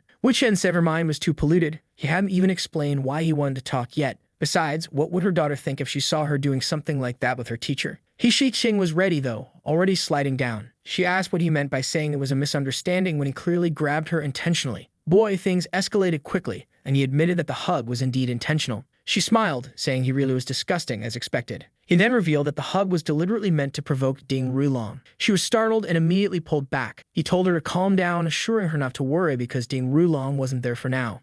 She tried to understand what he was aiming for, and he explained that when the guy checked the security cameras, he would see her entering the room with him, arm in arm. She sat down as he revealed that Ding Rulong was investigating him. It was certain Ding Rulong would see the footage and assume they had a deep relationship, but why would Wu Chen want that? Not to mention he was risking his own life for this, so she demanded he explain what he wanted. Then he asked if she knew the famous Lai Rubing. She said yes, and he told her that woman was his wife. She fell silent as he explained that Ding Rulong had gone crazy for Rubing, just as he had been crazy for her, and now he wanted to kill him. In this battle, only one of them would survive, and even Ding Rulong's entire family would have to perish. If she testified that Ding Rulong had indeed killed Dong Yuantao in the past, the entire war between families would begin. He had already reached an agreement with the Li family. As long as she agreed to go to Donghai with Xin, he would plan everything else. He held out his hands and said she deserved a life of freedom. She hesitated for a moment, then smiled, saying she really always wanted him to die as quickly as possible. Suddenly, she pulled him close and asked why they should fake and create a misunderstanding when they could just make Ding Rulong a real cuckold. The girl came ready to play, saying it was better to do things for real to ensure everything worked.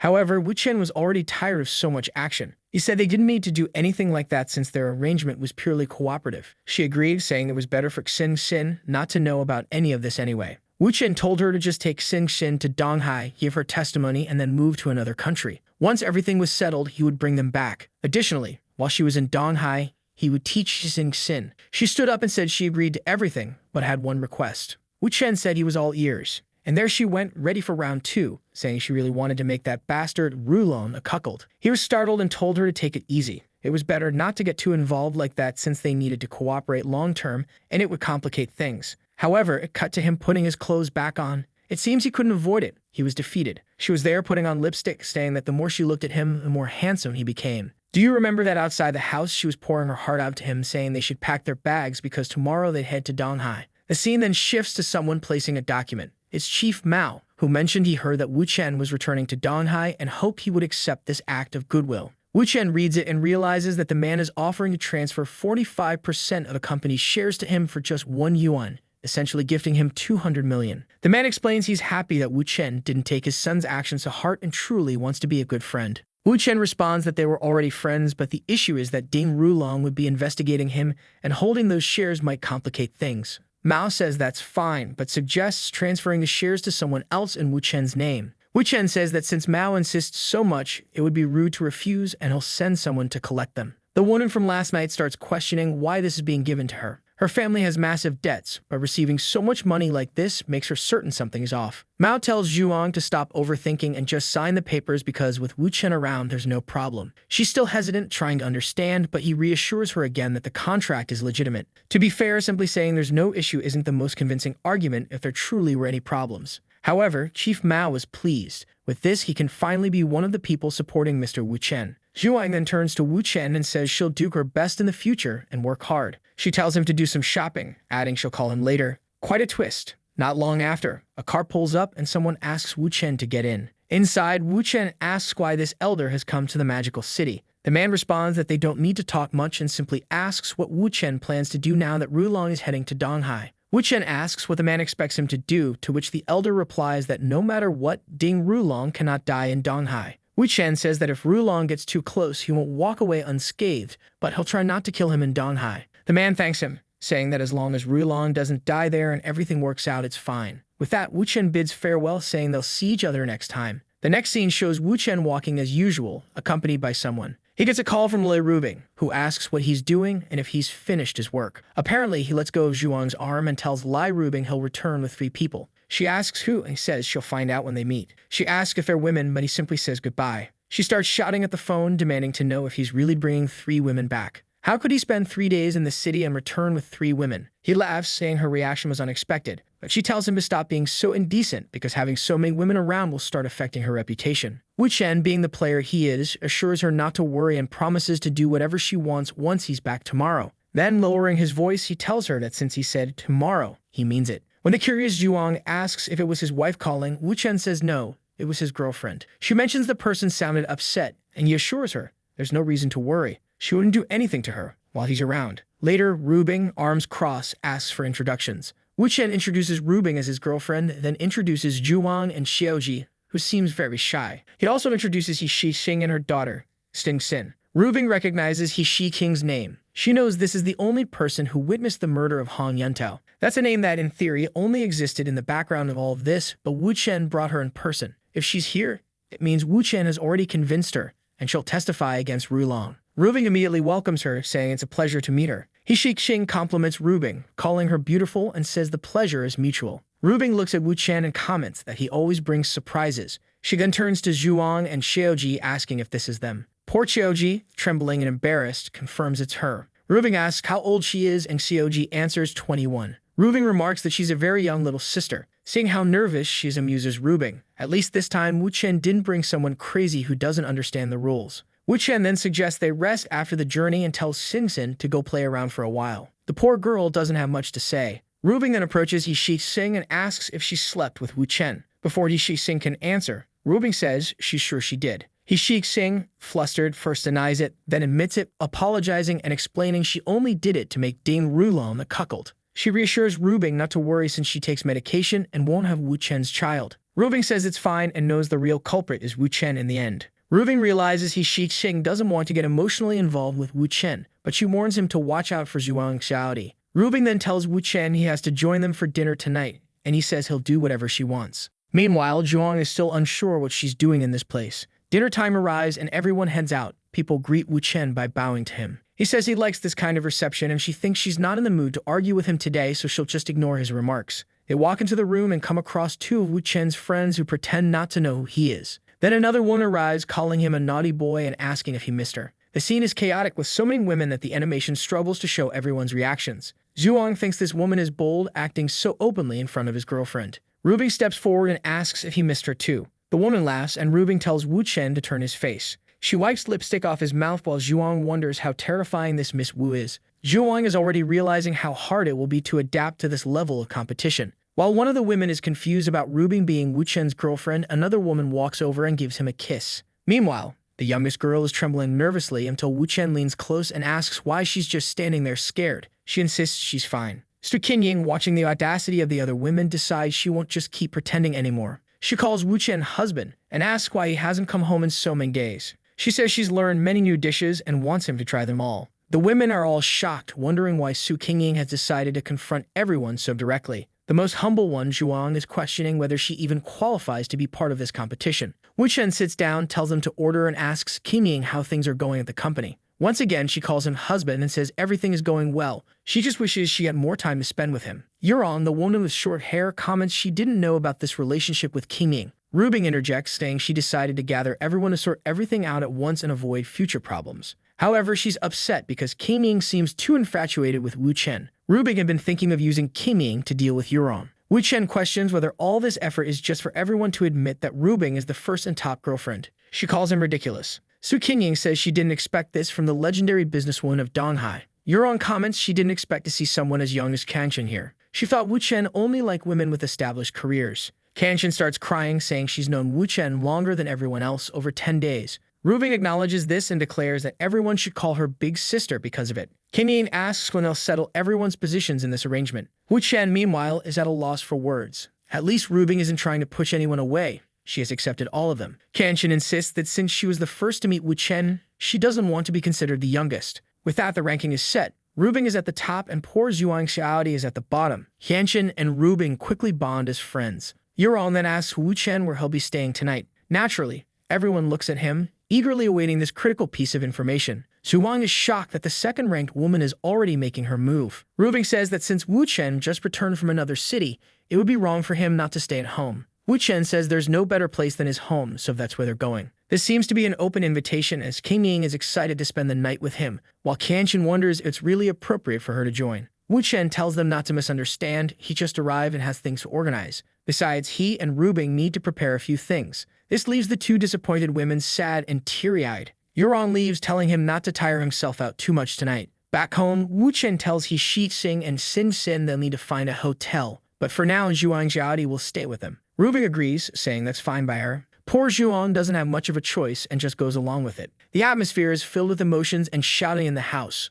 Overhearing everything, Zhuang Xiaodi tells Wu Chen he doesn't need to be so harsh. Meanwhile, Rubing wonders why Wu Chen didn't seem as passionate when they were together. The scene shifts to the next day where a pink-haired girl is calling Yuron's daughter. This is the girl for whom Wu Chen wrote a song to get closer to the mother. It turns out the caller is the daughter of the owner of the Huangsen Group, who has had a successful music career since she was 17. Song asks if the woman is really looking for her. Yuron's daughter responds that yes, she liked her music and wants a one-on-one conversation. Song agrees, and the woman adds that she wants to know if Song has any connection to Mr. Wu Chengyu. She'd like an introduction because she also wants to meet him. Song says she understands and will message her after talking to Professor Wu Chengyu. As she heads out the door, she tells her mother she's stepping out for a bit. The mother wants to ask some questions, but the daughter just replies that she doesn't have time right now. Yuron decides she'll tag along to see what's so important. The next day, Wu Chen meets Yuron, who pretends not to know him. The daughter mentions that Wu Chen also graduated this year. The two introduce themselves and exchange names. She asks how old Wu Chen is, and he replies that he's only 22, still very young. She questions if he comes from a big family, and he says no, he's from a village.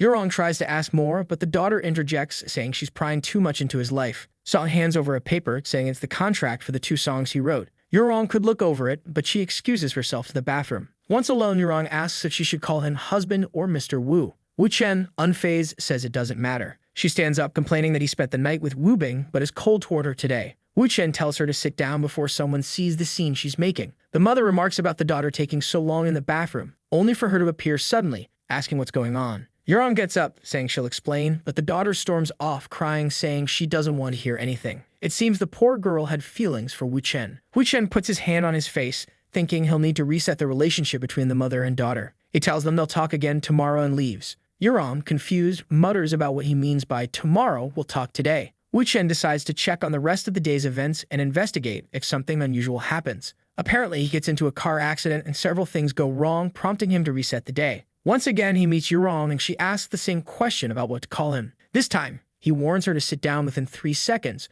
or her relationship with her daughter will be ruined. Yurong is confused, but Wu Chen signals for her to stay put. At that moment, Song reappears, saying she forgot something important before going to the bathroom. Yurong realizes that without Wu Chen's warning, she might have been caught in an embarrassing situation. Song then asks Wu Chen if he knows a woman named Menglin, who is extremely famous. She mentions that Menglin wants to sign a contract with both her and Wu Chen. Wu Chen recalls the name Menglin clearly, knowing that in all the lives he's lived, it has always been challenging to develop a good relationship with her. Song asks if she can give his name to Menglin, pleading for him not to refuse because it will help her. However, Yurong tells her daughter that she should be asking her for permission regarding this. Song clings to her mother, insisting she doesn't want to get involved in business matters, she just wants to focus on music and her studies. Yurong agrees but insists that everything must be clear. Song thanks her and tells Wu Chen it's now in his hands. He agrees that she can pass along his number, but emphasizes that he has no intention of becoming a singer. Song promises to call Menglin and leaves. Yurong asks Wu Chen if her daughter will suddenly reappear again. To deflect, Wu Chen says he only mentioned that because it wouldn't look good for her to throw herself at him in public. She laughs, calling him a fortune teller. He asks what prediction she wants, but she gets flustered and tells him to forget it. Wu Chen then gets up, telling her to let her daughter know that if she wants to discuss music, she can just send a message. He excuses himself, saying he has something important to do. Yurong reflects on how mysterious he is. The scene shifts to Li Wen's apartment, where Wu Chen arrives, asking where he is. Walking into the room, Wu Chen tells Jiang Chuan he won't escape or die without his permission. Jiang Chuan, on the verge of exploding with anger, recalls how he once took his own life, forcing Wu Chen to reset time to save him. Jiang Chuan wonders how this kid knows he was planning to take his own life. Wu Chen tells him that Ding Rulong and Lai Hutai want him dead, so the best option is to cooperate with Wu Chen. Jiang, however, doubts that Wu Chen can defeat Ding Rulong and fears for his family's safety if he gets involved. Wu Chen, showing his ruthless side, warns that he knows Jiang's family is living peacefully in the US. It would be a shame if they were to suffer an accident. Jiang Chuan realizes he has no choice: betray his young master and risk his family's lives, or defy Wu Chen and face certain doom. Wu Chen steps closer, repeating one last time that Ding Rulong must die.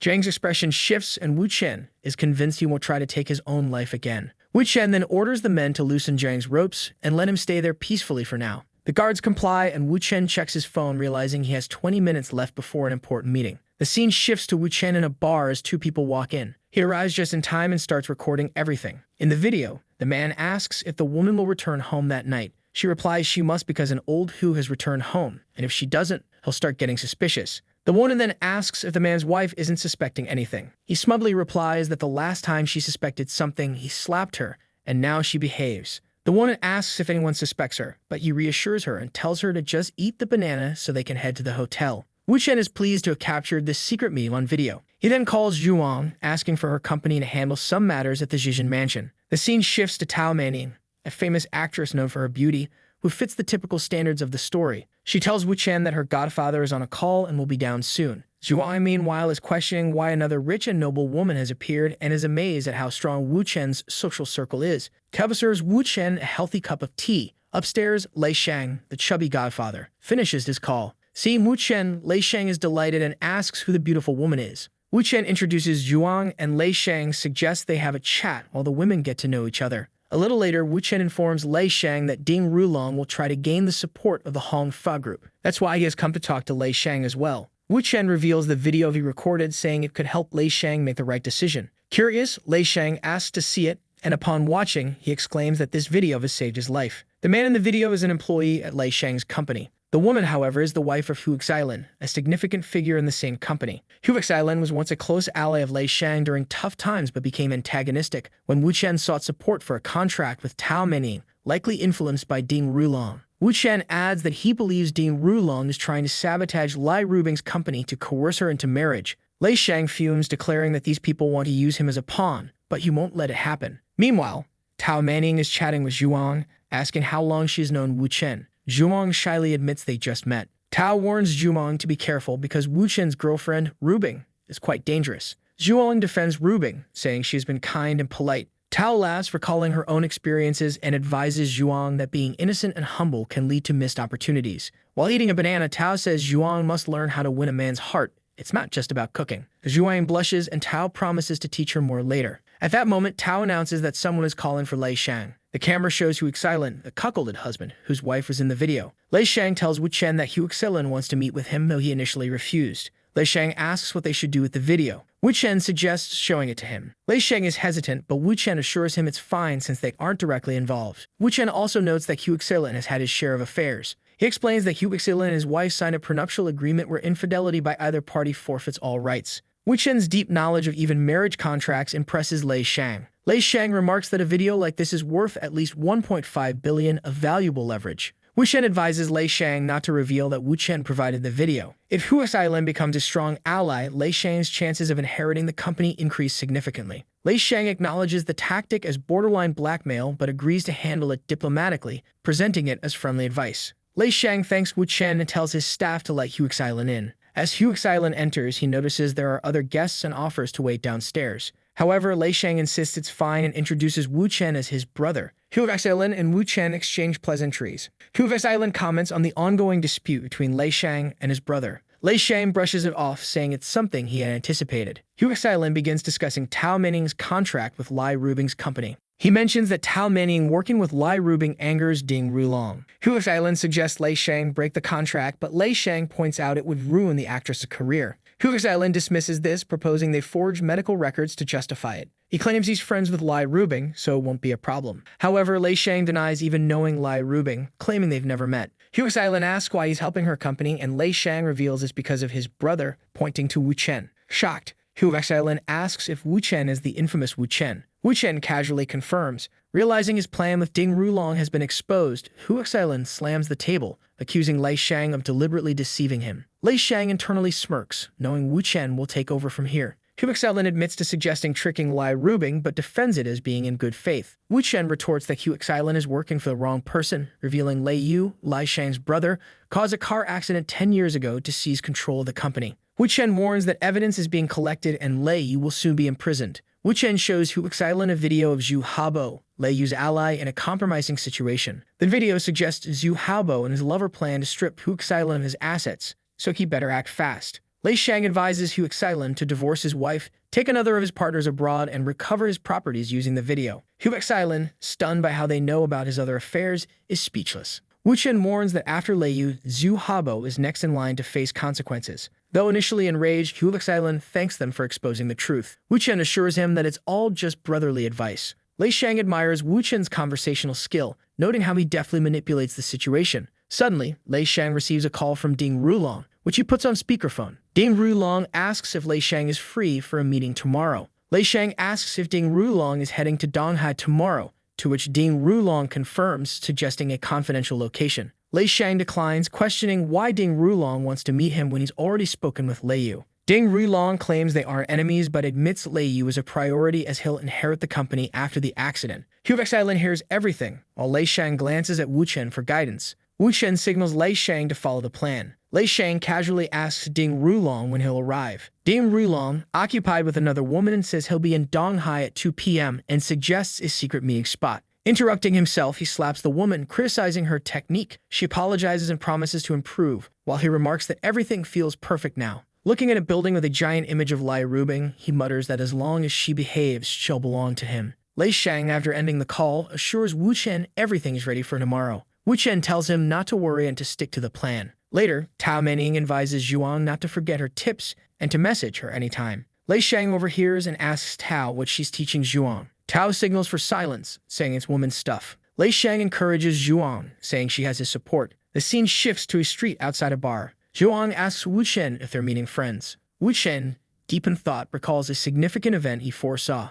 Suddenly, a purple-haired girl cries for help as a man smashes a car with a bat, demanding the occupants step out. Wu Chen observes calmly, noting their arrogance and thinking it's time they pay for their actions. The car's driver hesitates until threatened with being dragged out. The couple exits, and the bat-wielding thug declares it's time for payback. The first blow lands, and chaos erupts as people scream for help. Wu Chen steps in, asking what's going on. The girl pleads for help, saying the man being beaten is her boyfriend. The gangsters warn Wu Chen to stay out of their business. Wu Chen calmly responds that he doesn't like being yelled at. At that moment, a bleach-haired man rushes at him, swinging a punch, claiming Wu Chen is looking for a beating. But with a millennium of training, Wu Chen sidesteps effortlessly and lands a solid kick to the man's face. The rest of the gang freezes, visibly shocked. Their leader commands everyone to surround Wu Chen before they all end up beaten. A fight breaks out with the girl attempting to slip away amidst the chaos. Seconds later, Wu Chen stands victorious, unbothered. The couple stares in stunned silence as Wu Chen casually pulls his hands from his pockets. The gang leader with the white streak in his hair wonders where such a skilled fighter appeared from. Wu Chen introduces himself as Wu Chen and asks if the man knows him. In an instant, the leader falls to his knees, apologizing, admitting he's heard the name but didn't recognize him. Wu Chen dismisses it, saying it's fine, but warns them to stop acting like mafia thugs. The gang leader thanks him and assures him there will be no further trouble. Wu Chen then turns to the couple, asking how they are. The man thanks him profusely, saying he has no idea what would have happened to him and Kiki without Wu Chen's intervention. Wu Chen, recognizing him, asks if he's called his second uncle yet. The man is startled, wondering how Wu Chen knows him. Wu Chen explains that he recognized the customized GTR and the love story with Gu Kiki, making him well known among Shanghai's youth. The man laughs but quickly grows serious as more people arrive in a suspicious-looking car. Zhuang had called someone to report what happened, and now additional gang members were coming after Wu Chen. She reads their license plate, noting their intentions seem sinister. Suddenly, the men point a gun at Wu Chen. Unfazed, Wu Chen disarms the first one with a swift kick. The gang panics, and one of them orders the others to lower their weapons, realizing the situation is out of their control. Wu Chen approaches the trembling leader, explaining that the couple they targeted are descendants of influential families. He warns that initiating the fight will inevitably make them the culprits, and not even Hong Tai will protect them. The leader stammers for help but receives a slap instead. Wu Chen ensures the couple witnesses him disciplining the gang leader, mitigating their desire for revenge. The leader admits his wrongdoing and begs for forgiveness. Wu Chen steps back, leaving the situation as Tang Xinbao arrives and asks why Wu Chen hit the man. Wu Chen explains it's better this way, as the gang leader controls this area and will think twice before causing more trouble. Tang Xinbao offers to take the man to the hospital, but he refuses, claiming he's strong enough to endure. A black car pulls up and Lai Huitai emerges, checking if Wu Chen is okay. After explaining everything, the gang leader is subjected to another round of punishment, hobbling away with battered legs. Tang Xinbao assures Wu Chen he holds no grudges and requests they stop hitting the man. Meanwhile, Hong Tai berates the gang leader, who is relieved to escape with his life. Another car arrives, this time bringing Rubing, exuding her usual boldness.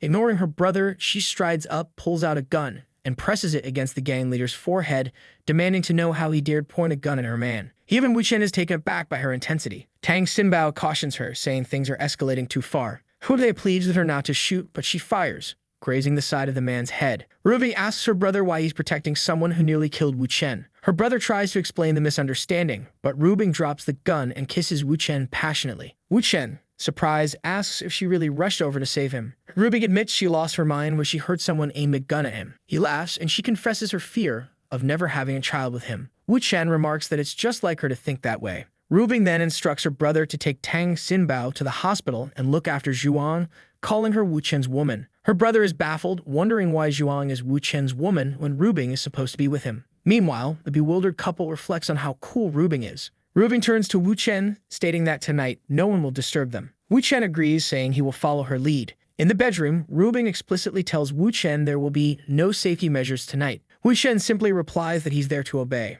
The next morning, Hude informs Wu Chen that he stayed with Xinbao at the hospital until he was discharged. Xinbao, however, insists on thanking Wu Chen in person. Wu Chen barely has time to process when Xinbao enthusiastically expresses his gratitude. Rubing takes over hosting duties as Wu Chen steps out to take a call. The call is from Rubing's father, who bluntly asks about the rumors of Wu Chen having another woman besides his daughter. Wu Chen calmly admits it, acknowledging the father's reliable information network. Rubing's father, furious, demands to know how many women Wu Chen has. Wu Chen calmly responds to Rubing's father, saying he has a few women, but insists it's not important since he's focused on handling the Tang Xinbao situation. Rubing's father, clearly baffled by the complexities of modern relationships, sighs and decides to let Wu Chen handle Tang Xinbao however he sees fit. After hanging up, Wu Chen assures Rubing that everything is under control. Rubing, curious, asks what her father wanted. Wu Chen downplays it, saying it was just a concerned father asking about his daughter and her relationships. Understanding the situation, Rubing smirks, realizing Wu Chen managed to navigate the conversation smoothly. Wu Chen assures her he'll do everything for her.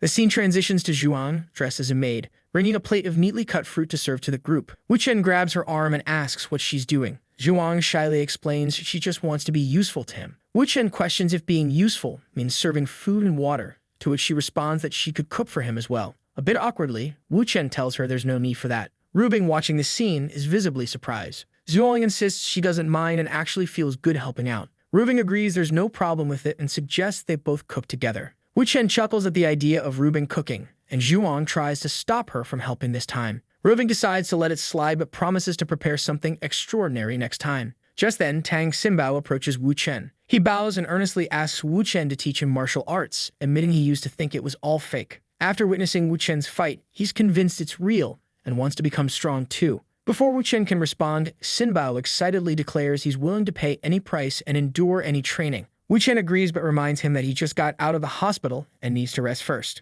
Once he's fully recovered, they'll talk about training. The scene shifts to the airport, where Ding Rulong arrives, immediately calling Rubing. When she answers, he invites her to dinner, claiming it's the perfect moment. She bluntly tells him to go to hell. Undeterred, Ding Rulong warns that if she doesn't come to him, he'll come to her personally. Rubing coldly replies that if he does, he'll die, then hangs up. Staring at his phone, Ding Rulong mutters that he'll see how long she can keep up this defiance. Back with Hu Te, he expresses concerns that if Ding Rulong enters the city, it could escalate quickly. Wu Chen reassures him not to act impulsively, as everything is already planned. Hu Te acknowledges this, while Wu Chen says he's heading off to finalize the last details. As Wu Chen gets into his car, he tells Ximbao and Zhuang not to worry about him. Before driving off, Wu Chen remarks that it's time to start the game. He makes a call, requesting the license plate number of the car Ding Rulong's group used the previous night. The guy he called is sitting in front of the computer looking for some information. He says that even though Ding Rulong didn't ask him for a car, he knows exactly who he got one from. Wu Chen smiles when the guy says the number has already been found and sent to him. Then he calls Yurong and tells her he just sent her a message. She assumes he's missing that and says that if he wants, he can come to her house to get it. However, he says it's something else. At the moment, he needs her to track the car he sent her the license plate for. He also tells her it needs to be done quickly and discreetly. 10 minutes later, she calls back and says the car is parked on Kangan Road in the northern region. Of course, the price for the information is that he'll have to visit her after work. He just says, all right. Wu Chen knows the only hotel in the northern region that Ding Rulong would accept is the Heshu Hotel. After checking their system, he sees the guy is in room 616, and it's time to send a gift. Getting out of bed, Ding Rulong wonders why a 5-star hotel is having a blackout. Another worker shows up and informs the young master that the water has also been cut off. Then the hotel manager comes to apologize, explaining they're experiencing strange issues, but they'll fix everything soon. Ding Rulong plans to leave anyway because of a meeting with a chubby guy, but he still asks if things will be fixed by dinner. The manager assures him it will, saying it'll take a maximum of 2 to 3 hours. Back on the street, Wu Chen comments that it's his turn now. Man, he put on gloves and even shoe covers. This guy is clearly ready for action. The only thing missing was that, and he starts looking around.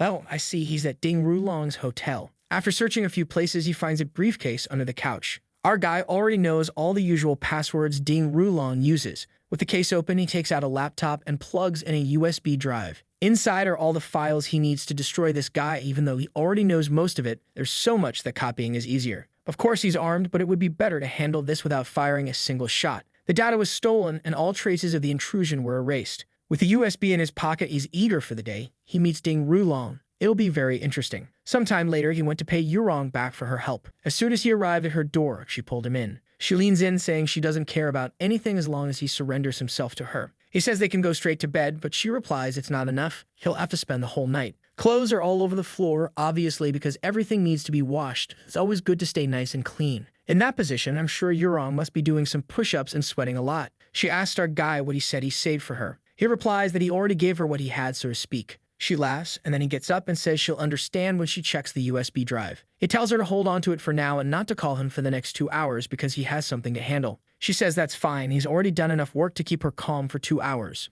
Back in the car, he calls someone and says he sent over a document. It's Liu Rubing's father, who asks where he got all those photos and videos. Our boy reveals that he stole it from Ding Rulong's laptop. The father is shocked and assumes Wu Chen must have killed the guy to get the files so easily. But our boy explains that the guy is still alive and well, so there's no need to worry. Now all the preparations were complete. They just needed to make sure Hude didn't find out that Ding Rulong was there. The father thanks him and Wu Chen smiles, saying everything is going according to plan. Meanwhile, in another location, some guys greet our boy and invite him in. It's a surveillance room with several cameras installed at Lei Sheng's house. At this moment, Ding Rulong is asking Lei Sheng why he's choosing to live in hiding in Dongai. The chubby guy responds that Ding must already know about his family problems. There were things beyond his control. Ding Rulong asks if he's really so afraid that their father chose the elder brother. He insists Lei Sheng should understand that such decisions depend on one's power. But the chubby guy says people need to recognize their own capabilities. All the family's power was already in his brother's hands, so he gave up. However, Ding Rulong says that if he had truly accepted his fate, he wouldn't have requested this meeting. Listening to the conversation, Wu Chen is pleased that things are going exactly as he wanted. He then sends the butler to serve some snacks and tea to the two of them. At that moment, a woman enters, saying the tea he requested has arrived. Apparently, this was the signal for Lei Sheng to realize Wu Chen was there. The chubby guy then says that regarding the issue of Tao Menying supporting Leah Rubing's company, he won't be able to terminate the contract. Ding Ruilong asks how much the contract is worth and what Lei Sheng wants to make it happen. Lei Sheng explains that his relationship with Mr. Lai, Leah Rubing's father, is as important as his relationship with Ding Ruilong. Because of that, he doesn't want to face retaliation from their family. Ding Ruilong demands that he speak more clearly, and the chubby guy says that, unfortunately, he can't go against Leah Rubing, her two brothers, and the entire Liu family. At that, Ding Ruilong asks if Lei Sheng would agree if he made Lei Yu, the elder brother, end up in prison or die in an accident. If the brother completely disappeared, Lei Sheng would undoubtedly become the new heir of the Liu family. Lei Sheng immediately asks if he's serious about this. Ding Ruilong reassures him, saying that while they aren't that close, he guarantees things will change. Lei Sheng asks if he's really saying that, in exchange for terminating Tao Menying's contract, he'll kill his elder brother. Ding Ruilong confidently states that he guarantees it. While Lei Sheng may not know this, he's someone who can make anyone in this city disappear. Wu Chen smiles, saying this is exactly what he needed Ding Ruilong to say. Lei Sheng smiles and remarks that he's heard Mr. Jing is a man of his word, so they should enjoy more tea. The more they talk, the more Lei Sheng is enjoying getting to know him. Ding Ruilong asks if the decision is made, and the chubby guy says that for today, the contract won't be terminated. The man gets angry, but Lei Sheng quickly explains that the contract needs to be ended gradually. They would wait for a conference in 2 days, then file a lawsuit against Rubing. In 2 months at most, the contract would be nullified. The accusation Tao Menying planned to make was that Rubing's products were of poor quality and caused her to develop acne all over her face. At that moment, Ding Ruilong smiles and says the plan is perfect, exactly what he wants. They toast, saying everything is now ready. Later, the chubby guy reports that Ding Ruilong has left and that the plan went exactly as they wanted. Our boy smiles, saying it's now time to deliver this video to Lei Yu, the elder brother. Meanwhile, he's receiving messages from Yurong on his phone, saying she misses him. This woman has our boy wrapped around her finger. None of the others even have a chance to enjoy his attention. Our boy says he'll take his friend to meet someone new. The door opens and Yurong invites him in. He introduces Lei Sheng and Miss Tao Menying. Apparently, the guy already knows her and says he didn't expect her to be Wu Chen's new friend. She smiles and he remarks that it's interesting to know they're friends. However, she cuts him off, saying that friend isn't the right word for their relationship. Lei Sheng, confused, wonders why Wu Chen brought him to meet someone who isn't his friend. Was he trying to get him to help with something? Then she clings to our boy, saying he's not her friend, he's her man. The chubby guy is sweating nervously, wondering if Rubing knows about this. Our boy tells her to tone it down a bit, and she replies that if she could, she'd announce their love to the whole world. Tao Menying and Lei Sheng sit down. Our boy says he called him there because of some business and wants to know if he's interested. Tao Menying hands over some documents, saying they contain information on how to bring down Ding Ruilong. The chubby guy sees the documents and realizes they detail how Ding Ruilong conducts his business and manages his wealth. The chubby guy is ready to agree, but our boy advises him to think carefully. After all, this plan will take at least a year to completely destroy Ding Ruilong and his entire family. Lei Sheng wasn't aware that they intended to bring down the entire Jing family. Wu Chen says the specific details are in the documents. What he wants to know is if Lei Sheng will cooperate with Yurong. He slams the table and says they can count on him since they both want to take down the same people. Wu Chen then says that tomorrow a man named Gu Hubo will come to Dongai so they can discuss everything. Yurong is quietly observing, thinking about how much prestige she'll gain in her group once this is resolved. This will bring in a lot of money, and she's already eager to thank the boy in her own way. Lei Sheng is all smiles, saying they should drink to celebrate their success, but then he receives a call from Hu Tai, saying something urgent has happened and he needs to come over. He immediately stands up and tells the group they can go ahead and celebrate as something's come up. They thank him and say to reach out if he needs help with anything. Shortly after, Hu Tai grabs him by the arm, saying his third uncle is coming to the city tomorrow to handle the Xinbao situation. Xinbao, of course, is the kid Wu Chen saved on the street with his girlfriend. Wu Chen, however, comments that the Xinbao issue is already resolved, meaning the uncle is coming to the city to protect Ding Ruilong. Hu Tai asks if this means he won't be able to kill that bastard. Wu Chen says yes, the uncle was sent specifically to prevent him from doing anything. Frustrated, Hu Tai asks what they can do to vent their anger. Even if they can't kill the guy, they need to do something. Wu Chen says he has a plan, though it's not guaranteed. Hu Tai agrees, saying he'll do whatever it takes. Wu Chen then whispers the plan into his ear, and Hu Tai lights up, saying it's brilliant. Just then, Wu Chen gets a call from Xinbao, who says his second uncle is also coming to Dongai and wants to meet him. He turns to Hu Tai, saying tomorrow is going to be a lively day. The scene shifts to the next day. Someone greets Uncle Tang, saying it's a pleasure to meet him. The man dressed like a monk is the second-ranking member of the Tang family. Standing before him is Shinbao. Jingbin says that if it weren't for the person next to him, he would have been in big trouble. Of course, it's Wu Chen standing there, who modestly says it was nothing. But the man throws 50 million on the table, saying that since he saved a family member, their families are now connected, and Wu Chen must accept it. Wu Chen agrees, saying he won't be modest, and now their families are one. Jingbin knows that because of the trouble caused by Huda's men, theoretically, Huda himself should kneel. Of course, the Liu family doesn't want him to do that, which is why Wu Chen was sent to mediate this mess. Jingbin comments that Wu Chen accepted the money pretty quickly, and says he likes people who are straightforward and don't beat around the bush. Wu Chen asks if he's hungry after coming to Dongai so early. He hands a card to Zhuang and tells her to prepare something as they'll be heading out. He also tells her to use the leftover money to buy clothes and save for when they return to Shanghai. But Jingbin notices all this and wonders why Wu Chen is giving 50 million to a servant and clearly holding her hand. She's flustered, saying she can't accept it. However, Wu Chen is already heading to the Kit Wu Chen with her, saying he'll be back to chat with Uncle Tang after helping her feel comfortable. Jingbin is left dumbfounded, muttering that it's fine then. Zhang asks Xinbao about their relationship, and Xinbao explains that her name is Xiaoji, and that Miss Leah Rubing doesn't seem to mind her presence. Jingbin remarks that this Wu Chen is more impressive than he expected. After dinner, in a suite at an entertainment club on Tai Street, Rubing and Wu Chen are there smiling to greet their guests. The man on the right is Sun Yongzhang, an important member of the Li family. They exchange greetings, and Yongzhang says Jingbin has always admired him. Yongzhang asks why he also came to Dongai for what seems like a minor misunderstanding among the younger generation.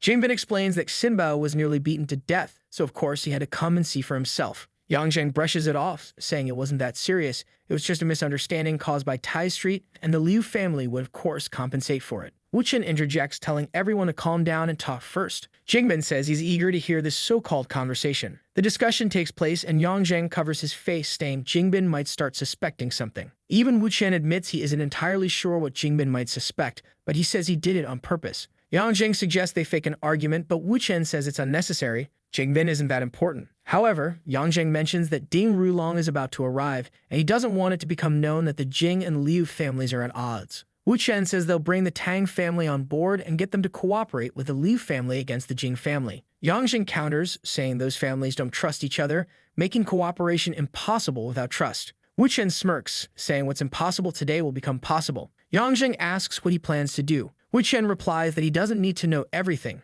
just be present and listen to the conversation. He tells them to head back, and Yongzhang and Wu Chen return to the room. Jingbin notices Wu Chen smiling too much and guesses something good must have happened. At that moment, Rubing runs over to Wu Chen, asking what they were talking about. Wu Chen pulls her close and tells her to guess. Meanwhile, Jingbin is watching closely. He knows very well that Leah Rubing is the woman Ding Rulong is interested in. The poor fool has been rejected for a long time, while she acts like a lovesick teenager around Wu Chen. Suddenly, our boy makes a little hand gesture, calling out Mr. Gu's name, who looks a bit confused but quickly responds. Jingbin keeps observing, noting that Wu Chen seems to have connections with most of the families. Walking down the hallway, Gu Rubo tells Wu Chen that if he ever needs help, he just has to ask. They're brothers, after all. Wu Chen replies that Gu has already helped plenty, which confuses him. He explains that Gu's attitude as a brother is all the help he needed. This makes it clear to Gu that everyone in that room supports Wu Chen. Hute then shows up, announcing that Ding Rulong has arrived. Wu Chen gets excited, saying it's time for everyone to follow the rest of the plan.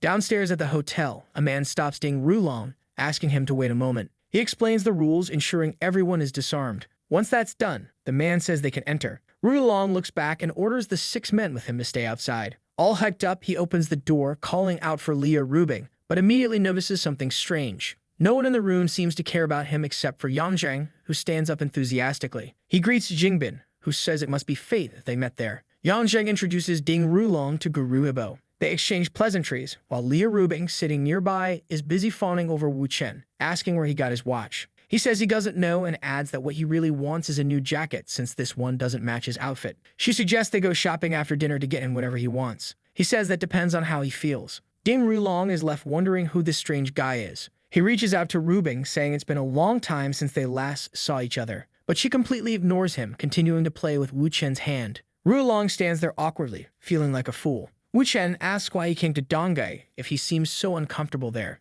The elders immediately realize Wu Chen has started throwing shade. Wu Chen questions whether Rulong isn't satisfied after seeing the love he and Rubing share. Rubing tells Wu Chen to start ignoring that weirdo, just like she does. Rulong tries to ask her not to be so harsh, but Yongzhang slams the table, telling them not to take it too far. Rubing says that if they're unhappy with her and Wu Chen's presence, they'll leave. Angrier than ever, Yangjing asks if they're trying to make him lose his temper completely. Hude steps in, asking everyone to calm down, reminding them they have guests. But Rubing warns that if they don't want Wu Chen there, then the two of them will leave, so they'd better stop glaring at him like that. Yangjing demands respect, saying he's an elder of the family. This sparks an argument between the two. Meanwhile, Jingbin wonders what kind of spell Wu Chen has cast to make Rubing so infatuated. Rulong tells Yangjing they shouldn't break the family's unity over an outsider and advises everyone to calm down. Meanwhile, Rubing and Wu Chen are quietly giggling about Rulong, making playful comments. Gu Rubo whispers to Huotei about how composed Wu Chen seems. Huotei replies that despite his youth,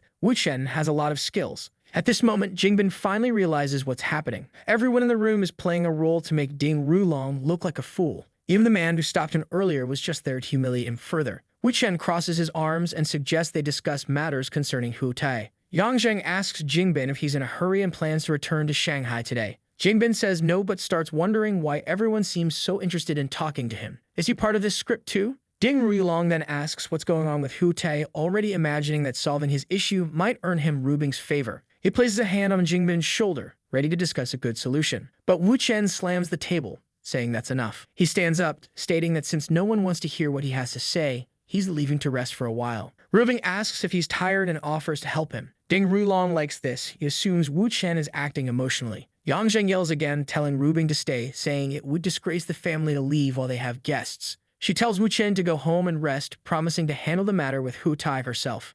She strokes his head, saying she understands. Outside, Wu Chen spots a man named Jiang Hongwan. He's one of Ding Rulong's most trusted men and undoubtedly the next target. At that moment, Hongwan receives a text from someone asking if he's enjoying the view of the lake in Shanghai and calling him brave for stealing people's money. Startled, Hongwan pockets his phone, wondering if he's been discovered and threatened. He excuses himself to his friends, saying he needs to use the bathroom. Once alone, he texts back asking who the person is. The reply says there's a card on the sink and instructs him to go to room 1029. Angrily, he storms to the room. Apparently, he was paid $6 million to do some jobs for Ding Rulong, and if this leaks, his life is over. He has no choice. Shortly after, he arrives at the designated room. Looking around the room, Hongwan wonders where this person could be, as it seems they haven't arrived yet. He tries calling the number again, but now it says the number doesn't exist. Confused, he questions why someone would threaten him and then disappear without demanding money. Back in the hall, his colleagues ask why he took so long, and he brushes it off, saying his stomach is acting up. Time passes, and everyone gathers for dinner.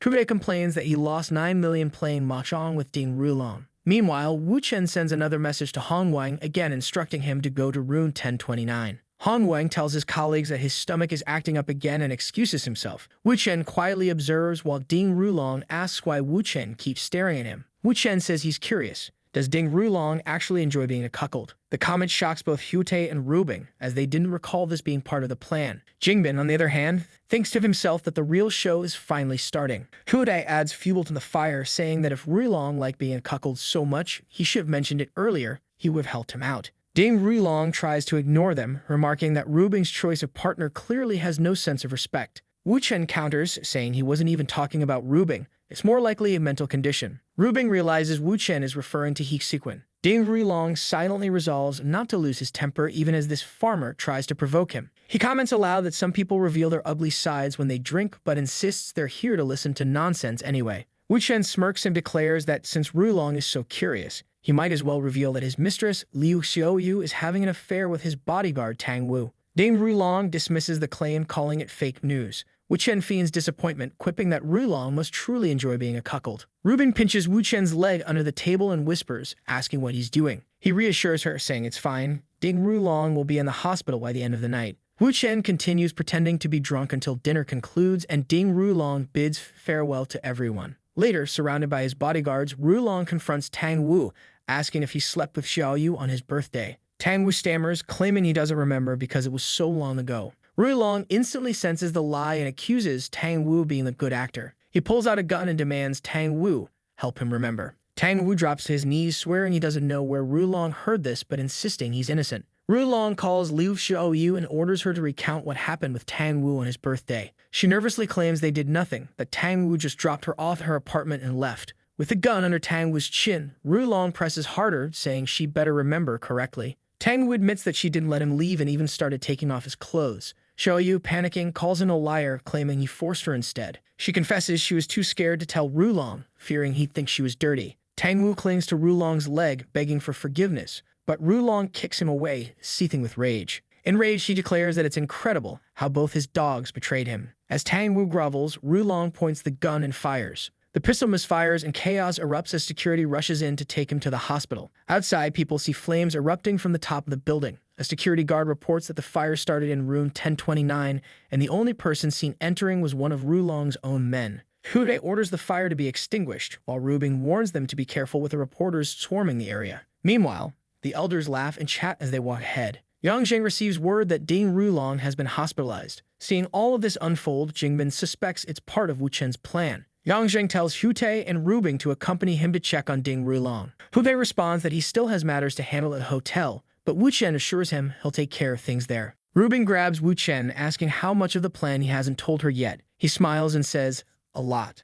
Hubei asks about the next step, and Wu Chen instructs him to send one team to the hospital where Ding Rulong is and another to clean up the scene. Huotei agrees, and the guards begin talking about how wild the night has been. Hong Guang receives another message stating that everything happened in room 1029 and wishing him good luck. Realizing he's likely the only one who entered the room, he panics. Even though he didn't do anything, he knows he'll be blamed. With no other option, Hong Guang decides to disappear and hide for a while. He tells his friends his stomach is acting up again and quickly leaves. They note how strange he's been acting all night. As Hong Guang rushes out of the hotel, someone throws a bag over his head. Hute informs Wu Chen that the tasks have been completed. Wu Chen then says it's time for the two of them to pay Ding Rulong a visit. At the hospital, the elders are advising Ding Rulong to be careful with his hand and marveling that it's a miracle he survived. Rulong agrees, calling it a blessing from Buddha that the damage wasn't worse. Suddenly, Hute bursts in, armed, demanding to know where that bastard is. He spots Rulong and accuses him of trying to set fire to his hotel. Yang Zheng steps in, urging Hute to calm down and asking what this business about the fire is. Hute shows a video of Rulong's henchman entering the room twice where the incident happened. With a gun to his face, Rulong trembles as he tries to explain that the man has disappeared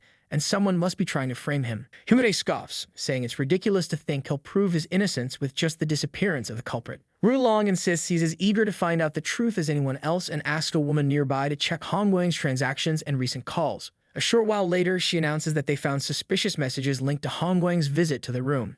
Hute acknowledges that this proves someone was giving Hong Guang instructions and it wasn't him, he was playing cards with everyone else. He orders her to trace the number that sent the messages to Hong Guang. The woman hesitates, clearly reluctant to answer. Growing impatient, Hute demands she speak, and she finally reveals that the messages came from Jiang Xuan's phone. For those who don't remember, Jiang Xuan is the man Wu Chen detained a while ago who's now living alone in a remote house. Hute points the gun at Rulong again, declaring that it all makes sense now since Jiang Xuan works for him. Rulong tries to explain that Jiang Xuan disappeared a long time ago, further proving there's someone orchestrating all of this. But Hute silences him with a pistol whip, grabbing him by the collar and asking why he shouldn't pull the trigger right now. Yang Zheng plays peacemaker, pulling Hute away and escorting him out of the room. Outside, they meet Jingbin and comment that he must have found today's events quite amusing. For now, they decide it's best to find a place to rest before explaining everything. The next day, the scene shifts to Tang Xinbao, his girlfriend, and the group gathered in a room. Wu Chen is strategizing like he's playing 4D chess. He notes that Jiang Xuan and Hong Guang's disappearances seem like part of Ding Rulong's plan.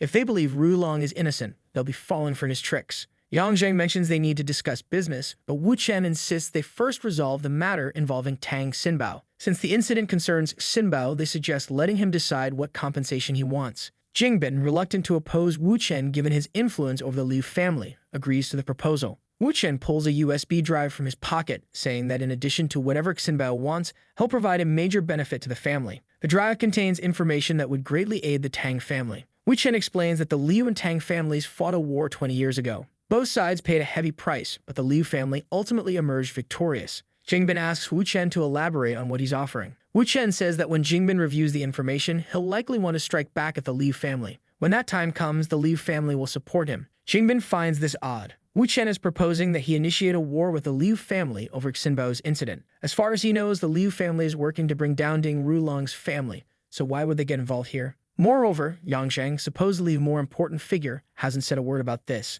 Jingbin asks Wu Chen how he can guarantee Liu family support for the Tang family. Wu Chen casually pulls out his phone and makes a call, requesting confirmation from Liu Rubing's father. On the other end, Rubing's father replies that they've already agreed. Wu Chen represents the Liu family and has their full backing. Hearing this, Jingbin no longer doubts the offer. If the head of the Li family and Yanjing both agree, there's nothing more to question. For Jingbin, this proves that the proposed war isn't just Wu Chen's idea, but a decision everyone supports. Rubing's father, meanwhile, reflects that Wu Chen didn't even greet him this time. Still, the chance to destroy two families disrupting his business is too big to pass up. With the USB in hand, Jingbin smiles, saying he never doubted Wu Chen, but needed extra reassurance. He shakes Wu Chen's hand, saying he's lucky to have someone like him around. Wu Chen asks if the deal is sealed, and Jingbin confirms, saying he'll return to Shanghai to share the information with the family elder. Wu Chen then asks about the Xinbao matter. Jingbin dismisses it, calling it a childish accident and nothing to worry about. Wu Chen insists that they can't let the incident with Tang Xinbao slide. If word spreads that the Tang family didn't demand accountability, it would hurt their reputation. This in turn could weaken the cooperation between the Tang and Liu families.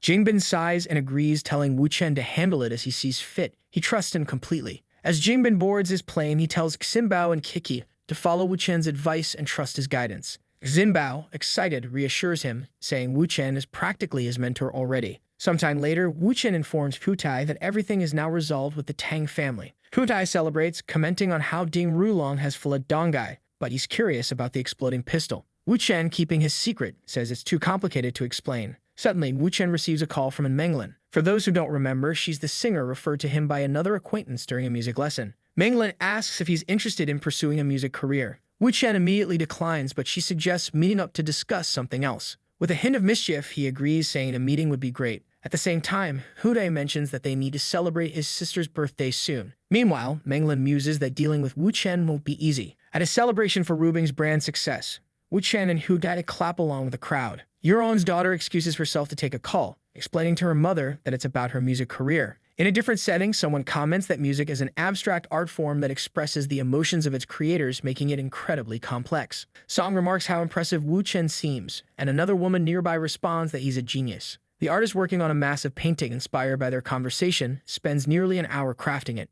Menglin reflects on her conversation about Wu Chen's potential music career, mentioning his immediate refusal. Song speculates that Wu Chen's family background in running a noodle shop doesn't seem to be the reason behind his reluctance. Menglin insists that his musical talent shouldn't be wasted and wonders what other secrets he might have. Song claims to know one but urges Menglin not to tell anyone. Apparently, Wu Chen was under the influence of an older woman who was strict about what he could do. Menglin questions the certainty of this claim. Song admits she never met the woman but had spoken to her on the phone, where she seemed cold and authoritative. Menglin remains skeptical, asking for proof. Song explains that Wu Chen was humble during college but started driving a Ferrari and wearing expensive clothes right after graduation. It's unlikely he earned all that money overnight, so it's clear someone was supporting him. Menglin asks if Wu Chen is really that attractive. Song replies with an emphatic yes. Menglin raises her voice, saying they should team up to free Wu Chen from this older woman. Intrigued, Menglin agrees and Song decides to call him. Wu Chen, mid-workout, answers the call. Rubing, noticing, asks who's interrupting them. Wu Chen explains it's Miss Song. Song asks if he's available to meet tomorrow afternoon in Dongai. He agrees and they schedule a time. Rubing, feeling jealous, expresses her annoyance.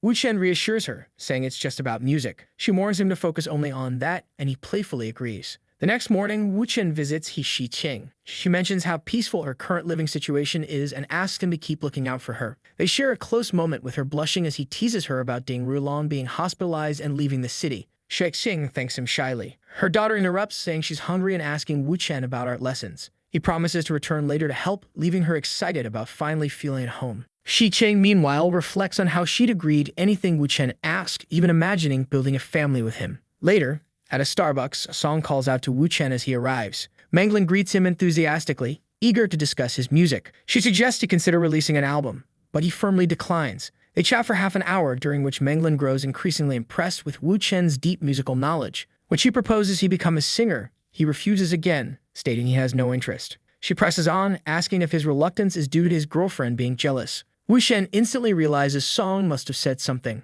He clarifies that no one is stopping him. It's simply not something he wants to do. Menglin proposes at least having dinner together, asking him to bring this girlfriend. Wu Chen agrees and they plan to meet that evening. Later, as Wu Chen and Rubing arrive at the venue, they're greeted by a crowd waiting to welcome them. Rubing, surprised, asks what this whole ceremony is about. Wu Chen explains that Song believes he's being financially supported by a wealthy woman. Rubing, dressed elegantly, smirks and says if that's the case, she'd love to see what tricks these women will try. Wu Chen enters the room, apologizing for keeping them waiting. Song looks startled and immediately asks about the woman next to him. Wu Chen introduces her as his girlfriend, Miss Liu Rubing. He introduces Song to Rubing, and Song is shocked to see someone much younger than she had expected. Manglin notices the name and asks if she's from the Liu family. Rubing confirms and says she's exactly the person Manglin is thinking of. She talks to Song and mentions that they've spoken on the phone before, leaving Song visibly embarrassed. Wu Chen suggests they place their orders and Song quickly agrees, eager to move past the awkwardness. At that moment, Song calls her mother and mentions that she's having dinner with Manglin, Wu Chen, and Rubing.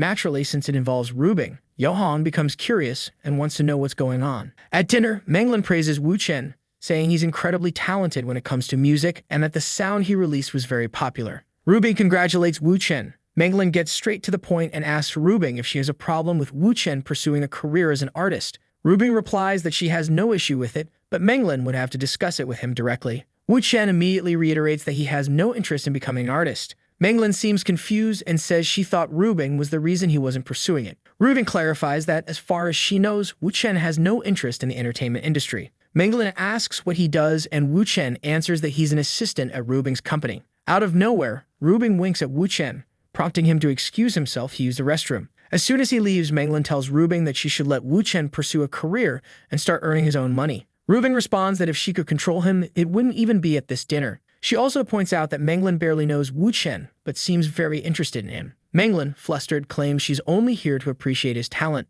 Rubing smirks and asks if she plans to appreciate his talent in bed. Manglin becomes visibly embarrassed, while Song is shocked by Rubing's boldness. Manglin questions why Rubing would ask such a rude question. Rubing retorts, asking why Manglin brought so many bodyguards to intimidate them. Song apologizes, admitting it was her idea to bring all the security. Rubing stands up and tells Song to stay quiet because the adults are talking. She turns back to Manglin and demands to know why she's so interested in Wu Chen. Manglin insists it has nothing to do with a romantic relationship. She only wants to sign him for a music career. The two exchange heated words, with tensions rising like they're about to have a Saiyan-level showdown. After much back and forth, Rubing says she doesn't believe Manglin isn't interested in Wu Chen and proposes a bet. Manglin asks what the bet is, and Rubing wagers that within a month, Manglin will be interested in Wu Chen. It seems the world of bets has turned upside down. As Wu Chen returns from the restroom, Yang Han appears. She wants to know why her daughter, Rubing, and Manglin are having dinner with Wu Chen. Wu Chen explains that Song thought he was being supported by an older woman. Yang Han assumes the woman must be her. He dismisses the idea, clarifying that it's Rubing. Yang Han moves closer, jokingly saying that this time his target must be Manglin. Wu Chen tells her to stop with the nonsense, as she just met Manglin. Yang Han abruptly changes her tone, teasing that she's only jealous, and they can settle it later. And a while later, Wu Chen returns to the table and senses the tense atmosphere, asking what's going on. Song, embarrassed, tries to explain but ends up rambling incoherently. Manglin finally reveals the bet that Rubing proposed. Rather than being shocked by the bet, Wu Chen calmly asks about the conditions. Manglin explains that if she loses, she'll have to kneel publicly and apologize to Rubing. Wu Chen facepalms and says they must be incredibly bored to make such a wager. Rubing insists it's not boredom, but a friendly warning. She advises Manglin to avoid seeing Wu Chen for a month if she doesn't want to lose the bet. Manglin counters, accusing Rubing of playing games to keep Wu Chen from pursuing a music career. Manglin turns to Wu Chen, saying that even if he doesn't want to be an artist, they can still collaborate through songs, music, and lyrics. She adds that their cooperation will extend only that far, and Wu Chen thanks her for the opportunity. Song, feeling awkward, suggests they eat before the food gets cold. Suddenly, Yeon appears, looking serious and questioning why she wasn't informed about this dinner involving her daughter. Rubing recognizes her as a rival and braces for conflict. Manglin also looks uneasy, not understanding why Song's mother is there. Song hugs her mother, saying it's a surprise. Yeon glances around and comments on Wu Chen's presence, greeting him with a smile. Wu Chen waves back and she remarks that it's a pleasure to see him again. Yeon then asks Song to explain what they were discussing, saying she'll listen, and Song reluctantly mentions the bet. She keeps thinking that Rubing is always full of tricks, but it wouldn't be as fun without them. He then raises a glass of wine and says it's to wish for a good cooperation. Everyone toasts. 2 hours pass, Song is already drunk, and Yurong says it's best for her daughter to go home and rest. Yurong watches quietly, clearly plotting something as her daughter excuses herself, saying she'll speak about music later. Rubing immediately senses that Yurong, having sent her daughter away, is about to make a move. The door opens. Yurong tosses her coat aside, and she plants a kiss on Wu Chen's cheek. Rubing knew this was coming and visibly braces herself. Manglin, observing the shift in energy, is left confused by the sudden tension. Wu Chen asks Yurong what she's doing, and she teasingly replies, "Can I give my husband a kiss?" Rubing, annoyed, dismisses the gesture, stating it's fine now that Song has left. Manglin notices the familiarity between Yurong and Rubing, realizing they've likely schemed together. When Rubing calls Manglin back to attention, she apologizes for being distracted. Rubing warns her once again about the dangers of Wu Chen, further unsettling Menglin. Menglin, now slightly paranoid, resolves to sign the contract quickly and keep her distance. Euron, pleased with her maneuvering, smiles inwardly, knowing her actions will cause Rubing to lose the bet. The next morning, Menglin wakes up in her room. She opens the curtains, thinking it's a good day to immerse herself in melodies and create new songs. However, as she sits at her desk, she finds herself unable to write. The events of the previous night linger in her mind, distracting her. Determined, she decides to finalize the contract with Wu Chen to put everything behind her. But a small voice in her head warns her to be cautious as he seems dangerous. Menglin hesitates, considering abandoning the collaboration altogether. Then she shakes off her doubts, telling herself she has a clear conscience and nothing to fear. All she wants is a professional musical partnership, nothing more. Meanwhile, Rubing tells Wu Chen she's going shopping with Kim Ying. He encourages her to have fun, mentioning he has plans today. Rubing immediately guesses it involves Menglin. When Wu Chen confirms, she remarks on Menglin's bravery after what Euron pulled. Wu Chen shows her a missed call from Menglin, and Rubing teases him, saying he seems to enjoy the attention. He denies it, explaining that all he's doing is gathering information. Later at a cafe, Menglin greets Wu Chen and quickly dives into the business discussion. She outlines the operational risks and signs the contract. Wu Chen suggests they get to know each other better, as she might not accept the price he's about to propose. Intrigued, Menglin asks what this scary price is. Wu Chen explains he plans to buy a studio and wants her to purchase 50% of its shares by exchanging 50% of the shares in her current studio. Shocked, Menglin argues that her studio is worth $3 billion, making his proposal ridiculous. She advises him to rethink the idea if he doesn't want to look foolish. Feeling relieved that the conversation remains purely business, Menglin realizes her earlier fears were unfounded. But Wu Chen insists he's serious and reiterates the importance of getting to know each other. Menglin recalls Song's warning about Wu Chen's greedy side and begins to see what she meant. To demonstrate his abilities, Wu Chen offers to write a song for her on the spot. He tells her to choose any genre, confident he can deliver. Skeptical, Menglin assumes he's pulling another trick and accuses him of using pre-prepared songs. She demands sincerity, urging him to drop the theatrics. Wu Chen calmly asserts he's being completely honest, which is why he's confident in his price. Reluctantly, Menglin agrees to let him write a song, but on the condition it's for her, not Song. As he starts writing, she watches, expecting him to stumble. However, within a short time, Wu Chen announces he's written 7 songs for her to choose from. Menglin, holding the pages, is dumbfounded. The collection spans various genres: pop, rap, rock, punk, and jazz. He smiles and asks which one she'll choose. Overwhelmed, she requests more time, saying she needs to test a few before deciding. Wu Chen heads to the piano and Menglin, feeling a mix of disbelief and admiration, sings along to the pieces. She sends him detailed feedback, describing how one song evokes childlike wonder, while another energizes her. But Wu Chen is more curious about her final choice. Menglin decides to keep all 7 songs and plans to release an album titled Final Chapter. She leans forward, apologizing for doubting his abilities. Wu Chen asks her to stand up, assuring her there's no need to apologize. They toast the success of the album. As they drink, the conversation shifts to music, instruments, and careers in the industry. Amidst it all, Menglin cautiously asks about his relationship with Miss Rubing. Wu Chen says their relationship is complicated. Menglin responds that it's fine and that's not what she wants to discuss. He asks what it is, and she says she'd like more of his time to practice the songs. It might take part of the night, considering there are 7 songs to go through. He agrees, and she sits down at the piano. As she starts playing, she makes a mistake, and he comes over to correct her. While he's standing beside her, she imagines herself calling his name and giving him a kiss on the cheek. She feels like they're already in bed, but it turns out it was just her imagination. She apologizes for kissing him on the cheek, saying she drank too much. As she questions why she acted without thinking, he sits at the piano and starts playing again, saying he'll show her how it's done. She relaxes on the sofa, listening to the music. A while later, she falls asleep and he carries her to the bedroom. The next morning, she wakes up realizing she must have drunk too much to end up there. Suddenly, she wonders where her clothes are and who took them off. She remembers Wu Chen carrying her to the bedroom but has no memory of anything else. Now confused, she questions what really happened. Menglin appears and says breakfast is ready. Immediately, Menglin wonders if something happened last night. Feeling awkward, she wants to ask Wu Chen about it. At that moment, someone knocks on the door. She gets up to answer, but Wu Chen, suspecting it might be room service, tells her not to open it. He guesses it's a paparazzo and warns her to stay quiet. The door opens and a man takes a picture. Wu Chen snaps a photo of him in return. Menglin quickly shuts the door, panicking that she made a mistake. Now she's flustered, worried about being seen in the room with Wu Chen. She fears that if Rubing finds out, things will get complicated. Wu Chen tells her to relax and have her coffee while he takes care of it. He makes a call instructing someone to find the man who took the photo at the Jinghai Hotel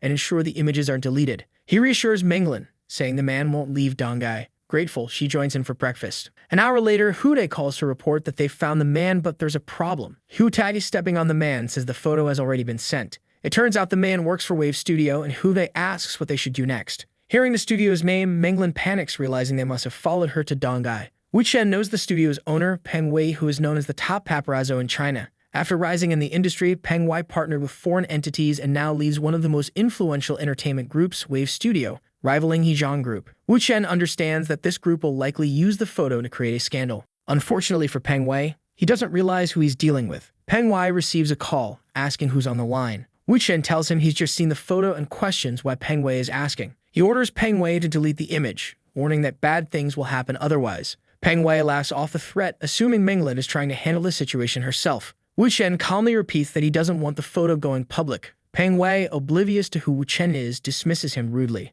Wuchen introduces himself and advises Peng Wei to do some research before getting into trouble. Peng Wei responds that he's never heard of Wuchen and doesn't care. Menglin knows that threatening a paparazzo is taboo in the entertainment industry, but notices that Wuchen doesn't seem concerned. She asks what he plans to do, but he replies that it's nothing serious. Menglin finds this risky, given how quickly news spreads in the entertainment world. She tries to offer ideas, but Wuchen asks if she has a way to retrieve the photo. Realizing she doesn't, he tells her to leave it to him. Suddenly, there's a knock at the door. Rubing's voice calls out, asking if the couple is inside. Menglin, startled, wonders why Rubing is there. Wuchen opens the door, and Rubing comments that everyone seems to be gathered here. Rubing and Menglin exchange tense glances. Rubing asks Wuchen if he spent the night there. Looking embarrassed, Wuchen admits that he did. Rubing then asks if Menglin's bed is comfortable, to which he responds that it's perfect. Pretending to be indifferent, Rubing hides her anger. She turns to Menglin and bluntly asks if she slept with Wuchen. Flustered, Menglin stammers, saying she doesn't know since she drank too much.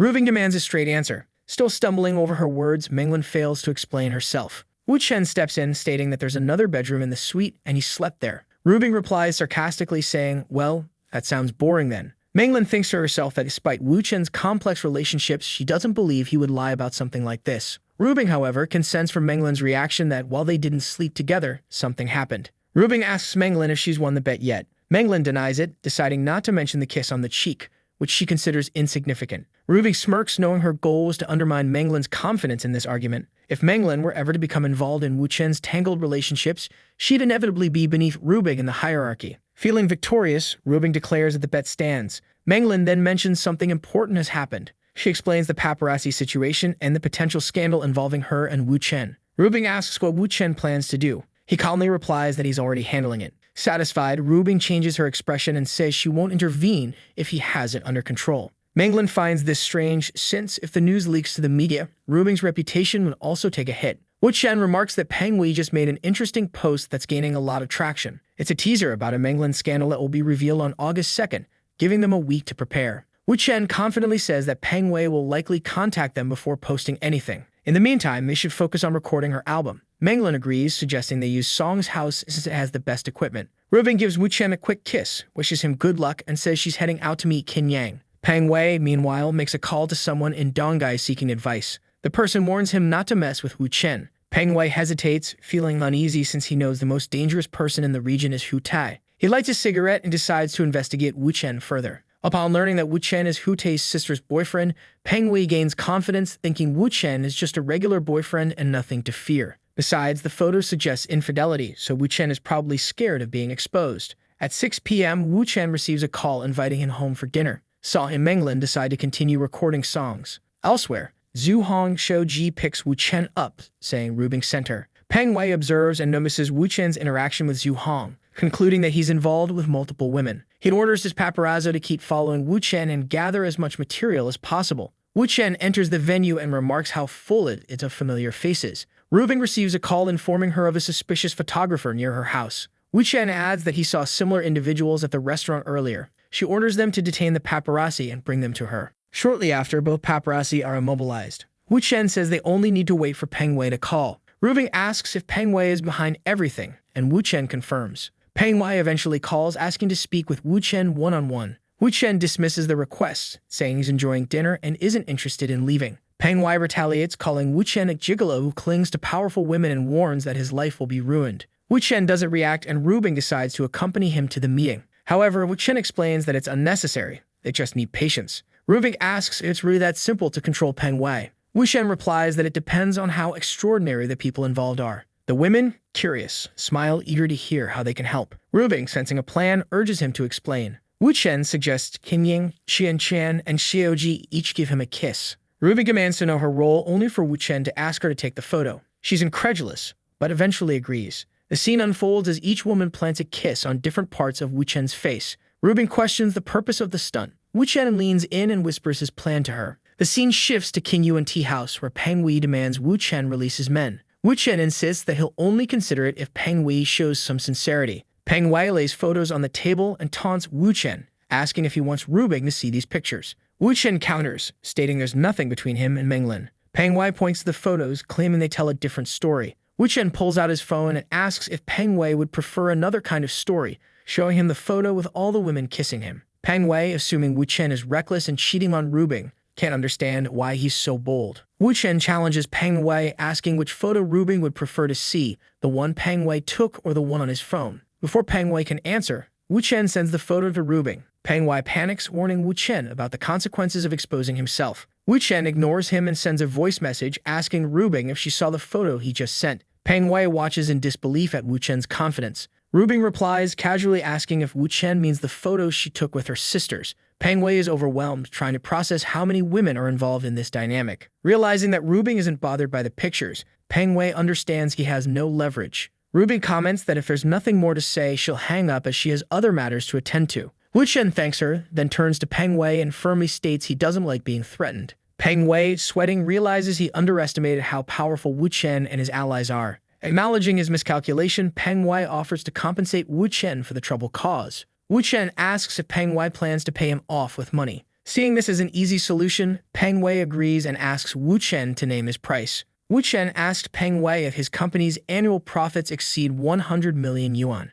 Peng Wei, already nervous, worries about how much he might be extorted. He quickly denies having that much money. Wu Chen reassures him, saying he won't ask for money because that would be extortion. Now utterly confused, Peng Wei asks what Wu Chen wants. Wu Chen explains that he's been interested in entering the entertainment industry and is looking for a partnership. Realizing Wu Chen doesn't want money or his life, Peng Wei feels relieved. He immediately agrees, saying that if it's a partnership, it's entirely possible. Wu Chen then reveals that he plans to establish his own company and needs 2 favors. Peng Wei, eager to cooperate, assures Wu Chen that even if it's 20 favors, he'll help. The first request is for Peng Wei to apologize to Miss Menglin and compensate her however he sees fit. The second is to provide information on a certain Sheng Long and his connection to Yao Yao, then make it public. Peng Wei knows Sheng Long is extremely famous and holds shares in Hezong Group, which employs Peng Wei. Revealing such a scandal could put Peng Wei's life in danger. At the same time, Peng Wei suspects this is Wu Chen's way of testing his sincerity to gain favor with the Liu family. Considering Wu Chen's connection to the Liu family,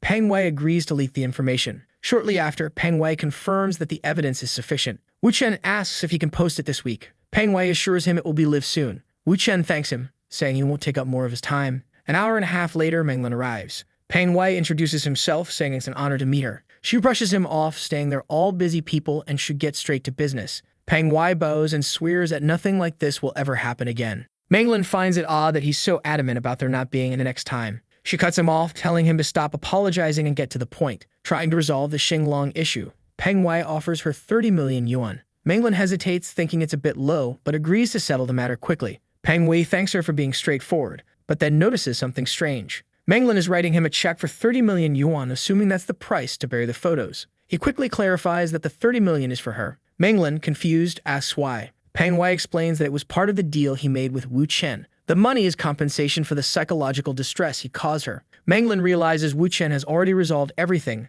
and that she's simply here to receive compensation. She asks if Rubing was involved in this plan. Peng Wei denies it, saying he doesn't even know who Rubing is. He only negotiated with Wu Chen. Menglin concludes that Wu Chen didn't even leverage the Liu family's influence, though his connection to them likely played a role. Feeling flustered, she accepts Peng Wei's apology and the money, deciding they'll part ways. For Peng Wei, this is ideal. He doesn't have to pay out of pocket and can put the issue behind him. He stands up, saying it's best if they never meet again. Menglin calls Wu Chen, informing him that she just spoke with Peng Wei. He asks if everything went smoothly, and she confirms it did. However, she invites him to dinner, saying she'd like to discuss something. When they meet, she shares that Peng Wei was acting strangely and admits she's curious about what Wu Chen did. He brushes it off, saying it was nothing major and that the money was just part of the negotiation. Menglin presses further, wanting to know why Peng Wei seems so obedient. Wu Chen winks and replies that it's a complicated topic and suggests they talk about simpler things instead. They shift to discussing music and romantic relationships. Menglin notices how easy and engaging it is to talk with Wu Chen, feeling like the conversation has endless topics. She also realizes that even when Rubing entered her space, she didn't seem overly concerned,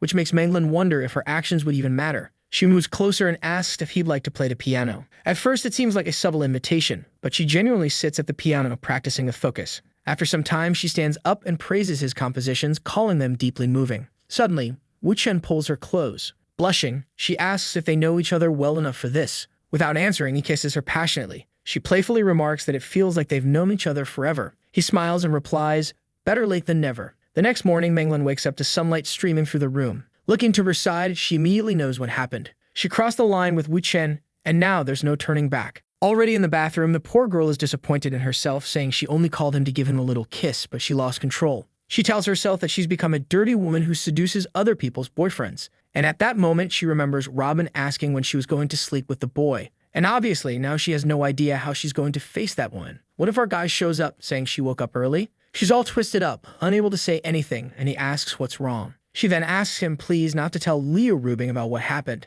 This is the only way she can deal with it. He simply says that Leo Rubing isn't going to ask, so she doesn't have to worry. She was too lazy for that, but maybe she would confront her directly. Menglin is startled at the thought of being confronted. However, she then thinks that maybe it would be easier. She can just lie and say nothing happened, since Robin has no evidence. Wu Chen smiles and asks if she's scared. Man, she gets closer, gives him a little kiss, and says no. What's this? It's already the second round of the intense combat, and she says she's heading back to Shanghai after that afternoon. He wants to know why the rush, and she says it's to finish the album soon. She also mentions that she'll need his help with some parts, to which he replies that he'll meet her in a few days. 3 days later, we're in Rubing's office. With Menglin on the phone, he asks what's going on with this whole business of the music files leaking. She apologizes, saying it's all her fault, but he just wants to know how it happened. Rubing already shows him the posts online. While Menglin says it's spreading too much, she's trying to delete them but can't control it. He asks who she sent the files to. She explains that she recorded numerous versions and sent them to everyone in the company, the music tutors, writers, managers, and even other singers. Now I get it. The music leaked. I thought it was something Wu Chen had written that got out. He says it seems like it was an internal issue in her company, so there's no need to panic because he'll be in Shanghai soon. Rubing asks why he seems so excited. He replies that he needed a reason to go to Shanghai, and it appeared right in front of him. Rubing questions if he's thinking about pursuing Menglin, but he denies it, saying he's not the type of person who only thinks about chasing women. Immediately, she asks if he's planning to pair Menglin's family with Ruilong's too. Considering so many dangerous plans, he needed to take better care of himself. Wu Chen asks if she's jealous, to which she says yes, she's very jealous indeed. He tells her that since she bet with Menglin, she now has to be willing to lose too. Rubing says that doesn't matter and wants to know how he's going to make up for her jealousy. He gives her a classic kiss, and she points out that they're still in the office. From the mood shift, you already know what happened, right? Lots of documents were signed. By midday, he's already in Shanghai, sending a message to that Peng Wei, asking him to investigate some people. Gaia Bao asks our guy to visit him once everything is resolved, to which he agrees. In another part of the city, in some buildings, people wonder why there's so much fuss just to receive this Wu Chen guy. Another man in a suit says not to worry too much and just follow the boss's rules. Menglin is all smiles, saying he finally arrived. The guys behind her are laughing, saying they thought he'd be an experienced man, not so young. However, she turns and orders them to go greet him right away. Everyone bows to our guy, who gives them a little wave and says they can talk upstairs. In her office, he asks how the situation is and if she's found anything. She replies that after checking the cameras, there are currently 5 suspects. He compliments her efficiency, but she adds that she hasn't detained anyone yet, as they're all relatively famous, which could cause problems. He tells her not to worry, as he already knows who the culprit is. On the computer, a man named Su Lei, 31 years old, who worked as an online singer, appears. Right away, Wu Chen says it's this guy and that they should go get him. However, Menglin says she's the one who interviewed this guy when he joined the company, and in 2 years he became a manager, so it's impossible for it to be him. She at least needs to know why our guy is so sure it's him. Wu Chen says it's hard to explain, but they can call the guy and make him confess. Shortly after, Su Lei shows up, asking if the boss is looking for him. Menglin simply says that Professor Chenwu had some questions for him. With a dumbfounded look, he glances to the side. And right away, Wu Chen tells him that he can either confess voluntarily, or Wu Chen will call someone named Xia Xiaobin to make him talk. The guy starts sweating bullets, and Xiaodi knows this is someone who belongs to a paparazzi club called Magic Cube. Su Lei adjusts his glasses and says he doesn't really understand what Wu Chen is asking. Wu Chen just asks if he's still using the number that ends in 6546 and if the money was transferred to his stepmother's account. Su Lei knows everything Wu Chen said is correct, but they aren't conclusive pieces of evidence, so he doesn't need to admit to anything. He tells Wu Chen that his suspicions are personal, and that he'll need clearer evidence. Wu Chen turns to Menglan and says that if she doesn't trust him, there's no reason for him to be there. But Wu Chen then asks Su Lei if he really thinks he'll leave this place unscathed. Still, Su Lei turns to Menglan again and says they can call the police if they have a problem. Besides, they can't restrict his right to leave. Menglan asks him one more time if he did it, and suddenly, he yells that he didn't. Wu Chen tells him to stop yelling and to come to his office so he can check his computer. Now Su Lei is pleased, thinking the guy is an idiot because he already deleted all the files. In Su Lei's office, he crosses his arms confidently, saying Wu Chen can look at whatever he wants. As soon as Wu Chen starts checking, he praises Su Lei for successfully deleting everything. But Su Lei says to stop making things up because there's no evidence left. At this point, Menglan asks Wu Chen what they're going to do. Our guy starts working his magic with his 1,000 years of hacking skills, telling her not to worry. 20 minutes pass and she asks what he's typing. The man says he wrote his own program to recover the files, truly a programmer. As soon as the program runs, he looks at Su Lei and asks why they don't take a look at this email. At that moment, Su Lei collapses to the floor, begging for forgiveness and claiming it wasn't intentional. Menglan, now furious and radiant, calls the guards. Su Lei is then escorted out. She tells Wu Chen that now they know who leaked the audio files, but how are they going to deal with everything already on the internet? He explains that the only way to handle it is to take advantage of the current buzz around the songs and release the album quickly. She agrees that it makes sense, but also wants to know how he figured out who the culprit was. He simply says he asked Peng Wei to investigate since he had a contact at another paparazzi agency. Then he reveals that he'll also be recording track today, leaving her a bit confused. The cheeky guy says it's a song to troll the entire music industry. She's unsure how this will help with the leaked music problem. Obviously, the next day, Zhuang Xiaodi is already talking about how her song is going viral with over 40,000 views. Menglan comments that it's sparking a lot of controversy and everyone wants to roast the guy. From the comments, it's clear he slammed all the artists, calling them a bunch of untalented fools. Menglan is a bit puzzled because the song is very popular but simultaneously damages his reputation. At this moment, the music producer Yu Xiao walks in, asking if it's true that her entire album was made by Wu Chen. She confirms it and asks why he's asking. The producer smiles and says that's perfect, calling Wu Chen a genius. Menglan asks him to explain further. The producer explains that now that her song is going viral online, with everyone wanting to criticize Wu Chen as soon as she releases her songs with him as the director, everyone will want to check them out. She realizes that what Wu Chen did was use the criticism as a trap to pique people's interest in her upcoming release.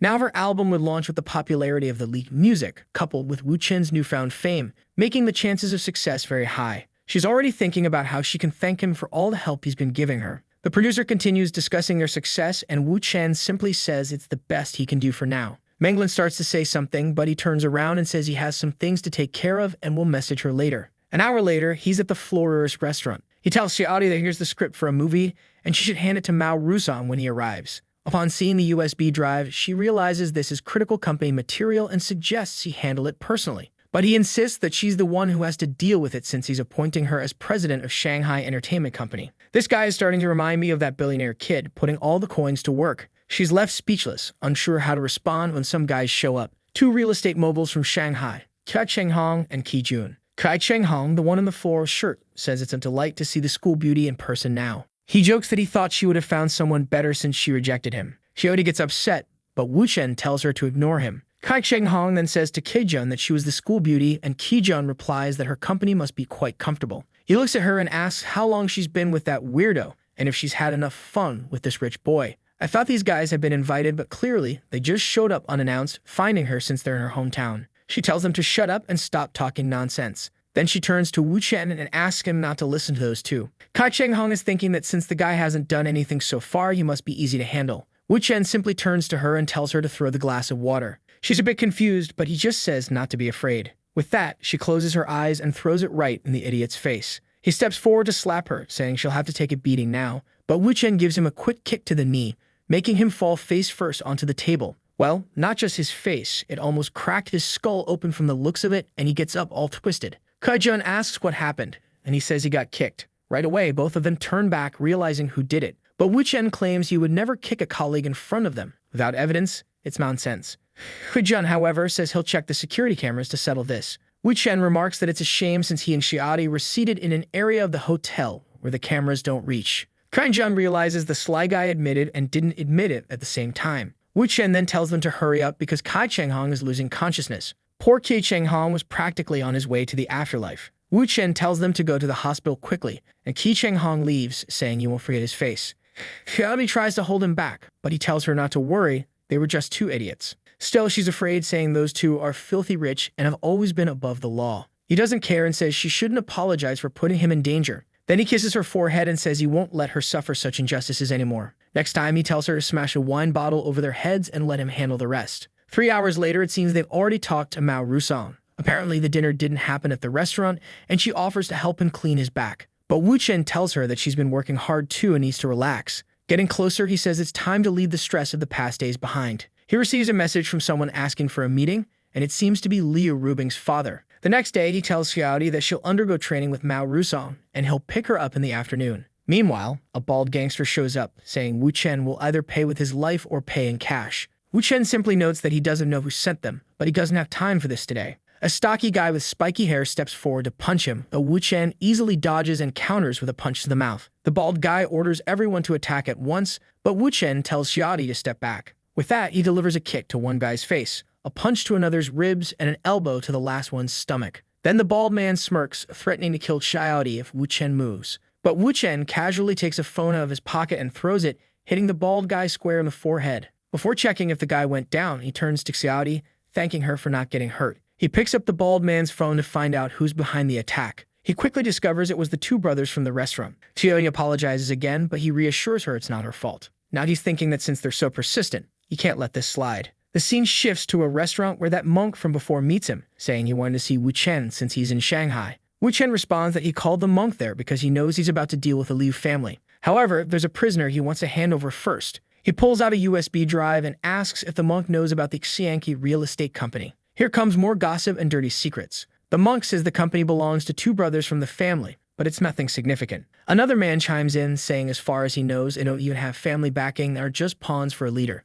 Wu Chen reveals that the leader behind everything has been dead for some time and the brothers took over. On the USB drive are files detailing all their dirty deeds, enough to take over the company. An older man asks what this talk of taking over the real estate company is all about. Another asks what the brothers did to make Wu Chen so determined to destroy them. Wu Chen simply says he doesn't want to see those guys causing trouble anymore and asks if they're interested. The men, seeing a risk-free deal, agree enthusiastically. Wu Chen smiles and says they're now allies with the Gu family. The monk agrees, saying they're now billion-dollar allies. They toast to the new alliance. 3 hours after the dinner, Wu Chen is in bed, where he's never alone, saying the issue with the Qi brothers has been resolved. Just then, he gets a call from Rubing, complaining that he's causing quite a stir for someone who hasn't called her in 2 days. He asks what she's talking about, and obviously, it's about Menglin's new album. Everyone now knows he wrote all the lyrics and compositions for the songs. Rubing comments that it seems Professor Chen Wu was eager for Menglin's debut. Poor Wu Chen didn't even know the album had been released because he was busy. Rubing tells him to come to the city soon because something bigger awaits him at home. But the next day, he gets a call from Menglin, saying they have a problem. The #1 trending topic on TikTok is the relationship between Wu Chen and Menglin, and it's something everyone apparently needs to know. He responds that the only reason this post gained traction is that she's famous, and since he's part of the album, there's no need to worry. She tells him to stop joking because he knows the truth. But he asks her to stay calm because these fabricated stories will soon disappear. However, she warns him that journalists are swarming outside the company and asks if she should say something online to clarify the situation. At this point, she's afraid because there's a fake rumor and the actual truth. He tells her to relax and instructs her and the company not to say anything. The most important thing, he says, is to fire the company's public relations assistant, Chungi. She's shocked, and he asks if she won't believe him again. Immediately, she says she does believe him and resolves to fire the responsible parties. He then tells Xiaodi to stay focused on managing the film business because he's heading to Donghai. 3 hours later, we see him returning to the city where King Yim joyfully greets him. He even lifts her into the air and she says she couldn't bear being without him any longer. Rubing is standing nearby thinking King Yim is normal until she sees Wu Chen. Wu Chen asks what's going on for everyone to be gathered there. King Ying leans in and whispers in his ear that she wants to have a child. He looks at her, she stares back, and Rubing winks at him. He replies that it's not feasible because if she gets pregnant, she won't have the energy to manage the company. But King Ying, radiant with determination, says she doesn't care and wants a child. Wu Chen begins to think that their relationship can't go public now, and it will only get harder in the future. Having a child might be a good way to provide her with companionship. He eventually agrees, saying they'll have a child. Then he says it's time to start preparing her body for pregnancy. Rubing comments that King Ying is crazy, and Wu Chen asks if she's not in a rush too. She responds that she's excited but even more eager to meet his parents.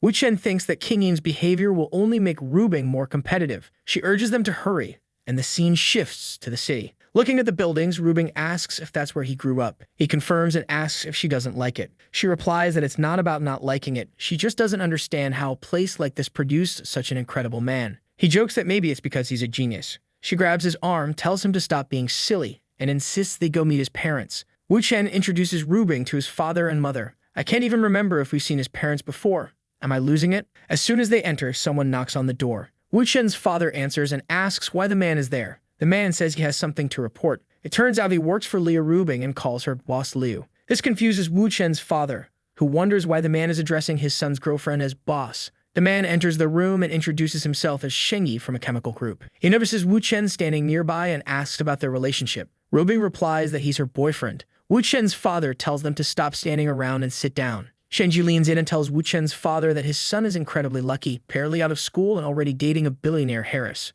The father had no idea Rubing was so wealthy. He asks Shengyi to explain, and the man reveals that she owns a cosmetics company valued at nearly $3 billion. Now Wu Chen's father wants to know how his son managed to land such a woman. Wu Chen's mother asks what the two are doing and tells them to sit down. However, Shengyi says it's a family dinner, so he'll take his leave. The mother instructs the younger family members to serve Rubing some vegetables, and Rubing says they're delicious. The father mentions that it's her first time visiting, and he's very happy to have her there. But he adds that, considering she runs such a big company, he worries his son might only get in the way. Without hesitation, Rubing announces that she's pregnant. The parents are shocked, and the mother asks how long. Rubing says she only recently found out it's been 20 days. The father asks Wu Chen if he doesn't know how to be happy responsibly. Rubing interjects saying it wasn't about being careless, it was her decision. At 27, she already had a successful company and was eager to start a family. Wu Chen had initially resisted, feeling he was too young. The father slams the table, saying his son is lucky enough to marry a billionaire and has the nerve to hesitate. The mother reassures Rubing that if Wu Chen causes any trouble, she'll deal with him herself. Later that night, Rubing apologizes to Wu Chen for mentioning a pregnancy that hasn't even happened yet. He says it's fine. They'll just implement the plan. She warns him that his life will get harder since King Yin also wants a child. He pulls her close, telling her not to worry. He can handle it. She then starts naming all of her competitor friends. He tells her she's paying too much attention to details and says it's time for her punishment. The next day, Chief Tang calls Wu Chen, informing him that Mao Rusong had an accident. Mao Rusong, the film industry guy, was hit by a truck running a red light while crossing on green. Jingbin suspects it was the Qi brothers, but Wu Chen doubts they have the guts. He then asks them to hold everyone back and make sure no one does anything while he figures out who's behind this. All he needs are the surveillance camera recordings of the incident, and Jingbin tells him to give it 30 minutes, and they'll have it ready. 30 minutes later, he already knows it's someone named Kei Lianpeng from Shanghai. Rivati asks how he's so sure since there are plenty of people who'd want to take down Mao Rusong. He explains that at the time of the accident, 80% of the cars on the street belonged to a group connected to Lianpeng. She questions how he knows this, and he responds that he's like an encyclopedia. Knowing which cars belong to which groups isn't that hard. Wu Chen then calls Gu Ruibo and asks him to check the calls Lianpeng made before and after the accident. Gu Ruibo simply replies that he'll handle it. By midday in Shanghai, Gu Ruibo is there not smoking a cigarette while a beaten man lies on the ground begging for forgiveness for acting against Mao Rusong. The blonde guy is only thinking that Wu Chen was right. It was Lianpeng's doing. He drops his cigarette to the ground and orders them to keep beating the man. What happens to Mao Rusong will determine how they proceed. Sometime later, Wu Chen is speeding down the highway in his Ferrari. Rubing wants to know if he's heading back to Shanghai because of Menglin. He simply tells her to answer the call, and she'll find out. Apparently, it's a call from Menglin, who quickly recognizes that it's Rubing. The boss asks how many shares Wu Chen requested. Menglin replies that they resolved the issues with the investigation and mentions that he asked for 50% of her music group. Rubing didn't expect him to be so ruthless as to demand half the company and questions if Menglin is really going to accept that. Menglin says she's not sure yet but wants to have a good conversation with him and asks when he'll return to Shanghai. Rubing already knows that by asking this, Menglin has likely conceded defeat. She asks if Menglin has anything else to say, and Menglin replies no, only asking for the message to be passed on to Wu Chen. Rubing remarks how amazing it is that he spent 2 days in Shanghai and managed to get 50% of the poor woman's company. He tells her to leave that matter for now because he's heading to meet King Ying. Rubing notes that King Ying asked for a child yesterday and wants to know if he's really so eager to create new life. Wu Chen responds that she's imagining things because all he's going to do is deliver some documents. Clearly, she's not very pleased. 40 minutes later, he's in front of a building. He knows that when King Ying gets pregnant, even though his father isn't in the best health, he'll find out. For an elderly man not to know who the father of his grandchild is could be fatal, even causing his death. Furthermore, if rumors like this start to leak, it could devalue the company's stock. His presence there is to ensure none of this happens. He asked a woman if Mr. Su is around, but King Ying, who's nearby, stands up happily. She asked another girl to calculate some data on cosmetics companies. The girl is confused about the request but agrees. The door closes and King Ying jumps on Wu Chen, saying she's so happy he came to see her at work. It seems he must be eager to start the plan, but he asks her to calm down a bit. At that moment, the door opens. The richest man in Donghai and her father, Su Ruwen, walks in, commenting on some documents from the morning meeting. But he quickly notices his daughter acting strangely and wonders who the young man beside her is. She introduces Wu Chen to her father and vice versa. The moment Ruwen hears Wu Chen's name, he recalls it as the name of the person who took her away from the golf game once. Apparently, during a meeting with friends from the Li family and Yurong, he'd also heard the boy's name. Yurong even mentioned that if she were 20 years younger, she'd marry him herself. Ruwen greets Wu Chen, noting that many people are talking about him, but he wants to know what's going on between him and his daughter. Wu Chen simply says he's not there for King Ying, but to deliver some documents on behalf of Ruwen then asks to see the documents. King Ying fumbles around looking for them. Seeing that she can't find what was supposedly just delivered, Ruwen realizes it's a ruse. He tells his daughter to let it go and handle other matters while he has a private chat with Wu Chen. She's reluctant to let that happen, but Wu Chen calmly agrees. Once in the office, Ruwen says he knows Wu Chen didn't come just to deliver documents. Wu Chen admits that there's no hiding anything from the richest man in the city. Ruwen asks about his relationship with King Ying and why he's using the document excuse to meet her. Wu Chen explains that she's helping him keep a secret, and due to an agreement they have, she can't betray him.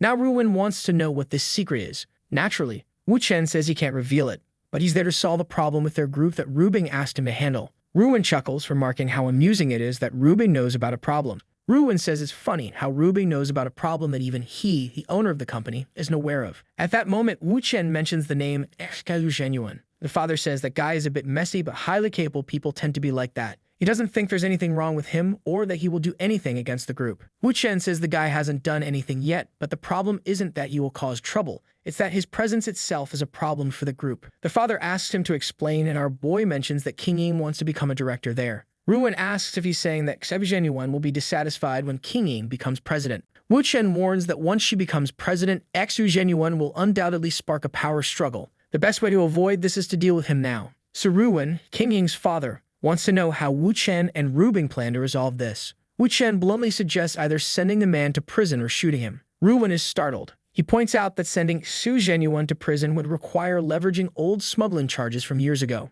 And the idea of shooting the man isn't something he expected from Rubing or anyone else. Besides, if Rubing and Wu Chen are working this closely, what happens when she distances herself in the future? It's all too risky. Wu Chen insists that Zhenyuan is a ticking time bomb and it's better to neutralize the threat now. Ruwen asks for an explanation, and Wu Chen states that Ruwen might see Zhenyuan as an unlucky man who got tangled in the underworld. But the reality is that Zhenyuan is an incredibly dangerous person. Wu Chen recounts that the only man King Ying ever fell for ended up in a wheelchair back in school. One of Zhenyuan's drivers was beaten senseless for no reason and is still hospitalized. On top of that, his last mistress demanded to be made his wife, and now she's 6 feet under. Wu Chen adds that the list of Zhenyuan's atrocities is long and could go on for hours. He declares that someone like this shouldn't be anywhere near Su King Ying. Ruwen questions whether all of this is true, noting that Zhenyuan has worked for him for over a decade, and he's never heard a word of these accusations. Wu Chen calmly replies that everything is easy to verify and that Ruwen doesn't need to take his word for it.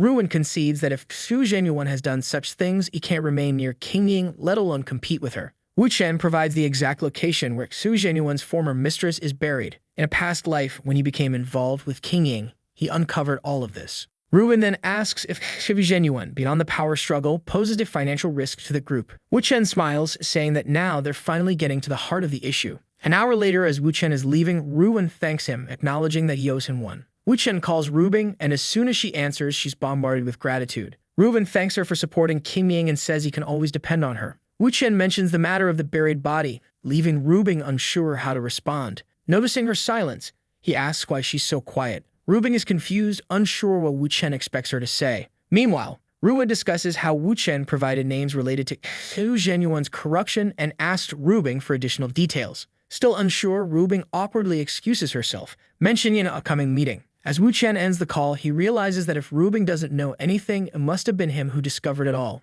It's becoming clear that Wu Chen's growing reputation in the city isn't solely tied to the Li family. The scene shifts to workers digging, and suddenly they inform their boss that they found the remains of a woman. The body was inside a suitcase, confirming to Ruwen that Wu Chen was telling the truth. Back with Wu Chen and his companions, Rubing warns him not to put her in situations where she doesn't know how to respond. King Ying adds that she was scared too, and Wu Chen showed up to speak with her father. Their boss jokes, asking if Wu Chen has some kind of superpower. Wu Chen keeps his thoughts to himself, knowing it's better to hide his abilities. Kenshin gently touches his face, teasing that he's always pulling stunts like this. He then jokingly asks if she's also planning to have a child, to which she, flustered, replies that she's too young for that. He taps her forehead and says in that case she's not allowed in his room tonight. The poor girl pleads for him to stop bullying her. He walks away laughing, saying there's something he needs to talk to Kenshin about. On the balcony, she asks what it is. He asks her never to tell anyone how they first met without his permission. Kenshin responds that they met at a bar and chatted, so plenty of people had already seen them together. He realizes she doesn't even remember that on that day he had predicted everything she said because he wasn't afraid to reveal his power. He gently strokes her hair and says it's fine, but just to keep it a secret.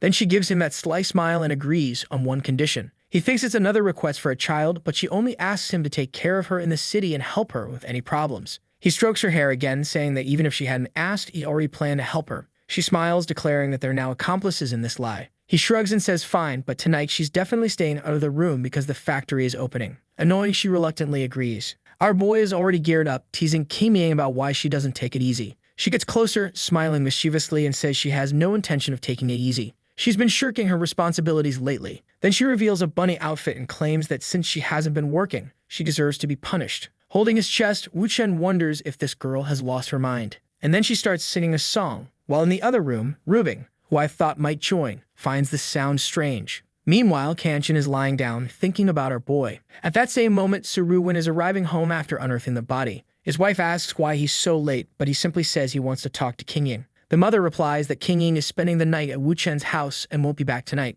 Immediately, he's startled and asks, whose house? The mother reassures him that it's Wu Chen's house, but she's meeting Rubing there. The father starts getting suspicious because everything seems to involve this boy. A week later, Wu Chen is strolling stylishly with Rubing by his side. One of the Liu family members greets them, saying the father asked him to wait there for them. Wu Chen calmly tells him not to worry as they're fine. The man then shows them the way and tells them to go ahead. As soon as they enter, Wu Chen suggests they head to a quieter place. That's when Yurong appears. This woman can't possibly be 41, calling out for dear Wu Chen. Rubing quickly tells her to behave since Wu Chen is her husband and there are plenty of people around. Yurong leans in and whispers that she'd never cause trouble for her man. Rubing seems ready to fight, but Yurong points out that something is off because Suruwen, King Ying's father, wants to talk about Wu Chen. Rubing asks what Yurong said in response. Yurong shrugs, saying that's the least important thing. They need to know what Suruwen is planning. Wu Chen whispers to Rubing, telling her to go talk to King Ying and pass along certain information. He urges her to hurry and leaves, saying he understands. Yurong then admits she feels bad every time she sees how publicly intimate he and Rubing are. Wu Chen raises his glass, suggesting they find a quieter spot, and the two walk off. They come across a small cabin, and as soon as Wu Chen sits down, Yurong, the predator, pounces. Meanwhile, a minute earlier, Suruwen was wandering around looking for Wu Chen. He approached Rubing, asking where Wu Chen was because he wanted to thank him. Rubing replied that Wu Chen was negotiating business with Yurong in that direction. She feels confident she made the right decision. Suruwen starts walking in the direction Rubing indicated, wondering why he can't find the two of them anywhere. That's when he hears a peculiar sound. Turning to the side, he witnesses a deadly scene. He immediately remembers Yurong once saying she'd marry Wu Chen if she were 20 years younger. Not to mention, the relationships surrounding this boy are getting way too complicated, and he can't fathom why two such extraordinary women are interested in him. Yurong hears something nearby and stands up to check, but Wu Chen manages to hide in time. Apparently, he did this on purpose, ensuring that Suruwen would find out. Suruwen walks away, puzzled as to how Yurong could have fallen for a man 20 years younger who is already dating someone else. If a scandal like this were exposed, the high society of the city would be thrown into chaos. He didn't expect that Yurong's statement about marrying someone 20 years younger was actually true, especially with Rubing involved in all of this. That's when he recalls that his own daughter, King Ying, is secretly helping Wu Chen, making him wonder if there's something between them too. Suddenly, the three women, Rubing, King Ying, and Yurong, show up calling for him. Rubing asks if he found Wu Chen. He lies, saying he tried his best but couldn't locate him. Rubing replies that it's fine and says she'll just call her husband. Meanwhile, some people are checking social media and discover that a group in Shanghai has been arrested for hiring assassins. Kim Yang asks what's going on, and Rubing explains that the two key brothers were people who mess with Wu Chen. At that moment, Wu Chen walks in, asking what the current topic of discussion is. Seeing Suruwen, Wu Chen greets him, and Suruwen, smiling awkwardly, says he was looking for him earlier, but now wants to speak with him alone. They end up discussing the matter of the buried body and related events. A few minutes later, Wu Chen is walking with Rubing in his arms, saying that their wedding is about to begin. She asks if Su Ruwen said anything important, and he replies that for now, no, which is why she'll have to handle everything. Rubing complains, saying that after all the chaos he caused, she's left to fix the problems. He's too cruel. Wu Chen kisses her cheek, saying it has to be this way because his Rubing is incredibly smart. Later that evening, Su Ruwen approaches Rubing and asks if she's alone. She replies that she is because Wu Chen went out to handle some matters. He sits down beside her, saying he has something important to discuss. He mentions Yurong's name and asks if she's aware of her relationship with Wu Chen. Rubing responds that she used to see Yurong as an idol, but lately, she regards her as just another shameless woman. Su Ruwen is shocked. Rubing remarks that it seems he already knows about Yurong's relationship with Wu Chen. The old man is stunned, realizing she's aware of everything. She reveals that Wu Chen enjoys the thrill and, in addition to Yurong, has numerous women. However, she doesn't mind because at the end of the day, he's marrying her. Su Ruwen, baffled, asks why she prefers Wu Chen over Jin Rulong, considering their similarities in certain ways. Rubing answers that it's because Wu Chen is unique, is the best man there is and the strongest of them all. The old man thinks she's exaggerating, saying it's not like Wu Chen is some god on earth. But Rubing tells him to look into the recent incident with the brokerage. It was all orchestrated by Wu Chen. He asks how that's related to Wu Chen,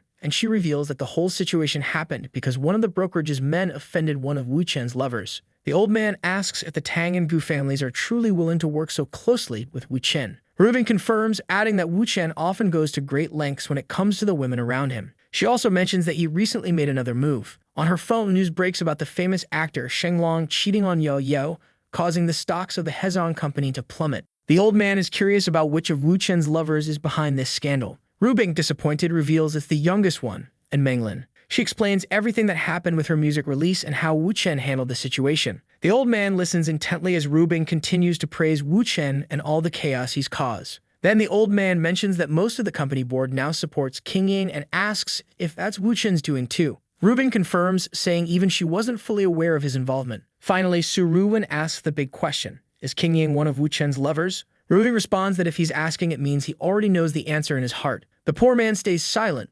overwhelmed. He asks how long this has been going on, and Rubing reveals it all started on that day at the golf course. He slams the table, realizing that on the day Wu Chen confronted his wife, King Ying took her seat on the board of directors. He's now thinking that his Jinfu group, worth tens of billions, cannot fall into the hands of this cunning Wu Chen. Rubing immediately asks if the old man is planning a blind date for King Ying to get rid of Wu Chen. She advises him not to do such a thing, warning that someone might end up dead. The father asks what she means by that. Is she implying that if he doesn't let his daughter become someone's mistress, he will die? She replies that it's not him who will die, but most likely the person she was set up to meet. The old man hits a sore spot, mentioning that Ding Rulong, who likes Rubing a lot, is still alive, so it seems he prefers King Ying. However, she says Rulong won't make it through the year because the last time he came to this city, he barely stayed a day and nearly died. That's when the old man remembers the incident everyone talked about. He thought it was all lies and exaggerations, but never imagined Wu Chen was behind it too. He then comments that Ding Rulong's death would be too risky since the power in the city would end up in various hands. The Liu family would need to think carefully before getting involved in something like this. Rubing responds that her father had already spoken with Wu Chen, and they decided to move forward. The old man realizes this means the Liu family's representative has already accepted Wu Chen. The poor man is disappointed. He wanted to teach the boy a lesson, but never imagined he was one of the city's giants. Rubing watches silently, thinking that now that her father's heart is broken, he will eventually come to terms with the situation. She then gets up, saying she has something to handle at the company, and suggests they continue the conversation another day. Rubin stays behind, reflecting that, despite everything Rubing said, he can't rely solely on her words. He decides that he will personally uncover the truth about Wu Chen. 5 minutes later, Wu Chen is lying down, relaxing, when gets a call from Yurong. She tells him that Su Ruwen wants to have dinner with her, and that Rubing seems to have told him everything. Wu Chen simply tells her to be honest. She responds that this is ridiculous since her daughter is only 20 years old, and maybe she'll just tell Ruwen not to get involved in the relationship. However, Wu Chen insists that she be completely honest and says he'll arrange dinner for the three of them. She agrees and tells him to send her the details for 8 p.m. The scene then shifts to a restaurant where Ruwen is asking Yurong how long they've known each other. She replies that it's been over 30 years since they met back in school. Ruwen comments that he's getting too old and his body might give out soon. When that happens, King Ying will take over the company, and there's nothing more he can teach her in the time left. Given their long-standing friendship, he wants her to be honest about her relationship with Wu Chen and why she agreed to become his mistress. Yurong responds that it's simply because he's handsome, But the old man doesn't believe her, pointing out how she deals with the wealthiest people in the city. It makes no sense for her to be with Wu Chen just for his looks. Yurong tells him to calm down and not stress himself since everything can be discussed peacefully. He then asks if she's implying that it's best not to provoke Wu Chen. She explains that even though they've been friends for a long time, if things go south, she can't guarantee she'll stand by his side. Ruwen says Wu Chen's name out loud and states that now they can finally have an open conversation. Wu Chen appears, greeting them and remarking that they've met again. The old man glares at him, acknowledging that he's really opened his eyes to the situation. Wu Chen sits beside Yurong and jokes that Ruwen is taking things too seriously. However, since he's King Ying's father, there are things he feels he shouldn't hear. Holding his glass, Ruwen thinks to himself that he's being threatened and not taken seriously. He then pulls up his sleeve, revealing a scar, and asks Wu Chen where it came from. This is because he heard the young man is a master of information with almost mystical powers. Wu Chen glances at the scar and notes that it must have been there for a long time. In truth, Ruwen is testing Wu Chen by fabricating a story about the scar. The only people who know the real story are his wife and one other brother. Meanwhile, Yurong knows that Ruwen is testing whether he can trust Wu Chen. But Ruwen made a mistake by asking this to the biggest gossip in China. Wu Chen immediately says it was from October 8, 1990, when Ruwen was about to turn 20 and was in northern Myanmar. The old man instantly realizes that Wu Chen has accurately pinpointed the date and location. Wu Chen continues explaining that Ruwen got involved with a jade mining gang, a fight broke out, and he ended up getting stabbed and shot. Ruwen admits that Wu Chen is correct, it happened 30 years ago, but still feels fresh in his memory. He then asks what else Wu Chen knows about him. Wu Chen replies that he knows a lot, including matters involving someone named He Meijuan, and wonders if Ruwen wants him to go into details. The old man freezes. This must be a lover or something of the sort. Yurong knows that He Meijuan is the central figure of the family, which is no weaker than the Liu family. So it's a woman, huh? Yurong starts wondering if there's a relationship between the two of them. She always believed his marriage was perfect, and as a friend of 30 years, she doesn't want to hear these secrets. She then gets up, saying they can continue their conversation later and to call her if needed. Wu Chen asks the boss if he should keep going. Ruwen just signals him with his hands. Our guy then says he knows Ruwen met her 12 years ago, but they stopped talking 8 years ago. That's because after dating for 4 years, she wanted him to divorce his wife, but of course he didn't want to, so he left her. To ensure she didn't retaliate, even revealed some of her business secrets to her rivals, which kept her too busy to think about revenge. Ruwen is now confused. The Jinfu group is the most important thing to him. He'd do anything to stay at the top. The problem now is that, in theory, the person in front of him shouldn't know any of this. So he orders Wu Chen to answer truthfully how he knows all of this. Wu Chen says he just investigated. But Ruwen points out the obvious. Back when it happened, Wu Chen should have still been in school. Wu Chen replies that it's irrelevant. He then tells the boss to stop seeing him as a target because he genuinely likes King Ying. He's sworn never to betray her, and while a man's word might not mean much, this is the way he's chosen to live. In this case, betray seems to mean stealing the company or abandoning her, because, as for other women, well, that ship has long sailed.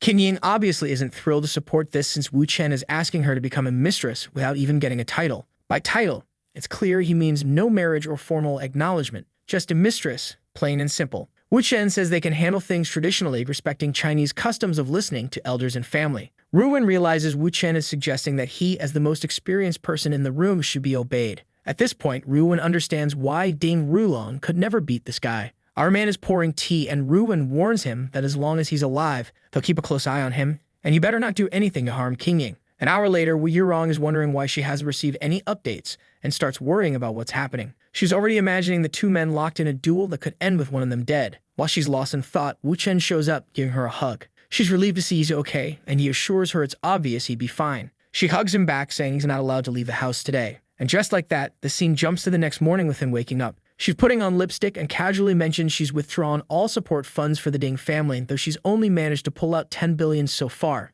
Apparently, there's an issue involving the shares her father owns. Wu Chen says he'll need to talk to the old man and convince him to transfer his shares to her. She doubts it, pointing out that her father holds 29% of the shares, 5 times more than what she has. Wu Chen stands behind her and says he knows it'll be difficult, but they can try. Suddenly, he gets a call from Mao, asking what's going on. Mao reveals that Ding Rulong has found out Shi Xing and He Xingsen are her daughters, that they're no longer in the city, and that he's searching for them. Wu Chen says he understands and will take care of it. He leaves saying he has something to handle. An hour later, he meets Shi King, who asks if it's drawing time today. But he tells her no, today is a moving day. His daughter gets excited, saying she'll pack her things right away. At this point, He Xingsen shows up, asking if the issue is with that person. He confirms it is. He explains that since that person is looking for her everywhere, it's only a matter of time before someone shows up here. That's why he's going to place her somewhere she can't be found. Nervously, she asks where that would be. And our guy reveals that, well, it's at Rubing's house. She blushes at the thought, realizing she'd get to see him every day if she moves there.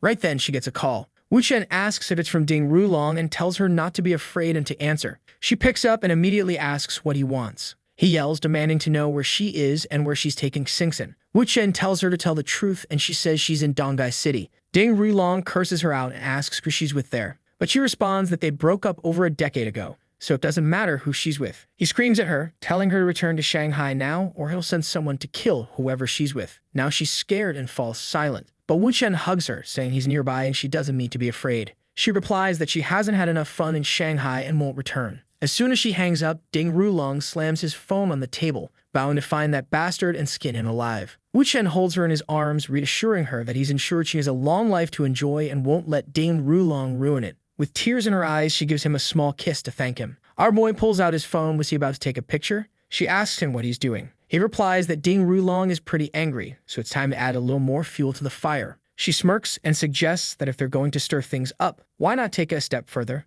Wu Chen, however, points out that her daughter is home, so there's no need for them to express themselves too much. 3 hours later, it's time for the meeting with the double agent working for Ding Rulong. The agent informs Wu Chen that he was ordered to keep tabs on He Xixing and He Xingxin and asks what Wu Chen is planning. Wu Chen reveals that, coincidentally, he's here to discuss that same issue. He hands the agent a few photos, asking him to deliver them to Ding Rulong, saying they were discovered. The agent, confused, asks why Wu Chen is making his job so easy. Wu Chen explains that it's a great way for him to earn more of Ding Rulong's trust and stay in his good graces. Excited, the agent agrees to do as Wu Chen asks. The scene cuts to Ding Rulong holding the photos, enraged, convinced that Wu Chen is once again messing with his women. The man crushes the photos in his fist, his pupils burning with fury, and vows that Wu Chen's entire family will pay. Meanwhile, Wu Chen tells Rubing that Ding Rulong will soon receive the photos of him and He Xixing, which will likely prompt him to call her. Rubing warns that he's leaked this information too soon, putting her in danger. Wu Chen counters, saying it's the perfect chance since Ding Rulong will act impulsively. She asks if he's certain, and he replies that everything now depends on her. She was the one who made Ding Rulong let his guard down, and she's also the one who can destabilize him the most. Rubing sarcastically notes that she's already had to deal with King Ying's father, and now Wu Chen is giving her another problem. She remarks that she's basically turned into his employee. But Wu Chen, ever clever, responds that he belongs to her just as much as she belongs to him. They're a team, and this is normal. Rubing tells him to stop spouting nonsense and asks for the new plan. Wu Chen explains that the goal is to make Ding Rulong as angry as possible, pushing him to act recklessly. She guesses he's trying to lure Ding Rulong back to Dongai and reminds him that he can't kill him there. Wu Chen replies that he never said he'd be the one to kill Ding Rulong. Confused, she presses him on what he'll do if Ding Rulong comes after him instead. Wu Chen assures her that one of Ding Rulong's many enemies will surely take justice into their own hands. He specifically mentions Lei Yu, the brother of Lei Shang, whose plans Ding Rulong had tried to sabotage. At that moment, Wu Chen receives a call. It's the double agent who informs him that Ding Rulong has put a 200 million yuan bounty on Wu Chen's head, and he's agreed to it because refusing would look suspicious.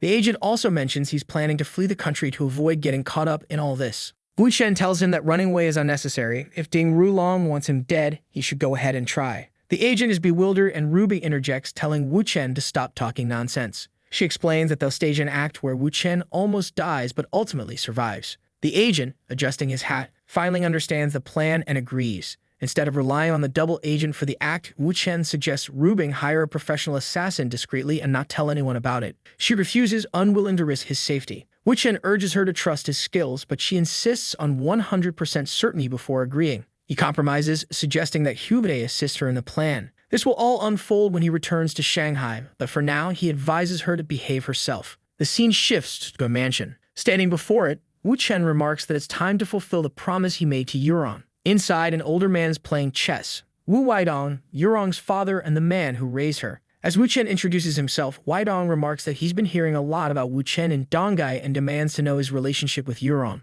Wu Chen responds that his relationship with Yurong is exactly what the rumors suggest. Weidong's expression shifts, and he asks why Wu Chen is there. Wu Chen explains that Yurong didn't want him to talk about these matters, but given how many people are involved, he thought it best to bring it up. Weidong comments on Wu Chen's arrogance for his age, but tells him to continue. Apparently, Wu Chen recounts the entire saga involving Ding Rulong, the Liu and Bu families, and the chaotic entanglements of the story. 20 minutes later, though it seems like it should have taken 3 hours, Weidong remarks that Yurong didn't tell him any of these details and asks why Wu Chen is sharing them now. Wu Chen says he's doing it out of respect for the senior of the Wu family and also to request that he transfer all his shares to Yuron. Wai Dong asks if Wu Chen has lost control of Rubing and is now trying to manipulate someone else. Wu Chen asks him to choose his words carefully, asserting that he's not manipulating Yuron. Wai Dong then questions whether Wu Chen, after playing around with the Liu family's daughter, intends to marry Yuron. Wu Chen says he wouldn't go that far. Their relationship is built on love and respect. He explains that he's asking for the shares to be transferred to Yuron because she's about to execute a major plan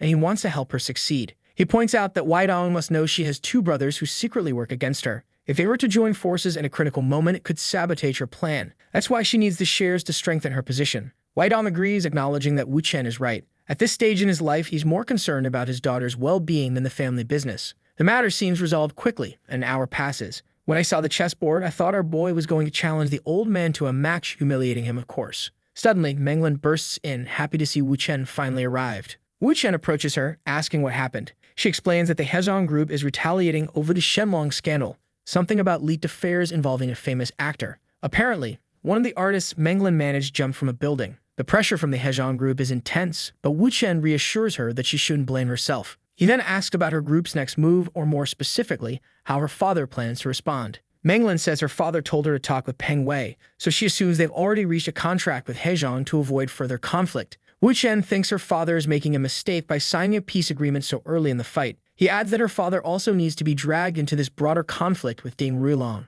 Touching her shoulder, he tells her not to worry. He already has a plan. If her father calls again, she should say her partner refuses to let her be humiliated by Hezong group. Menglin, however, is worried that more artists might die because of this. Wu Chen assures her that the death was an isolated incident caused by the artist's sensitivity. It wasn't her fault, and it won't happen again. 1 hour later, in a district of Dongbu, Shanghai, a woman, presumably Shang Yunlu's companion, asks if he always takes this long. Shang Yunlu, head of the Hezong group, dismisses her impatience, but his phone rings and he's already irritated by the interruption. When he answers, the caller accuses him of sleeping with his boss's wife, saying he must have a death wish.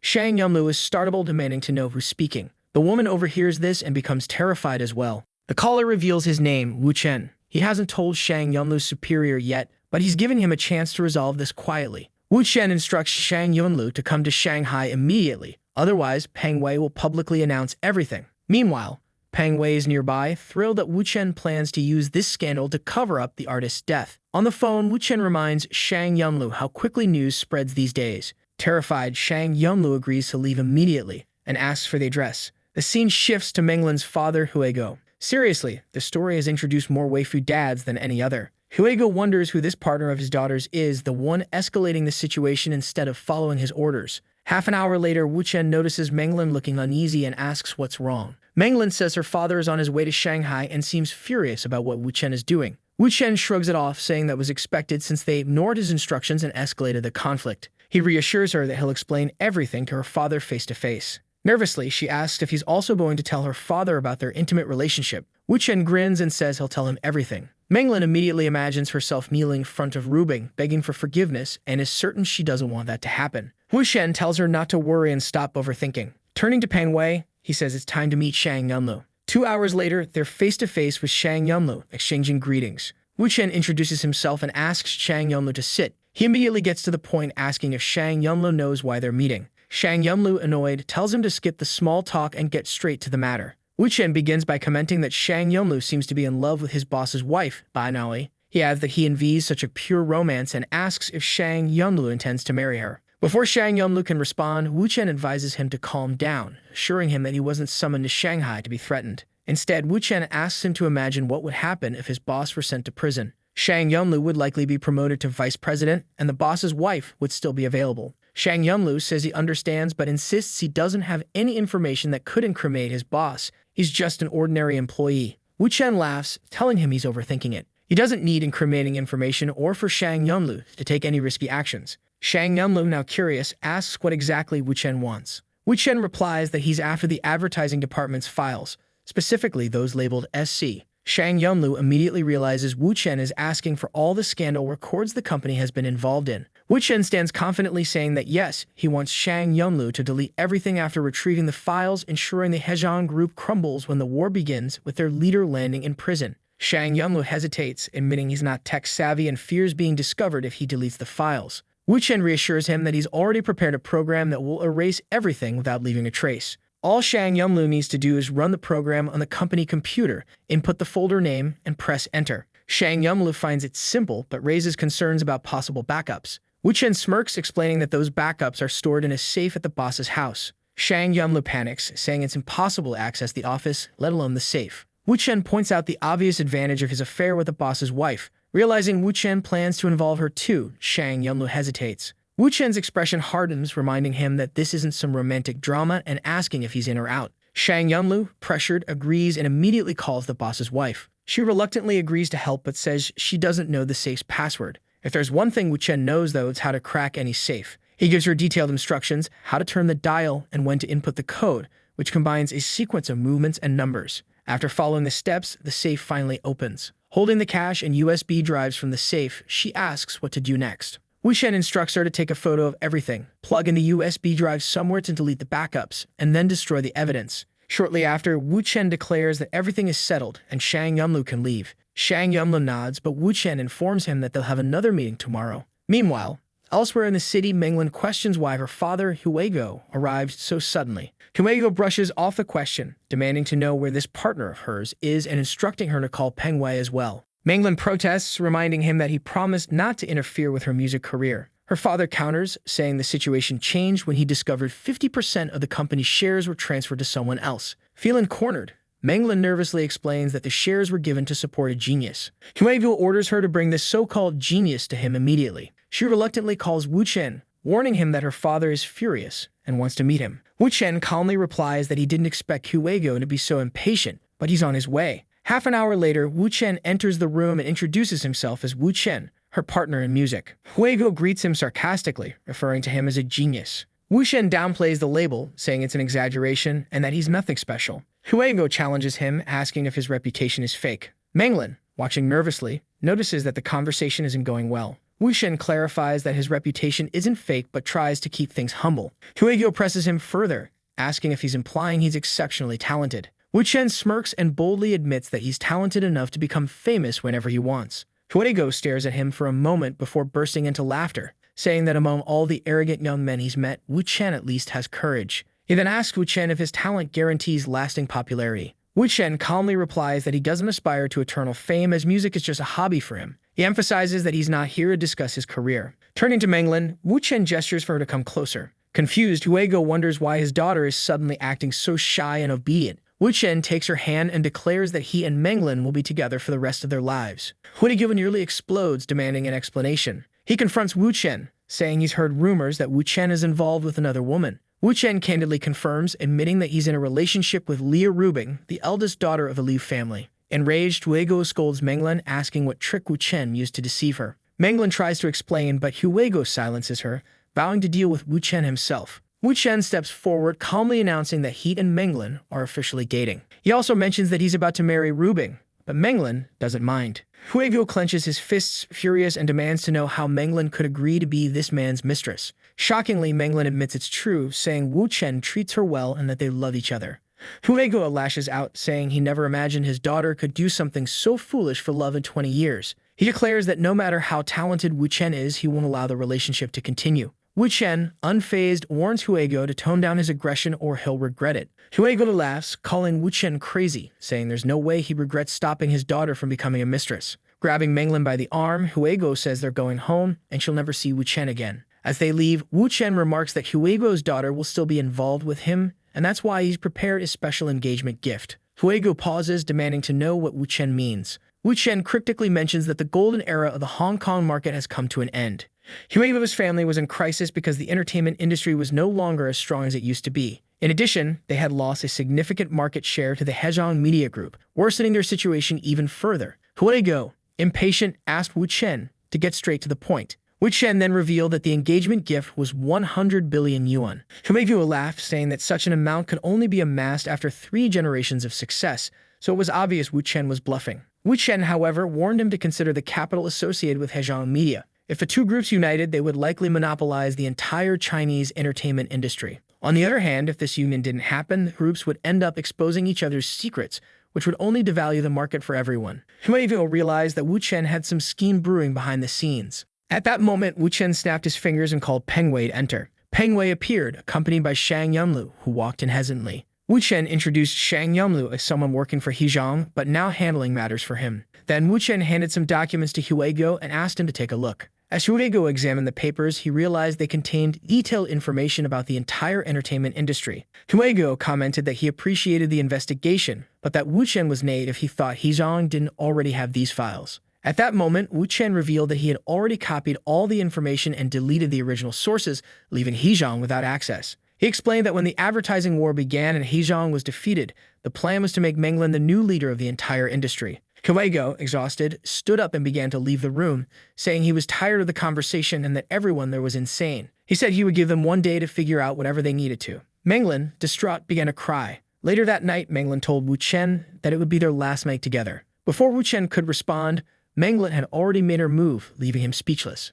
After playing all night, she wakes up in the morning crying, asking what they're going to do in the future. The argument between him and her father didn't end well, and he promised he'd only wait one day. However, the rascal says not to worry, that with him around, things only go wrong if the sky falls. In a tight hug, he says the argument was actually good since he presented a lot of evidence about the spy, and now her father knows very well what he's going to do. However, the poor girl is crying desperately, saying she doesn't think her father will see things from that perspective. But Wu Chen keeps thinking that he still has an entire day to convince him and someone's going to help with that. Shortly after, he's already putting on a stylish suit, saying he has something to take care of and will come back later to be with her. The kid thinks he's turned into Sherlock Holmes and asks her if he looks good in this outfit. The girl is cold and says she's not in the mood to comment on it, but he tells her that tonight they're going to watch the stars together. She tells him to stop being ridiculous and to come back soon. With that, our boy leaves. And exhausted after playing Fortnite all night, she says everything will end when this particular night arrives. She can send a message to our boy saying she'll love him forever. Half an hour later, the whole city is talking about how Queen Menglan confessed her feelings. They want to know who the lucky guy is that became her boyfriend. Rubing is already face-bombing, asking if she really wants to stoop so low. King Ying says Menglan is brave and Yurong finds it quite interesting, doesn't she? That one's already eager to toy with the next one. Meanwhile, Peng Wei is asking our boy if they're going to be affected by what she did. Our boy walks into the room saying not to worry about those old guys because they don't care about the entertainment industry. As soon as he enters, the head of the Li family says the four people sitting there aren't strangers, so no formalities. Our boy should get straight to the point. The guy sitting next to Tang Jingbin, who is Menglan's father, has no idea why he's there. Our boy pulls out some documents and says he wants to make Menglan the owner of Rozon Media. The Su family from Su Qingying is also involved, and since the head is sick, he wanted the uncles to take a look at the plan. He then turns to Menglan's father and asks if Mr. N has any questions. Mr. N wants to think Wu Chen is going crazy, but if he were really crazy, he wouldn't have managed to gather so many important people in this room. Rubing's father takes a look at the contract and sees it. It involves the families of Liu Rubing, our dear Tang Qingying, the lovely Gu Yurong, and Su Qingying. Basically, the four families of the women. I'm starting to think this sly guy only goes after women because of their companies. He's really a capitalist. Apparently, they're all going to get involved in this whole mess, and they can't do anything to sabotage the plans. They'll keep 7% of Rozon Media's profits. Wu Chen smiles and says he believes Mr. N won't refuse such a good contract and some new friends. The guy is there staying cool under pressure. With this contract, he gets 70% of Rozon Media,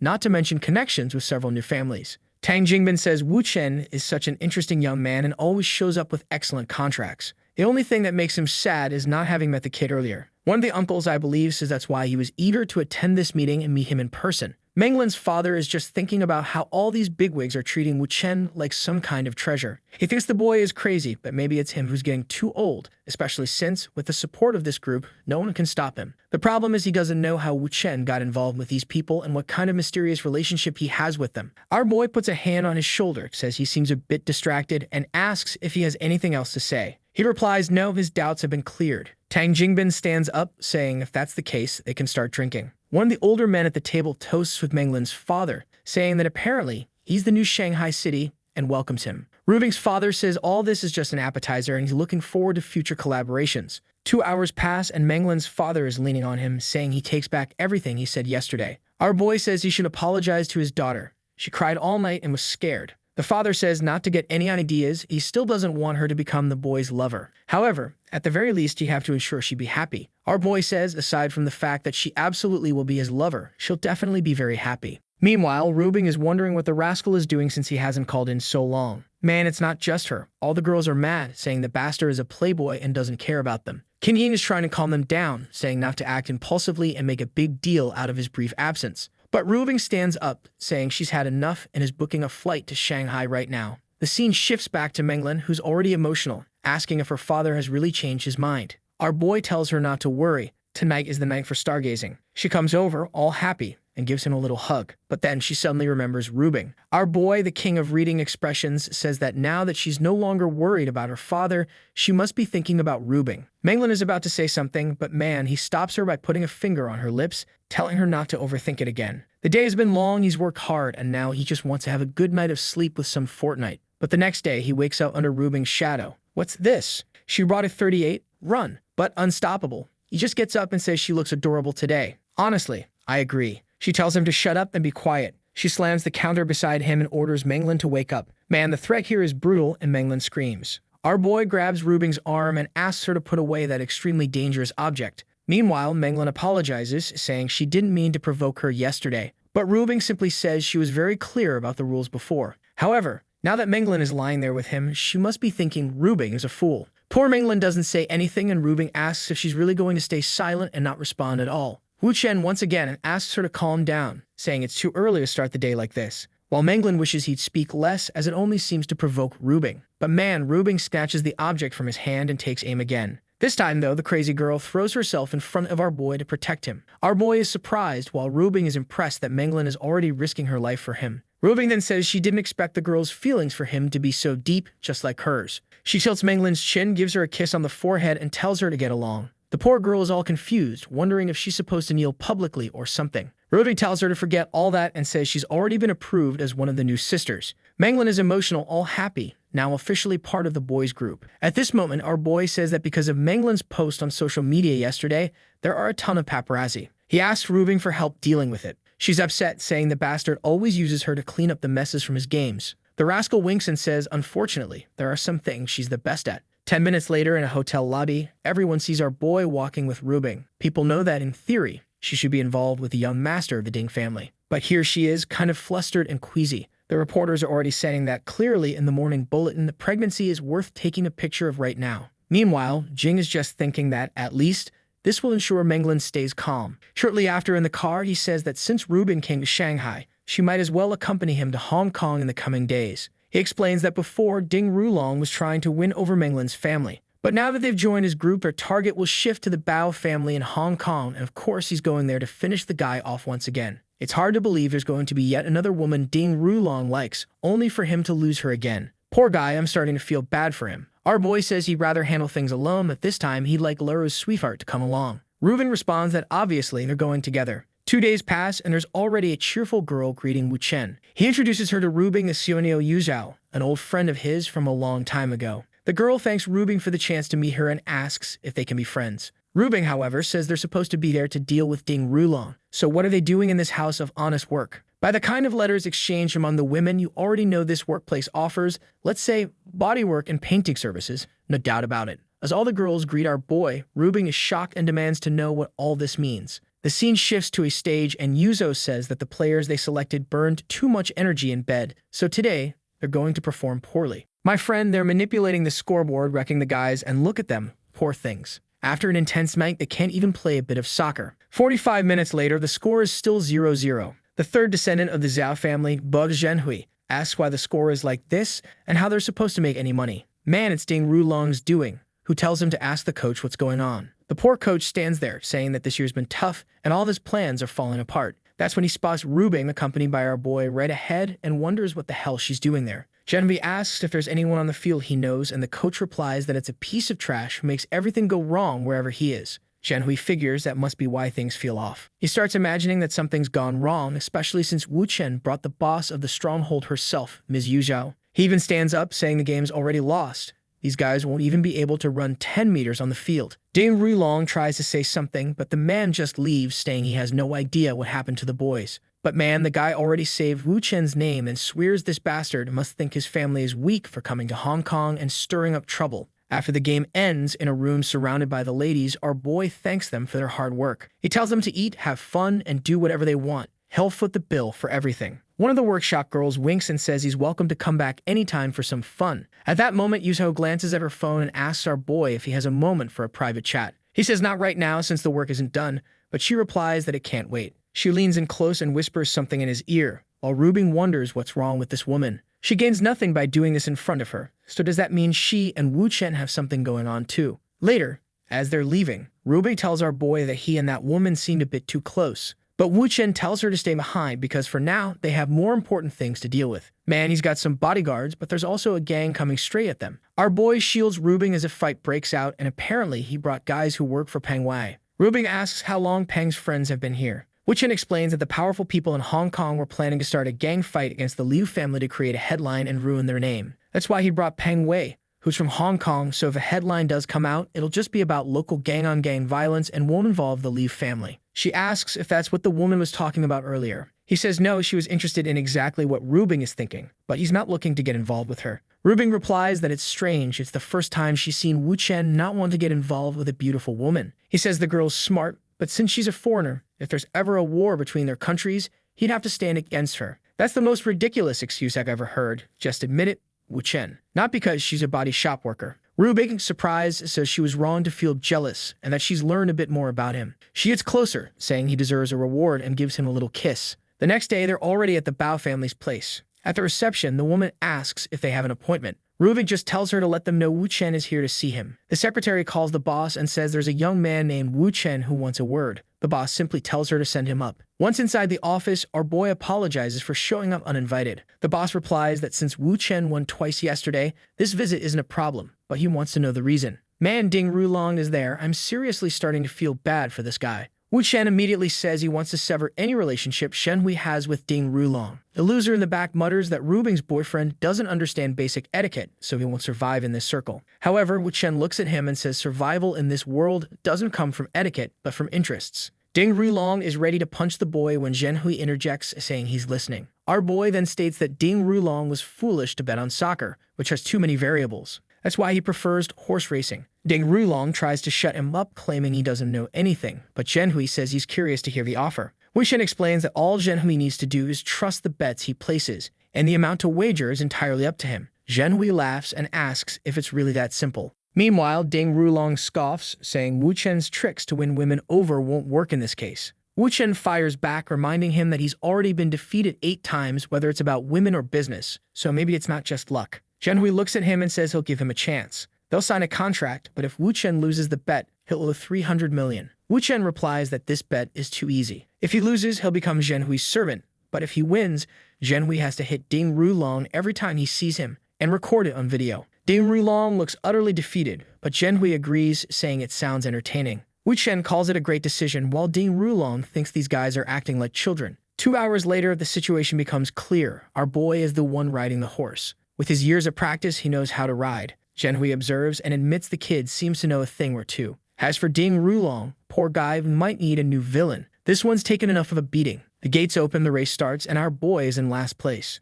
Of course, Ding Rulong smirks, saying it's obvious Wu Chen knows nothing. But Rubing says the result is all that matters, so it's best not to be arrogant. Then Zhen Hui smiles, noting that the boy seems to be picking up speed. The king of riding is going full throttle now. Rubing cheers, declaring that he's won. And indeed he has. He's already celebrating, telling Master Zheng he must be satisfied with the results. Before Zhen Hui can respond, he slaps Ding Rulong across the face. He warns him that he better not return to Hong Kong, or he'll end up getting beaten again in the future. The poor guy leaves, admitting defeat for today, but promising he'll get revenge. Meanwhile, Zhen Hui approaches Wu Chen, saying that from now on, they're brothers. Meanwhile, in his car, Ding Rulong seems to be plotting something against one of Wu Chen's lovers. Man, don't do it. He'll destroy you. 2 days later, on a yacht, Zhen Hui tells Wu Chen he never expected him to be this good. He admits it's been worth working together. Our boy replies that it's all thanks to Zhen Hui's sponsorship and Hong Kong's money. Together, they'll earn a lot more. Suddenly, Wu Chen receives a call from Mao Hong-sam informing him that Ms. Zhuang Xiaodi is having trouble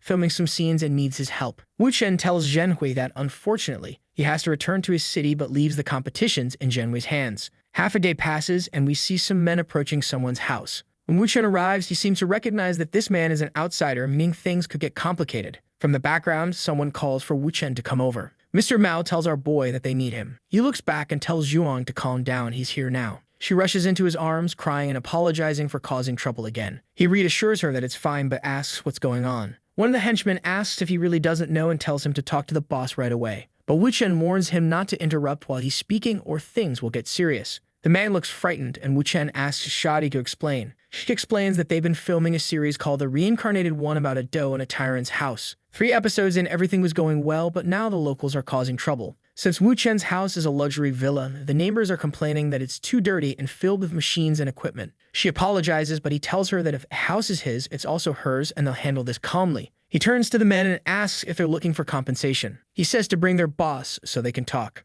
An older man arrives with a contract saying the villa hosted his grandson's wedding. The furniture belongs to the English royal family, and now it all needs replacing or it'll bring bad luck. The cost is 120 million. Wu Chen knows this could be resolved quickly through other means, but they even brought an invoice. He figures that since this is Xiaodi's first project, escalating things to a legal battle wouldn't be ideal, so maybe the easier route is best. He tells the old man that the series being filmed here is making a lot of money. Instead of 120 million, he could take a share of the profits, which would amount to far more in the end. The old man considers it, sees the series' success, and agrees. However, even though his granddaughter Xiaoi signed a contract, he wants her removed from the production. The young woman sitting nearby doesn't understand why she's being excluded, and Wu Chen asks who she is. Xiaodi then explains that Xiaoi is the protagonist of the story and incredibly talented.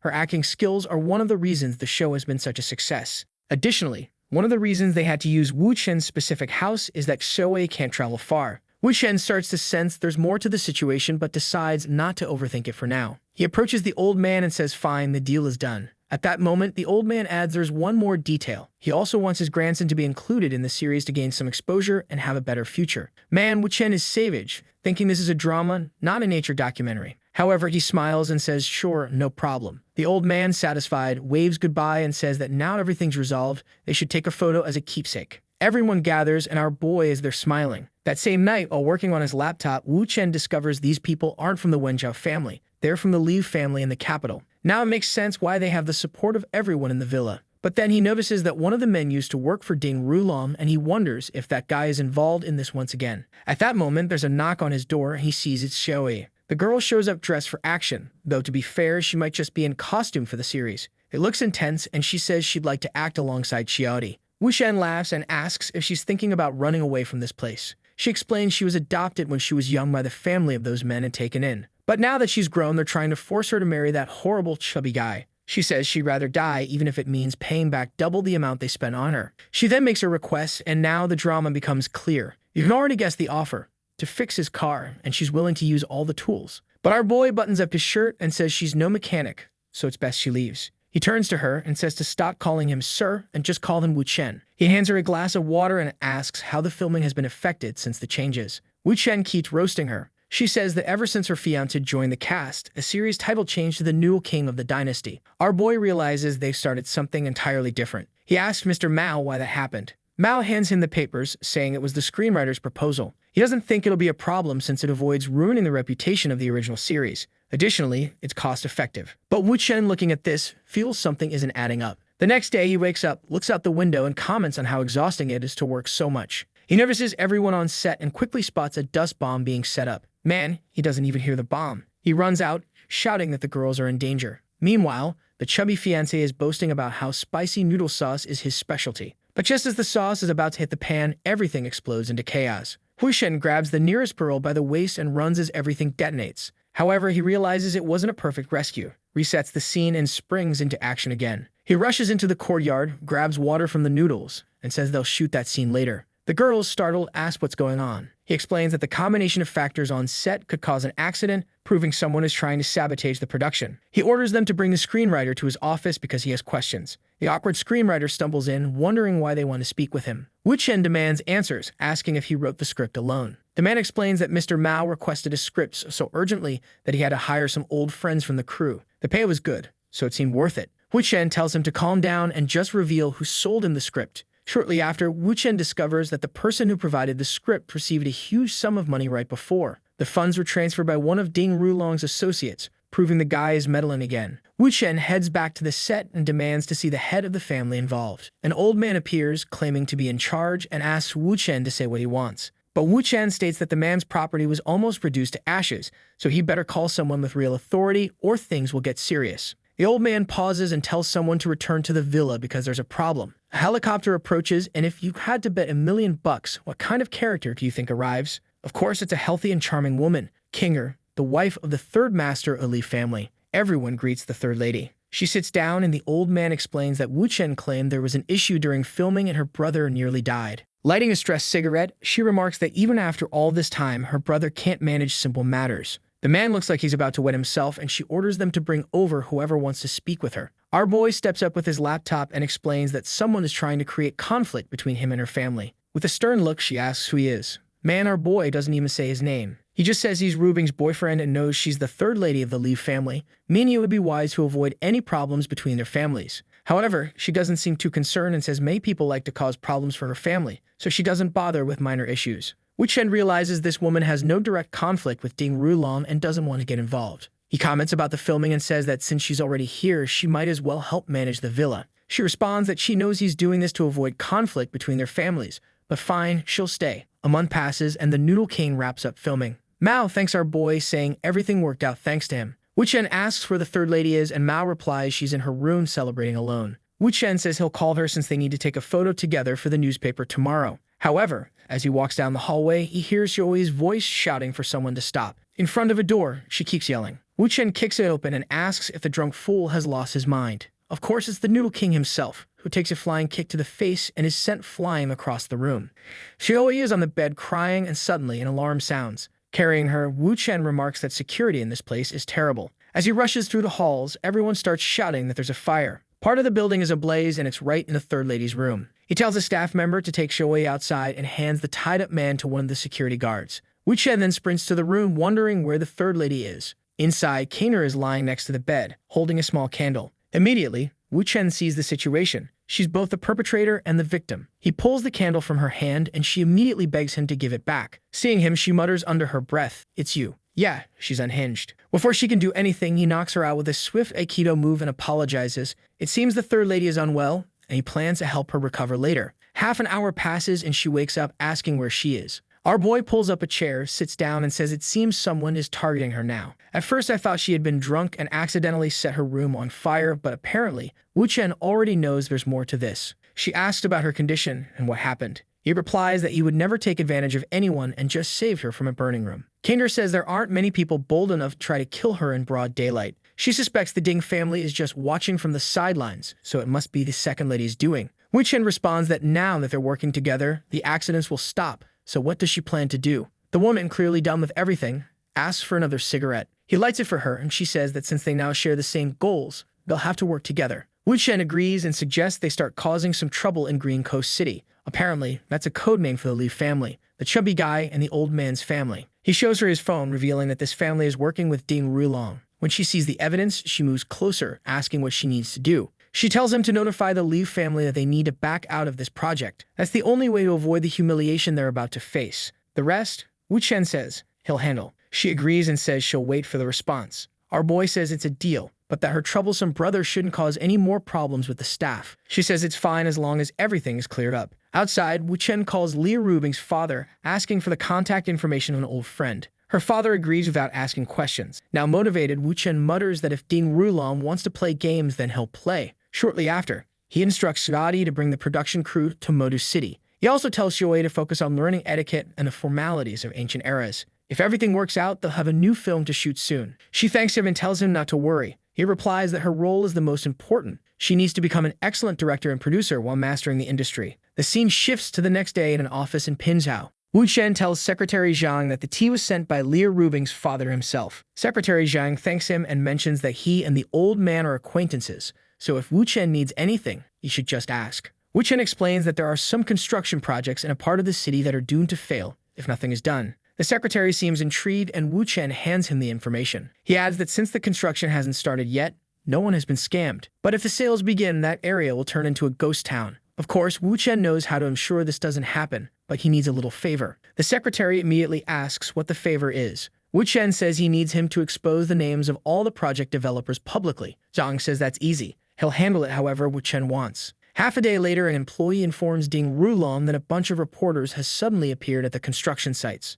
There are also excavators and other equipment being brought in. Ding Rulong has no idea what's happening. Wu Chen then asks why there are excavators, and someone responds that there aren't any yet. Furious, he yells at them to find out immediately. The scene shifts to the construction site where Secretary Zhang tells Wu Chen that all the excavators in Pinzhao have been brought there. Just then, a reporter approaches, asking what they're searching for. Our boy replies that when the time is right, everyone will know. 10 minutes later, someone shouts that they found something. Another person confirms it, and they start digging. The workers seem frightened, ordering everything to be removed. The reporters are shocked as Wu Chen reveals that this supposedly green land was actually built over an old cemetery. They were planning to construct luxury mansions and homes as if it were a lush area, but in reality, it was full of graves. The reporters are furious, and of course it makes the headlines. 20 minutes later, the internet is ablaze with the story, and Ding Rulong is left wondering where these rumors are coming from. He immediately orders his associate to issue refunds to everyone who had purchased the first lots, instructing them to hide the truth and claim they, too, were victims who had been deceived.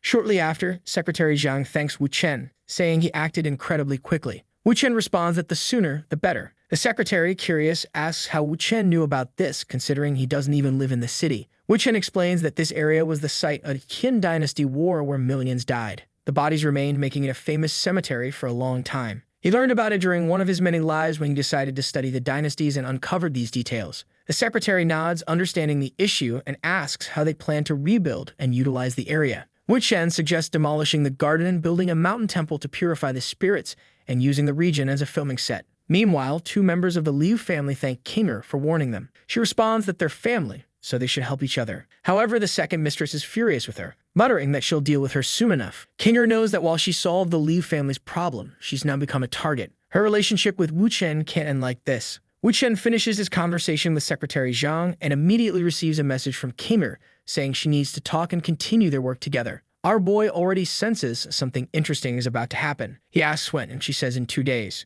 2 days later, Wu Chen is standing in the middle of the city, wondering what's going on. Kinger instructs him to follow someone. An elderly woman walks by, opens a taxi door, and tells him to get in. The scene shifts to a building in the area. Inside a room, the woman removes her disguise. It's Kinger herself. She explains that after what happened in the city, her family has been targeting her, leaving her no choice but to move in secret. It seems the Liu family has learned about Wu Chen's issues with Ding Rulong. However, they prefer Ding Rulong and are now causing problems for Kinger because of her involvement with Wu Chen. She reveals that to the elders of her family, Ding Rulong can do as he pleases, even without justification. This is because they are collaborating with him on a project to build a solar-powered city in southern Arabia. Things take a strange turn. Wu Chen, trying to piece it all together, comments that it looks like she's in trouble now that she's become the target. She confirms this, adding that her husband is in charge of the project. On top of that, he's gotten close to more than one prince in Arabia, as well as the prince's wife. Some paparazzi even snapped photos of them talking, creating some rather incriminating evidence.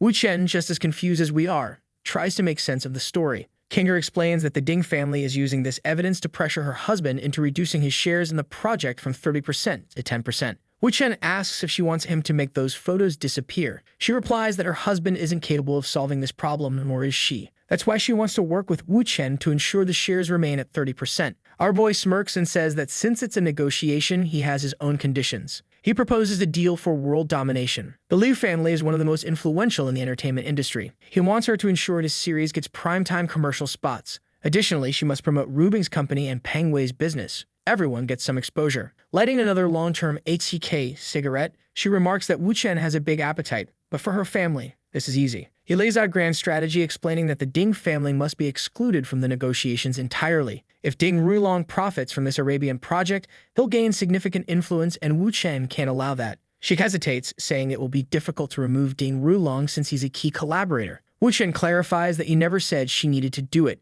Kinger asks if he can handle it himself. Wu Chen points out that once the photos disappear, the Ding family won't have any leverage to threaten them anymore. She moves closer and says it's all settled now, and it seems like he's going to handle both tasks. An hour later, whether they played Uno or not is unclear. Our boy is on the phone with someone. At a club in Jinza City, Dong Shengang, the father of Dong Yuantao, the ex-husband of He Shixing, is enjoying himself. For context, this is the same guy Ding Rulong ordered to be killed so he could get the blue-haired woman with a daughter. Yeah, this plot demands notes to keep up. Nearby, Yuzhou, Wu Chen's informant from the workshop, is on the phone with him. He asks her to retrieve the project files Dong Shengang has on the Middle Eastern Solar City project. Naturally, Shengang is the guy chilling at the bar. Yuzhou, however, warns Wu Chen that if anything happens to this man, a lot of people will lose a great deal of money. She asks how he plans to compensate for that. Wu Chen says he's open to any requests, as long as she solves this problem. She agrees, saying she'll handle it right away, and he just needs to wait for the news. She approaches Shenggang, suggesting they move somewhere more private since the place is too crowded.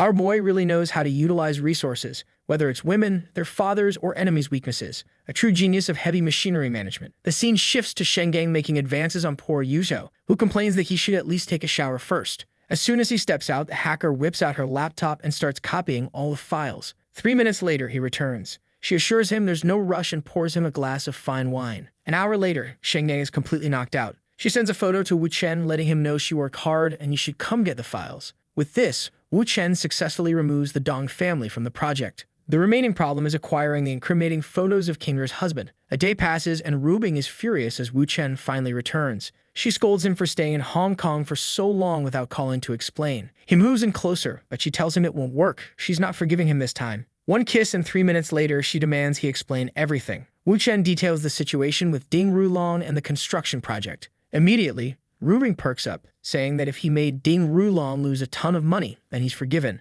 But our boy isn't satisfied with such an easy pardon. He says he wants her to show her true feelings. I thought he was going to make a bold move, but instead he pulls out a romantic flower, saying he thought of her every day during the 6 days he was away. She thanks him, admitting she never expected him to be the kind of guy who gives flowers. But her expression changes as she accuses him of either planning to ask for something or trying to deceive her. Wu Chen, ever the charmer, tells her she's too smart and has figured it all out. That's why he loves her so much. The man's a genius, praising her, confessing, and still coming out on top. He explains the whole Middle Eastern project and how he needs to deal with Kinger's husband's photos, which are currently in Ding Rulong's possession. It won't be easy, but Wu Chen lays out his plan. First, he'll go to the Middle East and invite a girl to play Valorant. During the match, Rubing will catch the two together. Even if there's nothing suspicious about their relationship, this time she'll lose her temper and refuse to forgive him. A heated argument will ensue and Ding Rulong will undoubtedly see it as his chance to swoop in and save the damsel in the Orient. Rubing points out that even if they break up, she doubts Ding Rulong would fly all the way there just because of this.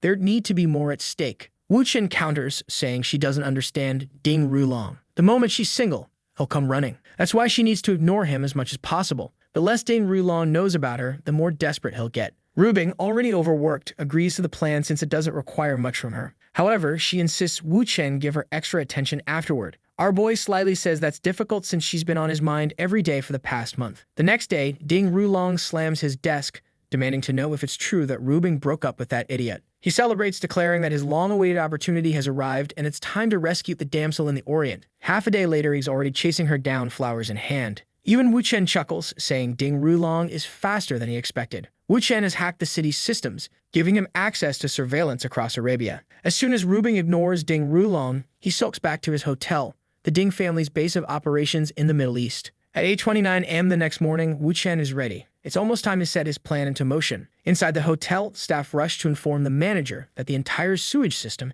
has suddenly backed up. The manager orders them to cut the power to all electronics. A worker enters Ding Rulong's room, apologizing for the inconvenience and explaining that the power has been cut. Shortly after, Wu Chen gets access to Ding Rulong's computer. He notes that the man was cautious, setting up a complex facial recognition program to secure his files. But as soon as Ding Rulong sits in front of the PC, the program will activate and all the incriminating photos will be deleted. As Wu Chen stands outside the hotel, he reflects that even though all the files will disappear, Ding Rulong will never connect the blackout to what just happened. Frustrated and rejected by Rubing, once again, Ding Rulong is likely to head back to China. In the car, Wu Chen receives a call from Yurong, who says she desperately needs his help. Wu Chen knows that over the next 2 days, Rubing will have to keep playing her role, tricking Ding Rulong. In the meantime, he heads over to Yurong's place to discuss the Middle Eastern project. When he arrives, he greets her and tries to start the conversation, but she immediately cuts him off, covering his mouth. She tells him the sink has been clogged for a month and insists he fix it, pointing out all the tools conveniently laid out on the counter.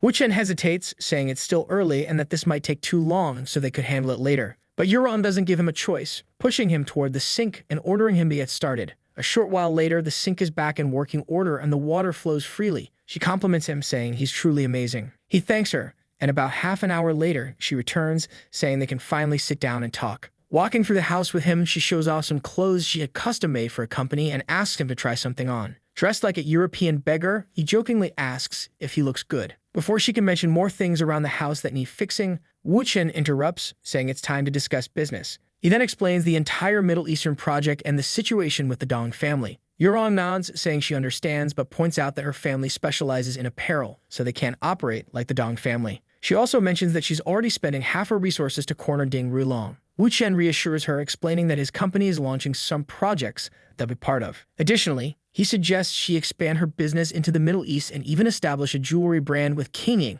which would sell exceptionally well in that region. It seems Yurong doesn't really care whether the plan succeeds, commenting that Wu Chen has clearly been busy and thought a lot about it. And judging by his actions, he's already fixing his jacket. Another repair must have happened. Wu Chen then mentions that later he plans to meet Lei Shang to resolve some issues and will be leaving in a few days. Half an hour later, he's meeting with Lei Shang, saying he has a small favor to ask. Lei Shang replies that no matter what it is, he'll make it happen. Wu Chen brings up the film industry, saying he'd really like Tao Manning to join a project. However, since he's not very close to her, he feels awkward about making such a direct offer. Lei Shang reassures him, saying it's no problem since they're practically family. Wu Chen tries to emphasize that the series Tao Manning would join is bound to be a hit and would make her even more famous. But Lei Shang simply tells him not to worry, he's already guaranteed she'll be involved. Still, Wu Chen insists on maintaining professionalism, saying business is business. He also talks about Xiaodi's projects, mentioning his plans to translate them into English, and asks if Lei Shang wants to be part of the venture. Looking through Wu Chen's phone, Lei Shang sees the success of Xiaodi's series and realizes it's basically free money, thanking him for the opportunity. The deal is done, and half a day later in Shanghai, Xiaodi is practicing in a training room when Xiaodi enters, telling her to take a break. Xiaodi gets a call, asking her to come to the office because an important client wants to meet. She agrees and takes Xiaodi along. Later, they're introduced to a man named Lin Zhang. Lin Zhang says he's seen the series Xiaodi stars in and is impressed by her beauty and talent. He offers 2 billion yuan to transfer her to his company. Xiaodi, confused, asks Xiaodi if she's excited or scared. Judging by the older man's demeanor, it's clear he's up to no good. He argues that while the series is successful, it likely doesn't earn more than 1 million yuan per episode. Paying 2 billion for her transfer would be equivalent to giving her 5 years' worth of work upfront, making it an obvious choice. Xiaodi steps outside with Mr. Gu to discuss the matter, questioning if they should consult Wu Chen about this. Mr. Gu dismisses her concerns, saying they've only invested in Xiaodi for a month and will make a 1.9 billion profit by selling her. With that money, they can hire more experienced talent who will quickly reach Xiaodi's level. Poor Xiaodi thinks this will make Wu Chen happy, but I doubt that's the case. Meanwhile, Lin Zhang impatiently asks for their decision. Just as Xiaodi is about to agree, Xiaodi speaks up,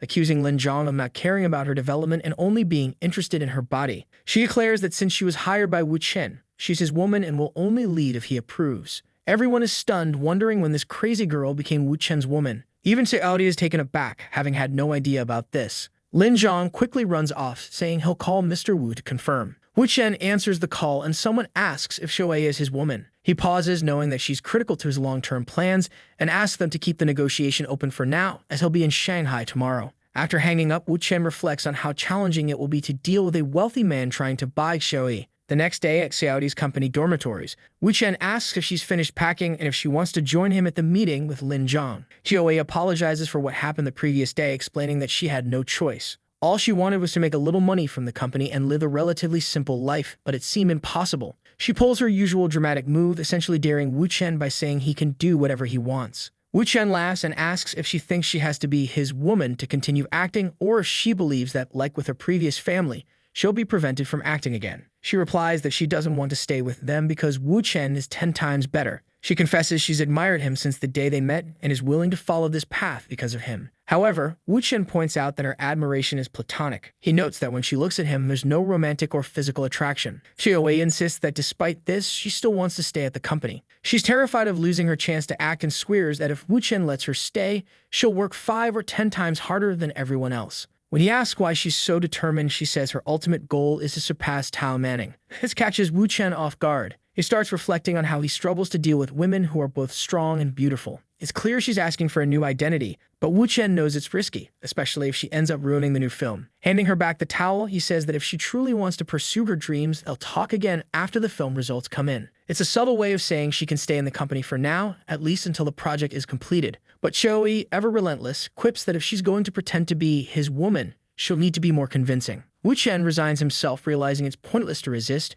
and heads to the meeting with her. At the meeting, Lin Zhang skeptically asks if Xiaowei is really Wu Chen's woman. Meanwhile, Mr. Gu is panicking in the background, thinking about how he almost sold the boss's woman the day before. Wu Chen sits down, calls Xiaodi over, and with both women by his side, declares that his company exists solely to make them happy, so selling them would make no sense. It seems the Xiang family didn't do their homework. Confused, Lin Zhong asks why Wu Chen is suddenly bringing out the Xiang family. Wu Chen brushes it off, saying he doesn't need to explain, it's already clear enough. He suggests that Lin Zhong leave quietly to avoid unnecessary trouble. Without saying a word, Lin Zhong exits. The group then bombards Wu Chen with questions about why the Xiang family is involved. Wu Chen explains that Lin Zhong is controlled by the Xiang family. He adds that other people under the Xiang family's influence include the Qi brothers, whom he had previously crossed, possibly sparking their current meddling. Kyobi realizes he's referring to the Qi brothers and asks if they're seeking revenge again. Wu Chen clarifies that the Lin family is one arm of the Xiang family. While the Lin family is deeply entrenched in politics, the Xiang family dominates the online entertainment industry. Tao Manning is incredibly famous, but she rarely appears in films since Lei Shang doesn't push her to work much. However, the Xiang family knows that if Tao Manning joins this project, things will get complicated for them. That's why they're trying to sabotage everything. Xiaobi remarks that this explains why they were willing to pay so much for Xiaoyi. Xiaoyi, still confused, mutters about how all these major families are causing trouble over something that hasn't even been released yet. With his hands behind his head, Wu Chen says they have no idea what's about to happen. The next day, rumors spread online, branding Xiaoyi and Xiaodi as the witches of the city and heavily criticizing them. An associate informs Wu Chen that it's impossible to suppress all the negative news. Xiaobi vents her frustration, calling them disgusting, while Wu Chen asks Xiaoyi if she's scared. She responds confidently that she's not. Wu Chen reassures her, saying that if that's the case, they have nothing to worry about. He reveals that he has a contact in the entertainment industry who can help. He calls Kinger, who remarks that he hasn't even fulfilled his end of their deal and is already asking for more favors. Wu Chen assures her that her part of the agreement will be completed by the end of the day. He explains that the Dong family will be removed from the project, the photos will be deleted, and they'll regain their 30% stake. Kinger replies that if all that happens, the favor he's requesting is an easy one. Wu Chen then contacts Peng Wen, asking him to help spread some information. Peng Wen, confident in his skills, promises to handle it perfectly. The next day, people online begin questioning the validity of the previous day's rumors. In a clever twist, Wu Chen's reverse marketing strategy works again, and the controversy only boosts interest in the series. Peng Wen is grinning in his office, saying everything went perfectly, and now everyone is talking about the shows. Mr. Gu shows a graph indicating that viewership numbers are skyrocketing by the hour. Wu Chen gathers Xiaoyi and Xiaodi, telling them that thanks to this, they'll achieve at least 3 billion views. But this is just the tip of the iceberg. They're only at the beginning. Xiaoyi thanks Wu Chen, promising to work even harder to ensure everything goes well. Meanwhile, Xiaodi jokes that no matter which family tries to meddle, they always manage to protect her. Wu Chen tells them to stay focused because Tao Manning will arrive in 2 days, and they'll start shooting the new films. Later in the car, Wu Chen calls Yuzo, the owner of the tool shop, and invites her to spend a night in Shanghai. He knows Dong Chenggang, the man they tricked with the wine to steal files, has arrived in the city, and it's time to execute the final part of the plan. At the meeting with Dong Chenggang, the man asks why Wu Chen came alone and didn't bring Yushao. Wu Chen calmly reassures him, saying she's on her way, but advises Dong Chenggang to stop pursuing her. Dong Chenggang scoffs, demanding to know who Wu Chen thinks he is to make such demands. Wu Chen replies that he should care because Yuzo likes him, and that he can't ignore that fact. Dong Chenggang mocks Wu Chen, calling him delusional, right when Yuzo arrives. Surprise, Yuzo didn't know Dong Chenggang would be there. Wu Chen stands, stating that he's not here to cause trouble. Yuzo tells him to calm down, while Wu Chen insists they both get to the point. She sits, and Wu Chen explains that while Yuzo likes him, it's more of a friendly or sibling-like affection, not romantic. Yuzo admits she's in a difficult spot because both Dong Chenggang and Wu Chen have invested so much money into her, making it hard to refuse them. But Dong Chenggang reveals a message he received, implying Wu Chen isn't just a businessman. He has other exotic interests, and the money he's pouring into Yuzo is part of some hidden agenda. The overweight man is furious, feeling threatened once again because of a woman. Wu Chen, unfazed, tells Dong not to be embarrassed, saying, "We're all adults here." Wu Chen shifts gears, saying that if Dong Chenggang wants to stop harassing Yuzo, he's fine with that. However, Wu Chen says there's still a more important matter to address. Dong asks what it is, and Wu Chen brings up the film his company is producing with Tao Manning. He offers Dong a chance to collaborate and make significant money. But Dong Chenggang dismisses it, saying he's not interested in these games. Wu Chen insists, saying he's only trying to be friendly. Dong Chenggang scoffs, accusing Wu Chen of trying to buy his friendship after stealing Yao Xiai. Wu Chen responds with a smirk, saying, "What kind of friend would I be if I didn't help you?" He reveals that sensitive information about Dong's family's involvement in the Middle Eastern project has been hacked.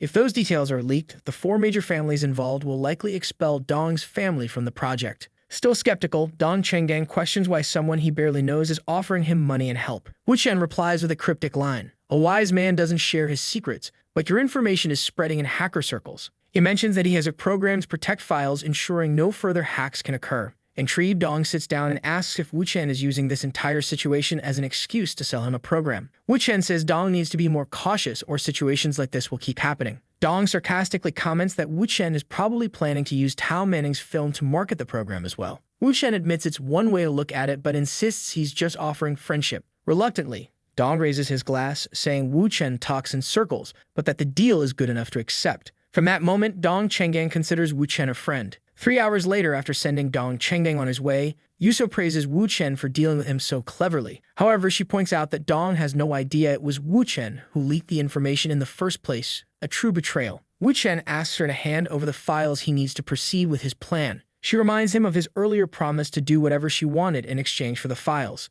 Getting close, she whispers that she can't trust someone who doesn't keep their word. Wu Chen hugs her, saying he thought staying friends would be better. She then teases him, asking if he's afraid she gave him the wrong files. Wu Chen smirks, holding up the USB drive, and replies that he's not worried. He knows exactly where she hides things and can retrieve them easily. Impressed, she comments on how hard it is to resist him. Whatever happened next is unclear, but Wu Chen leaves shortly after, telling her to rest since the hotel room is under her name. As he exits the hotel, he receives a message from Sinbao saying his uncle is furious. Wu Chen replies that it's fine and that he's heading over to speak with him personally. Half an hour later, Wu Chen arrives with a bag and some drinks, apologizing for not having time to prepare something better. Jubin, however, greets him in panic, asking if he's planning to start a war with the Li family. Wu Chen explains that a month ago, tensions began with the Li family, and he's been working with the third lady. The problem, he adds, is that the rivalry between the two women has grown more intense than he anticipated. He admits that the more the third lady helps him, the fiercer the conflict between the women becomes.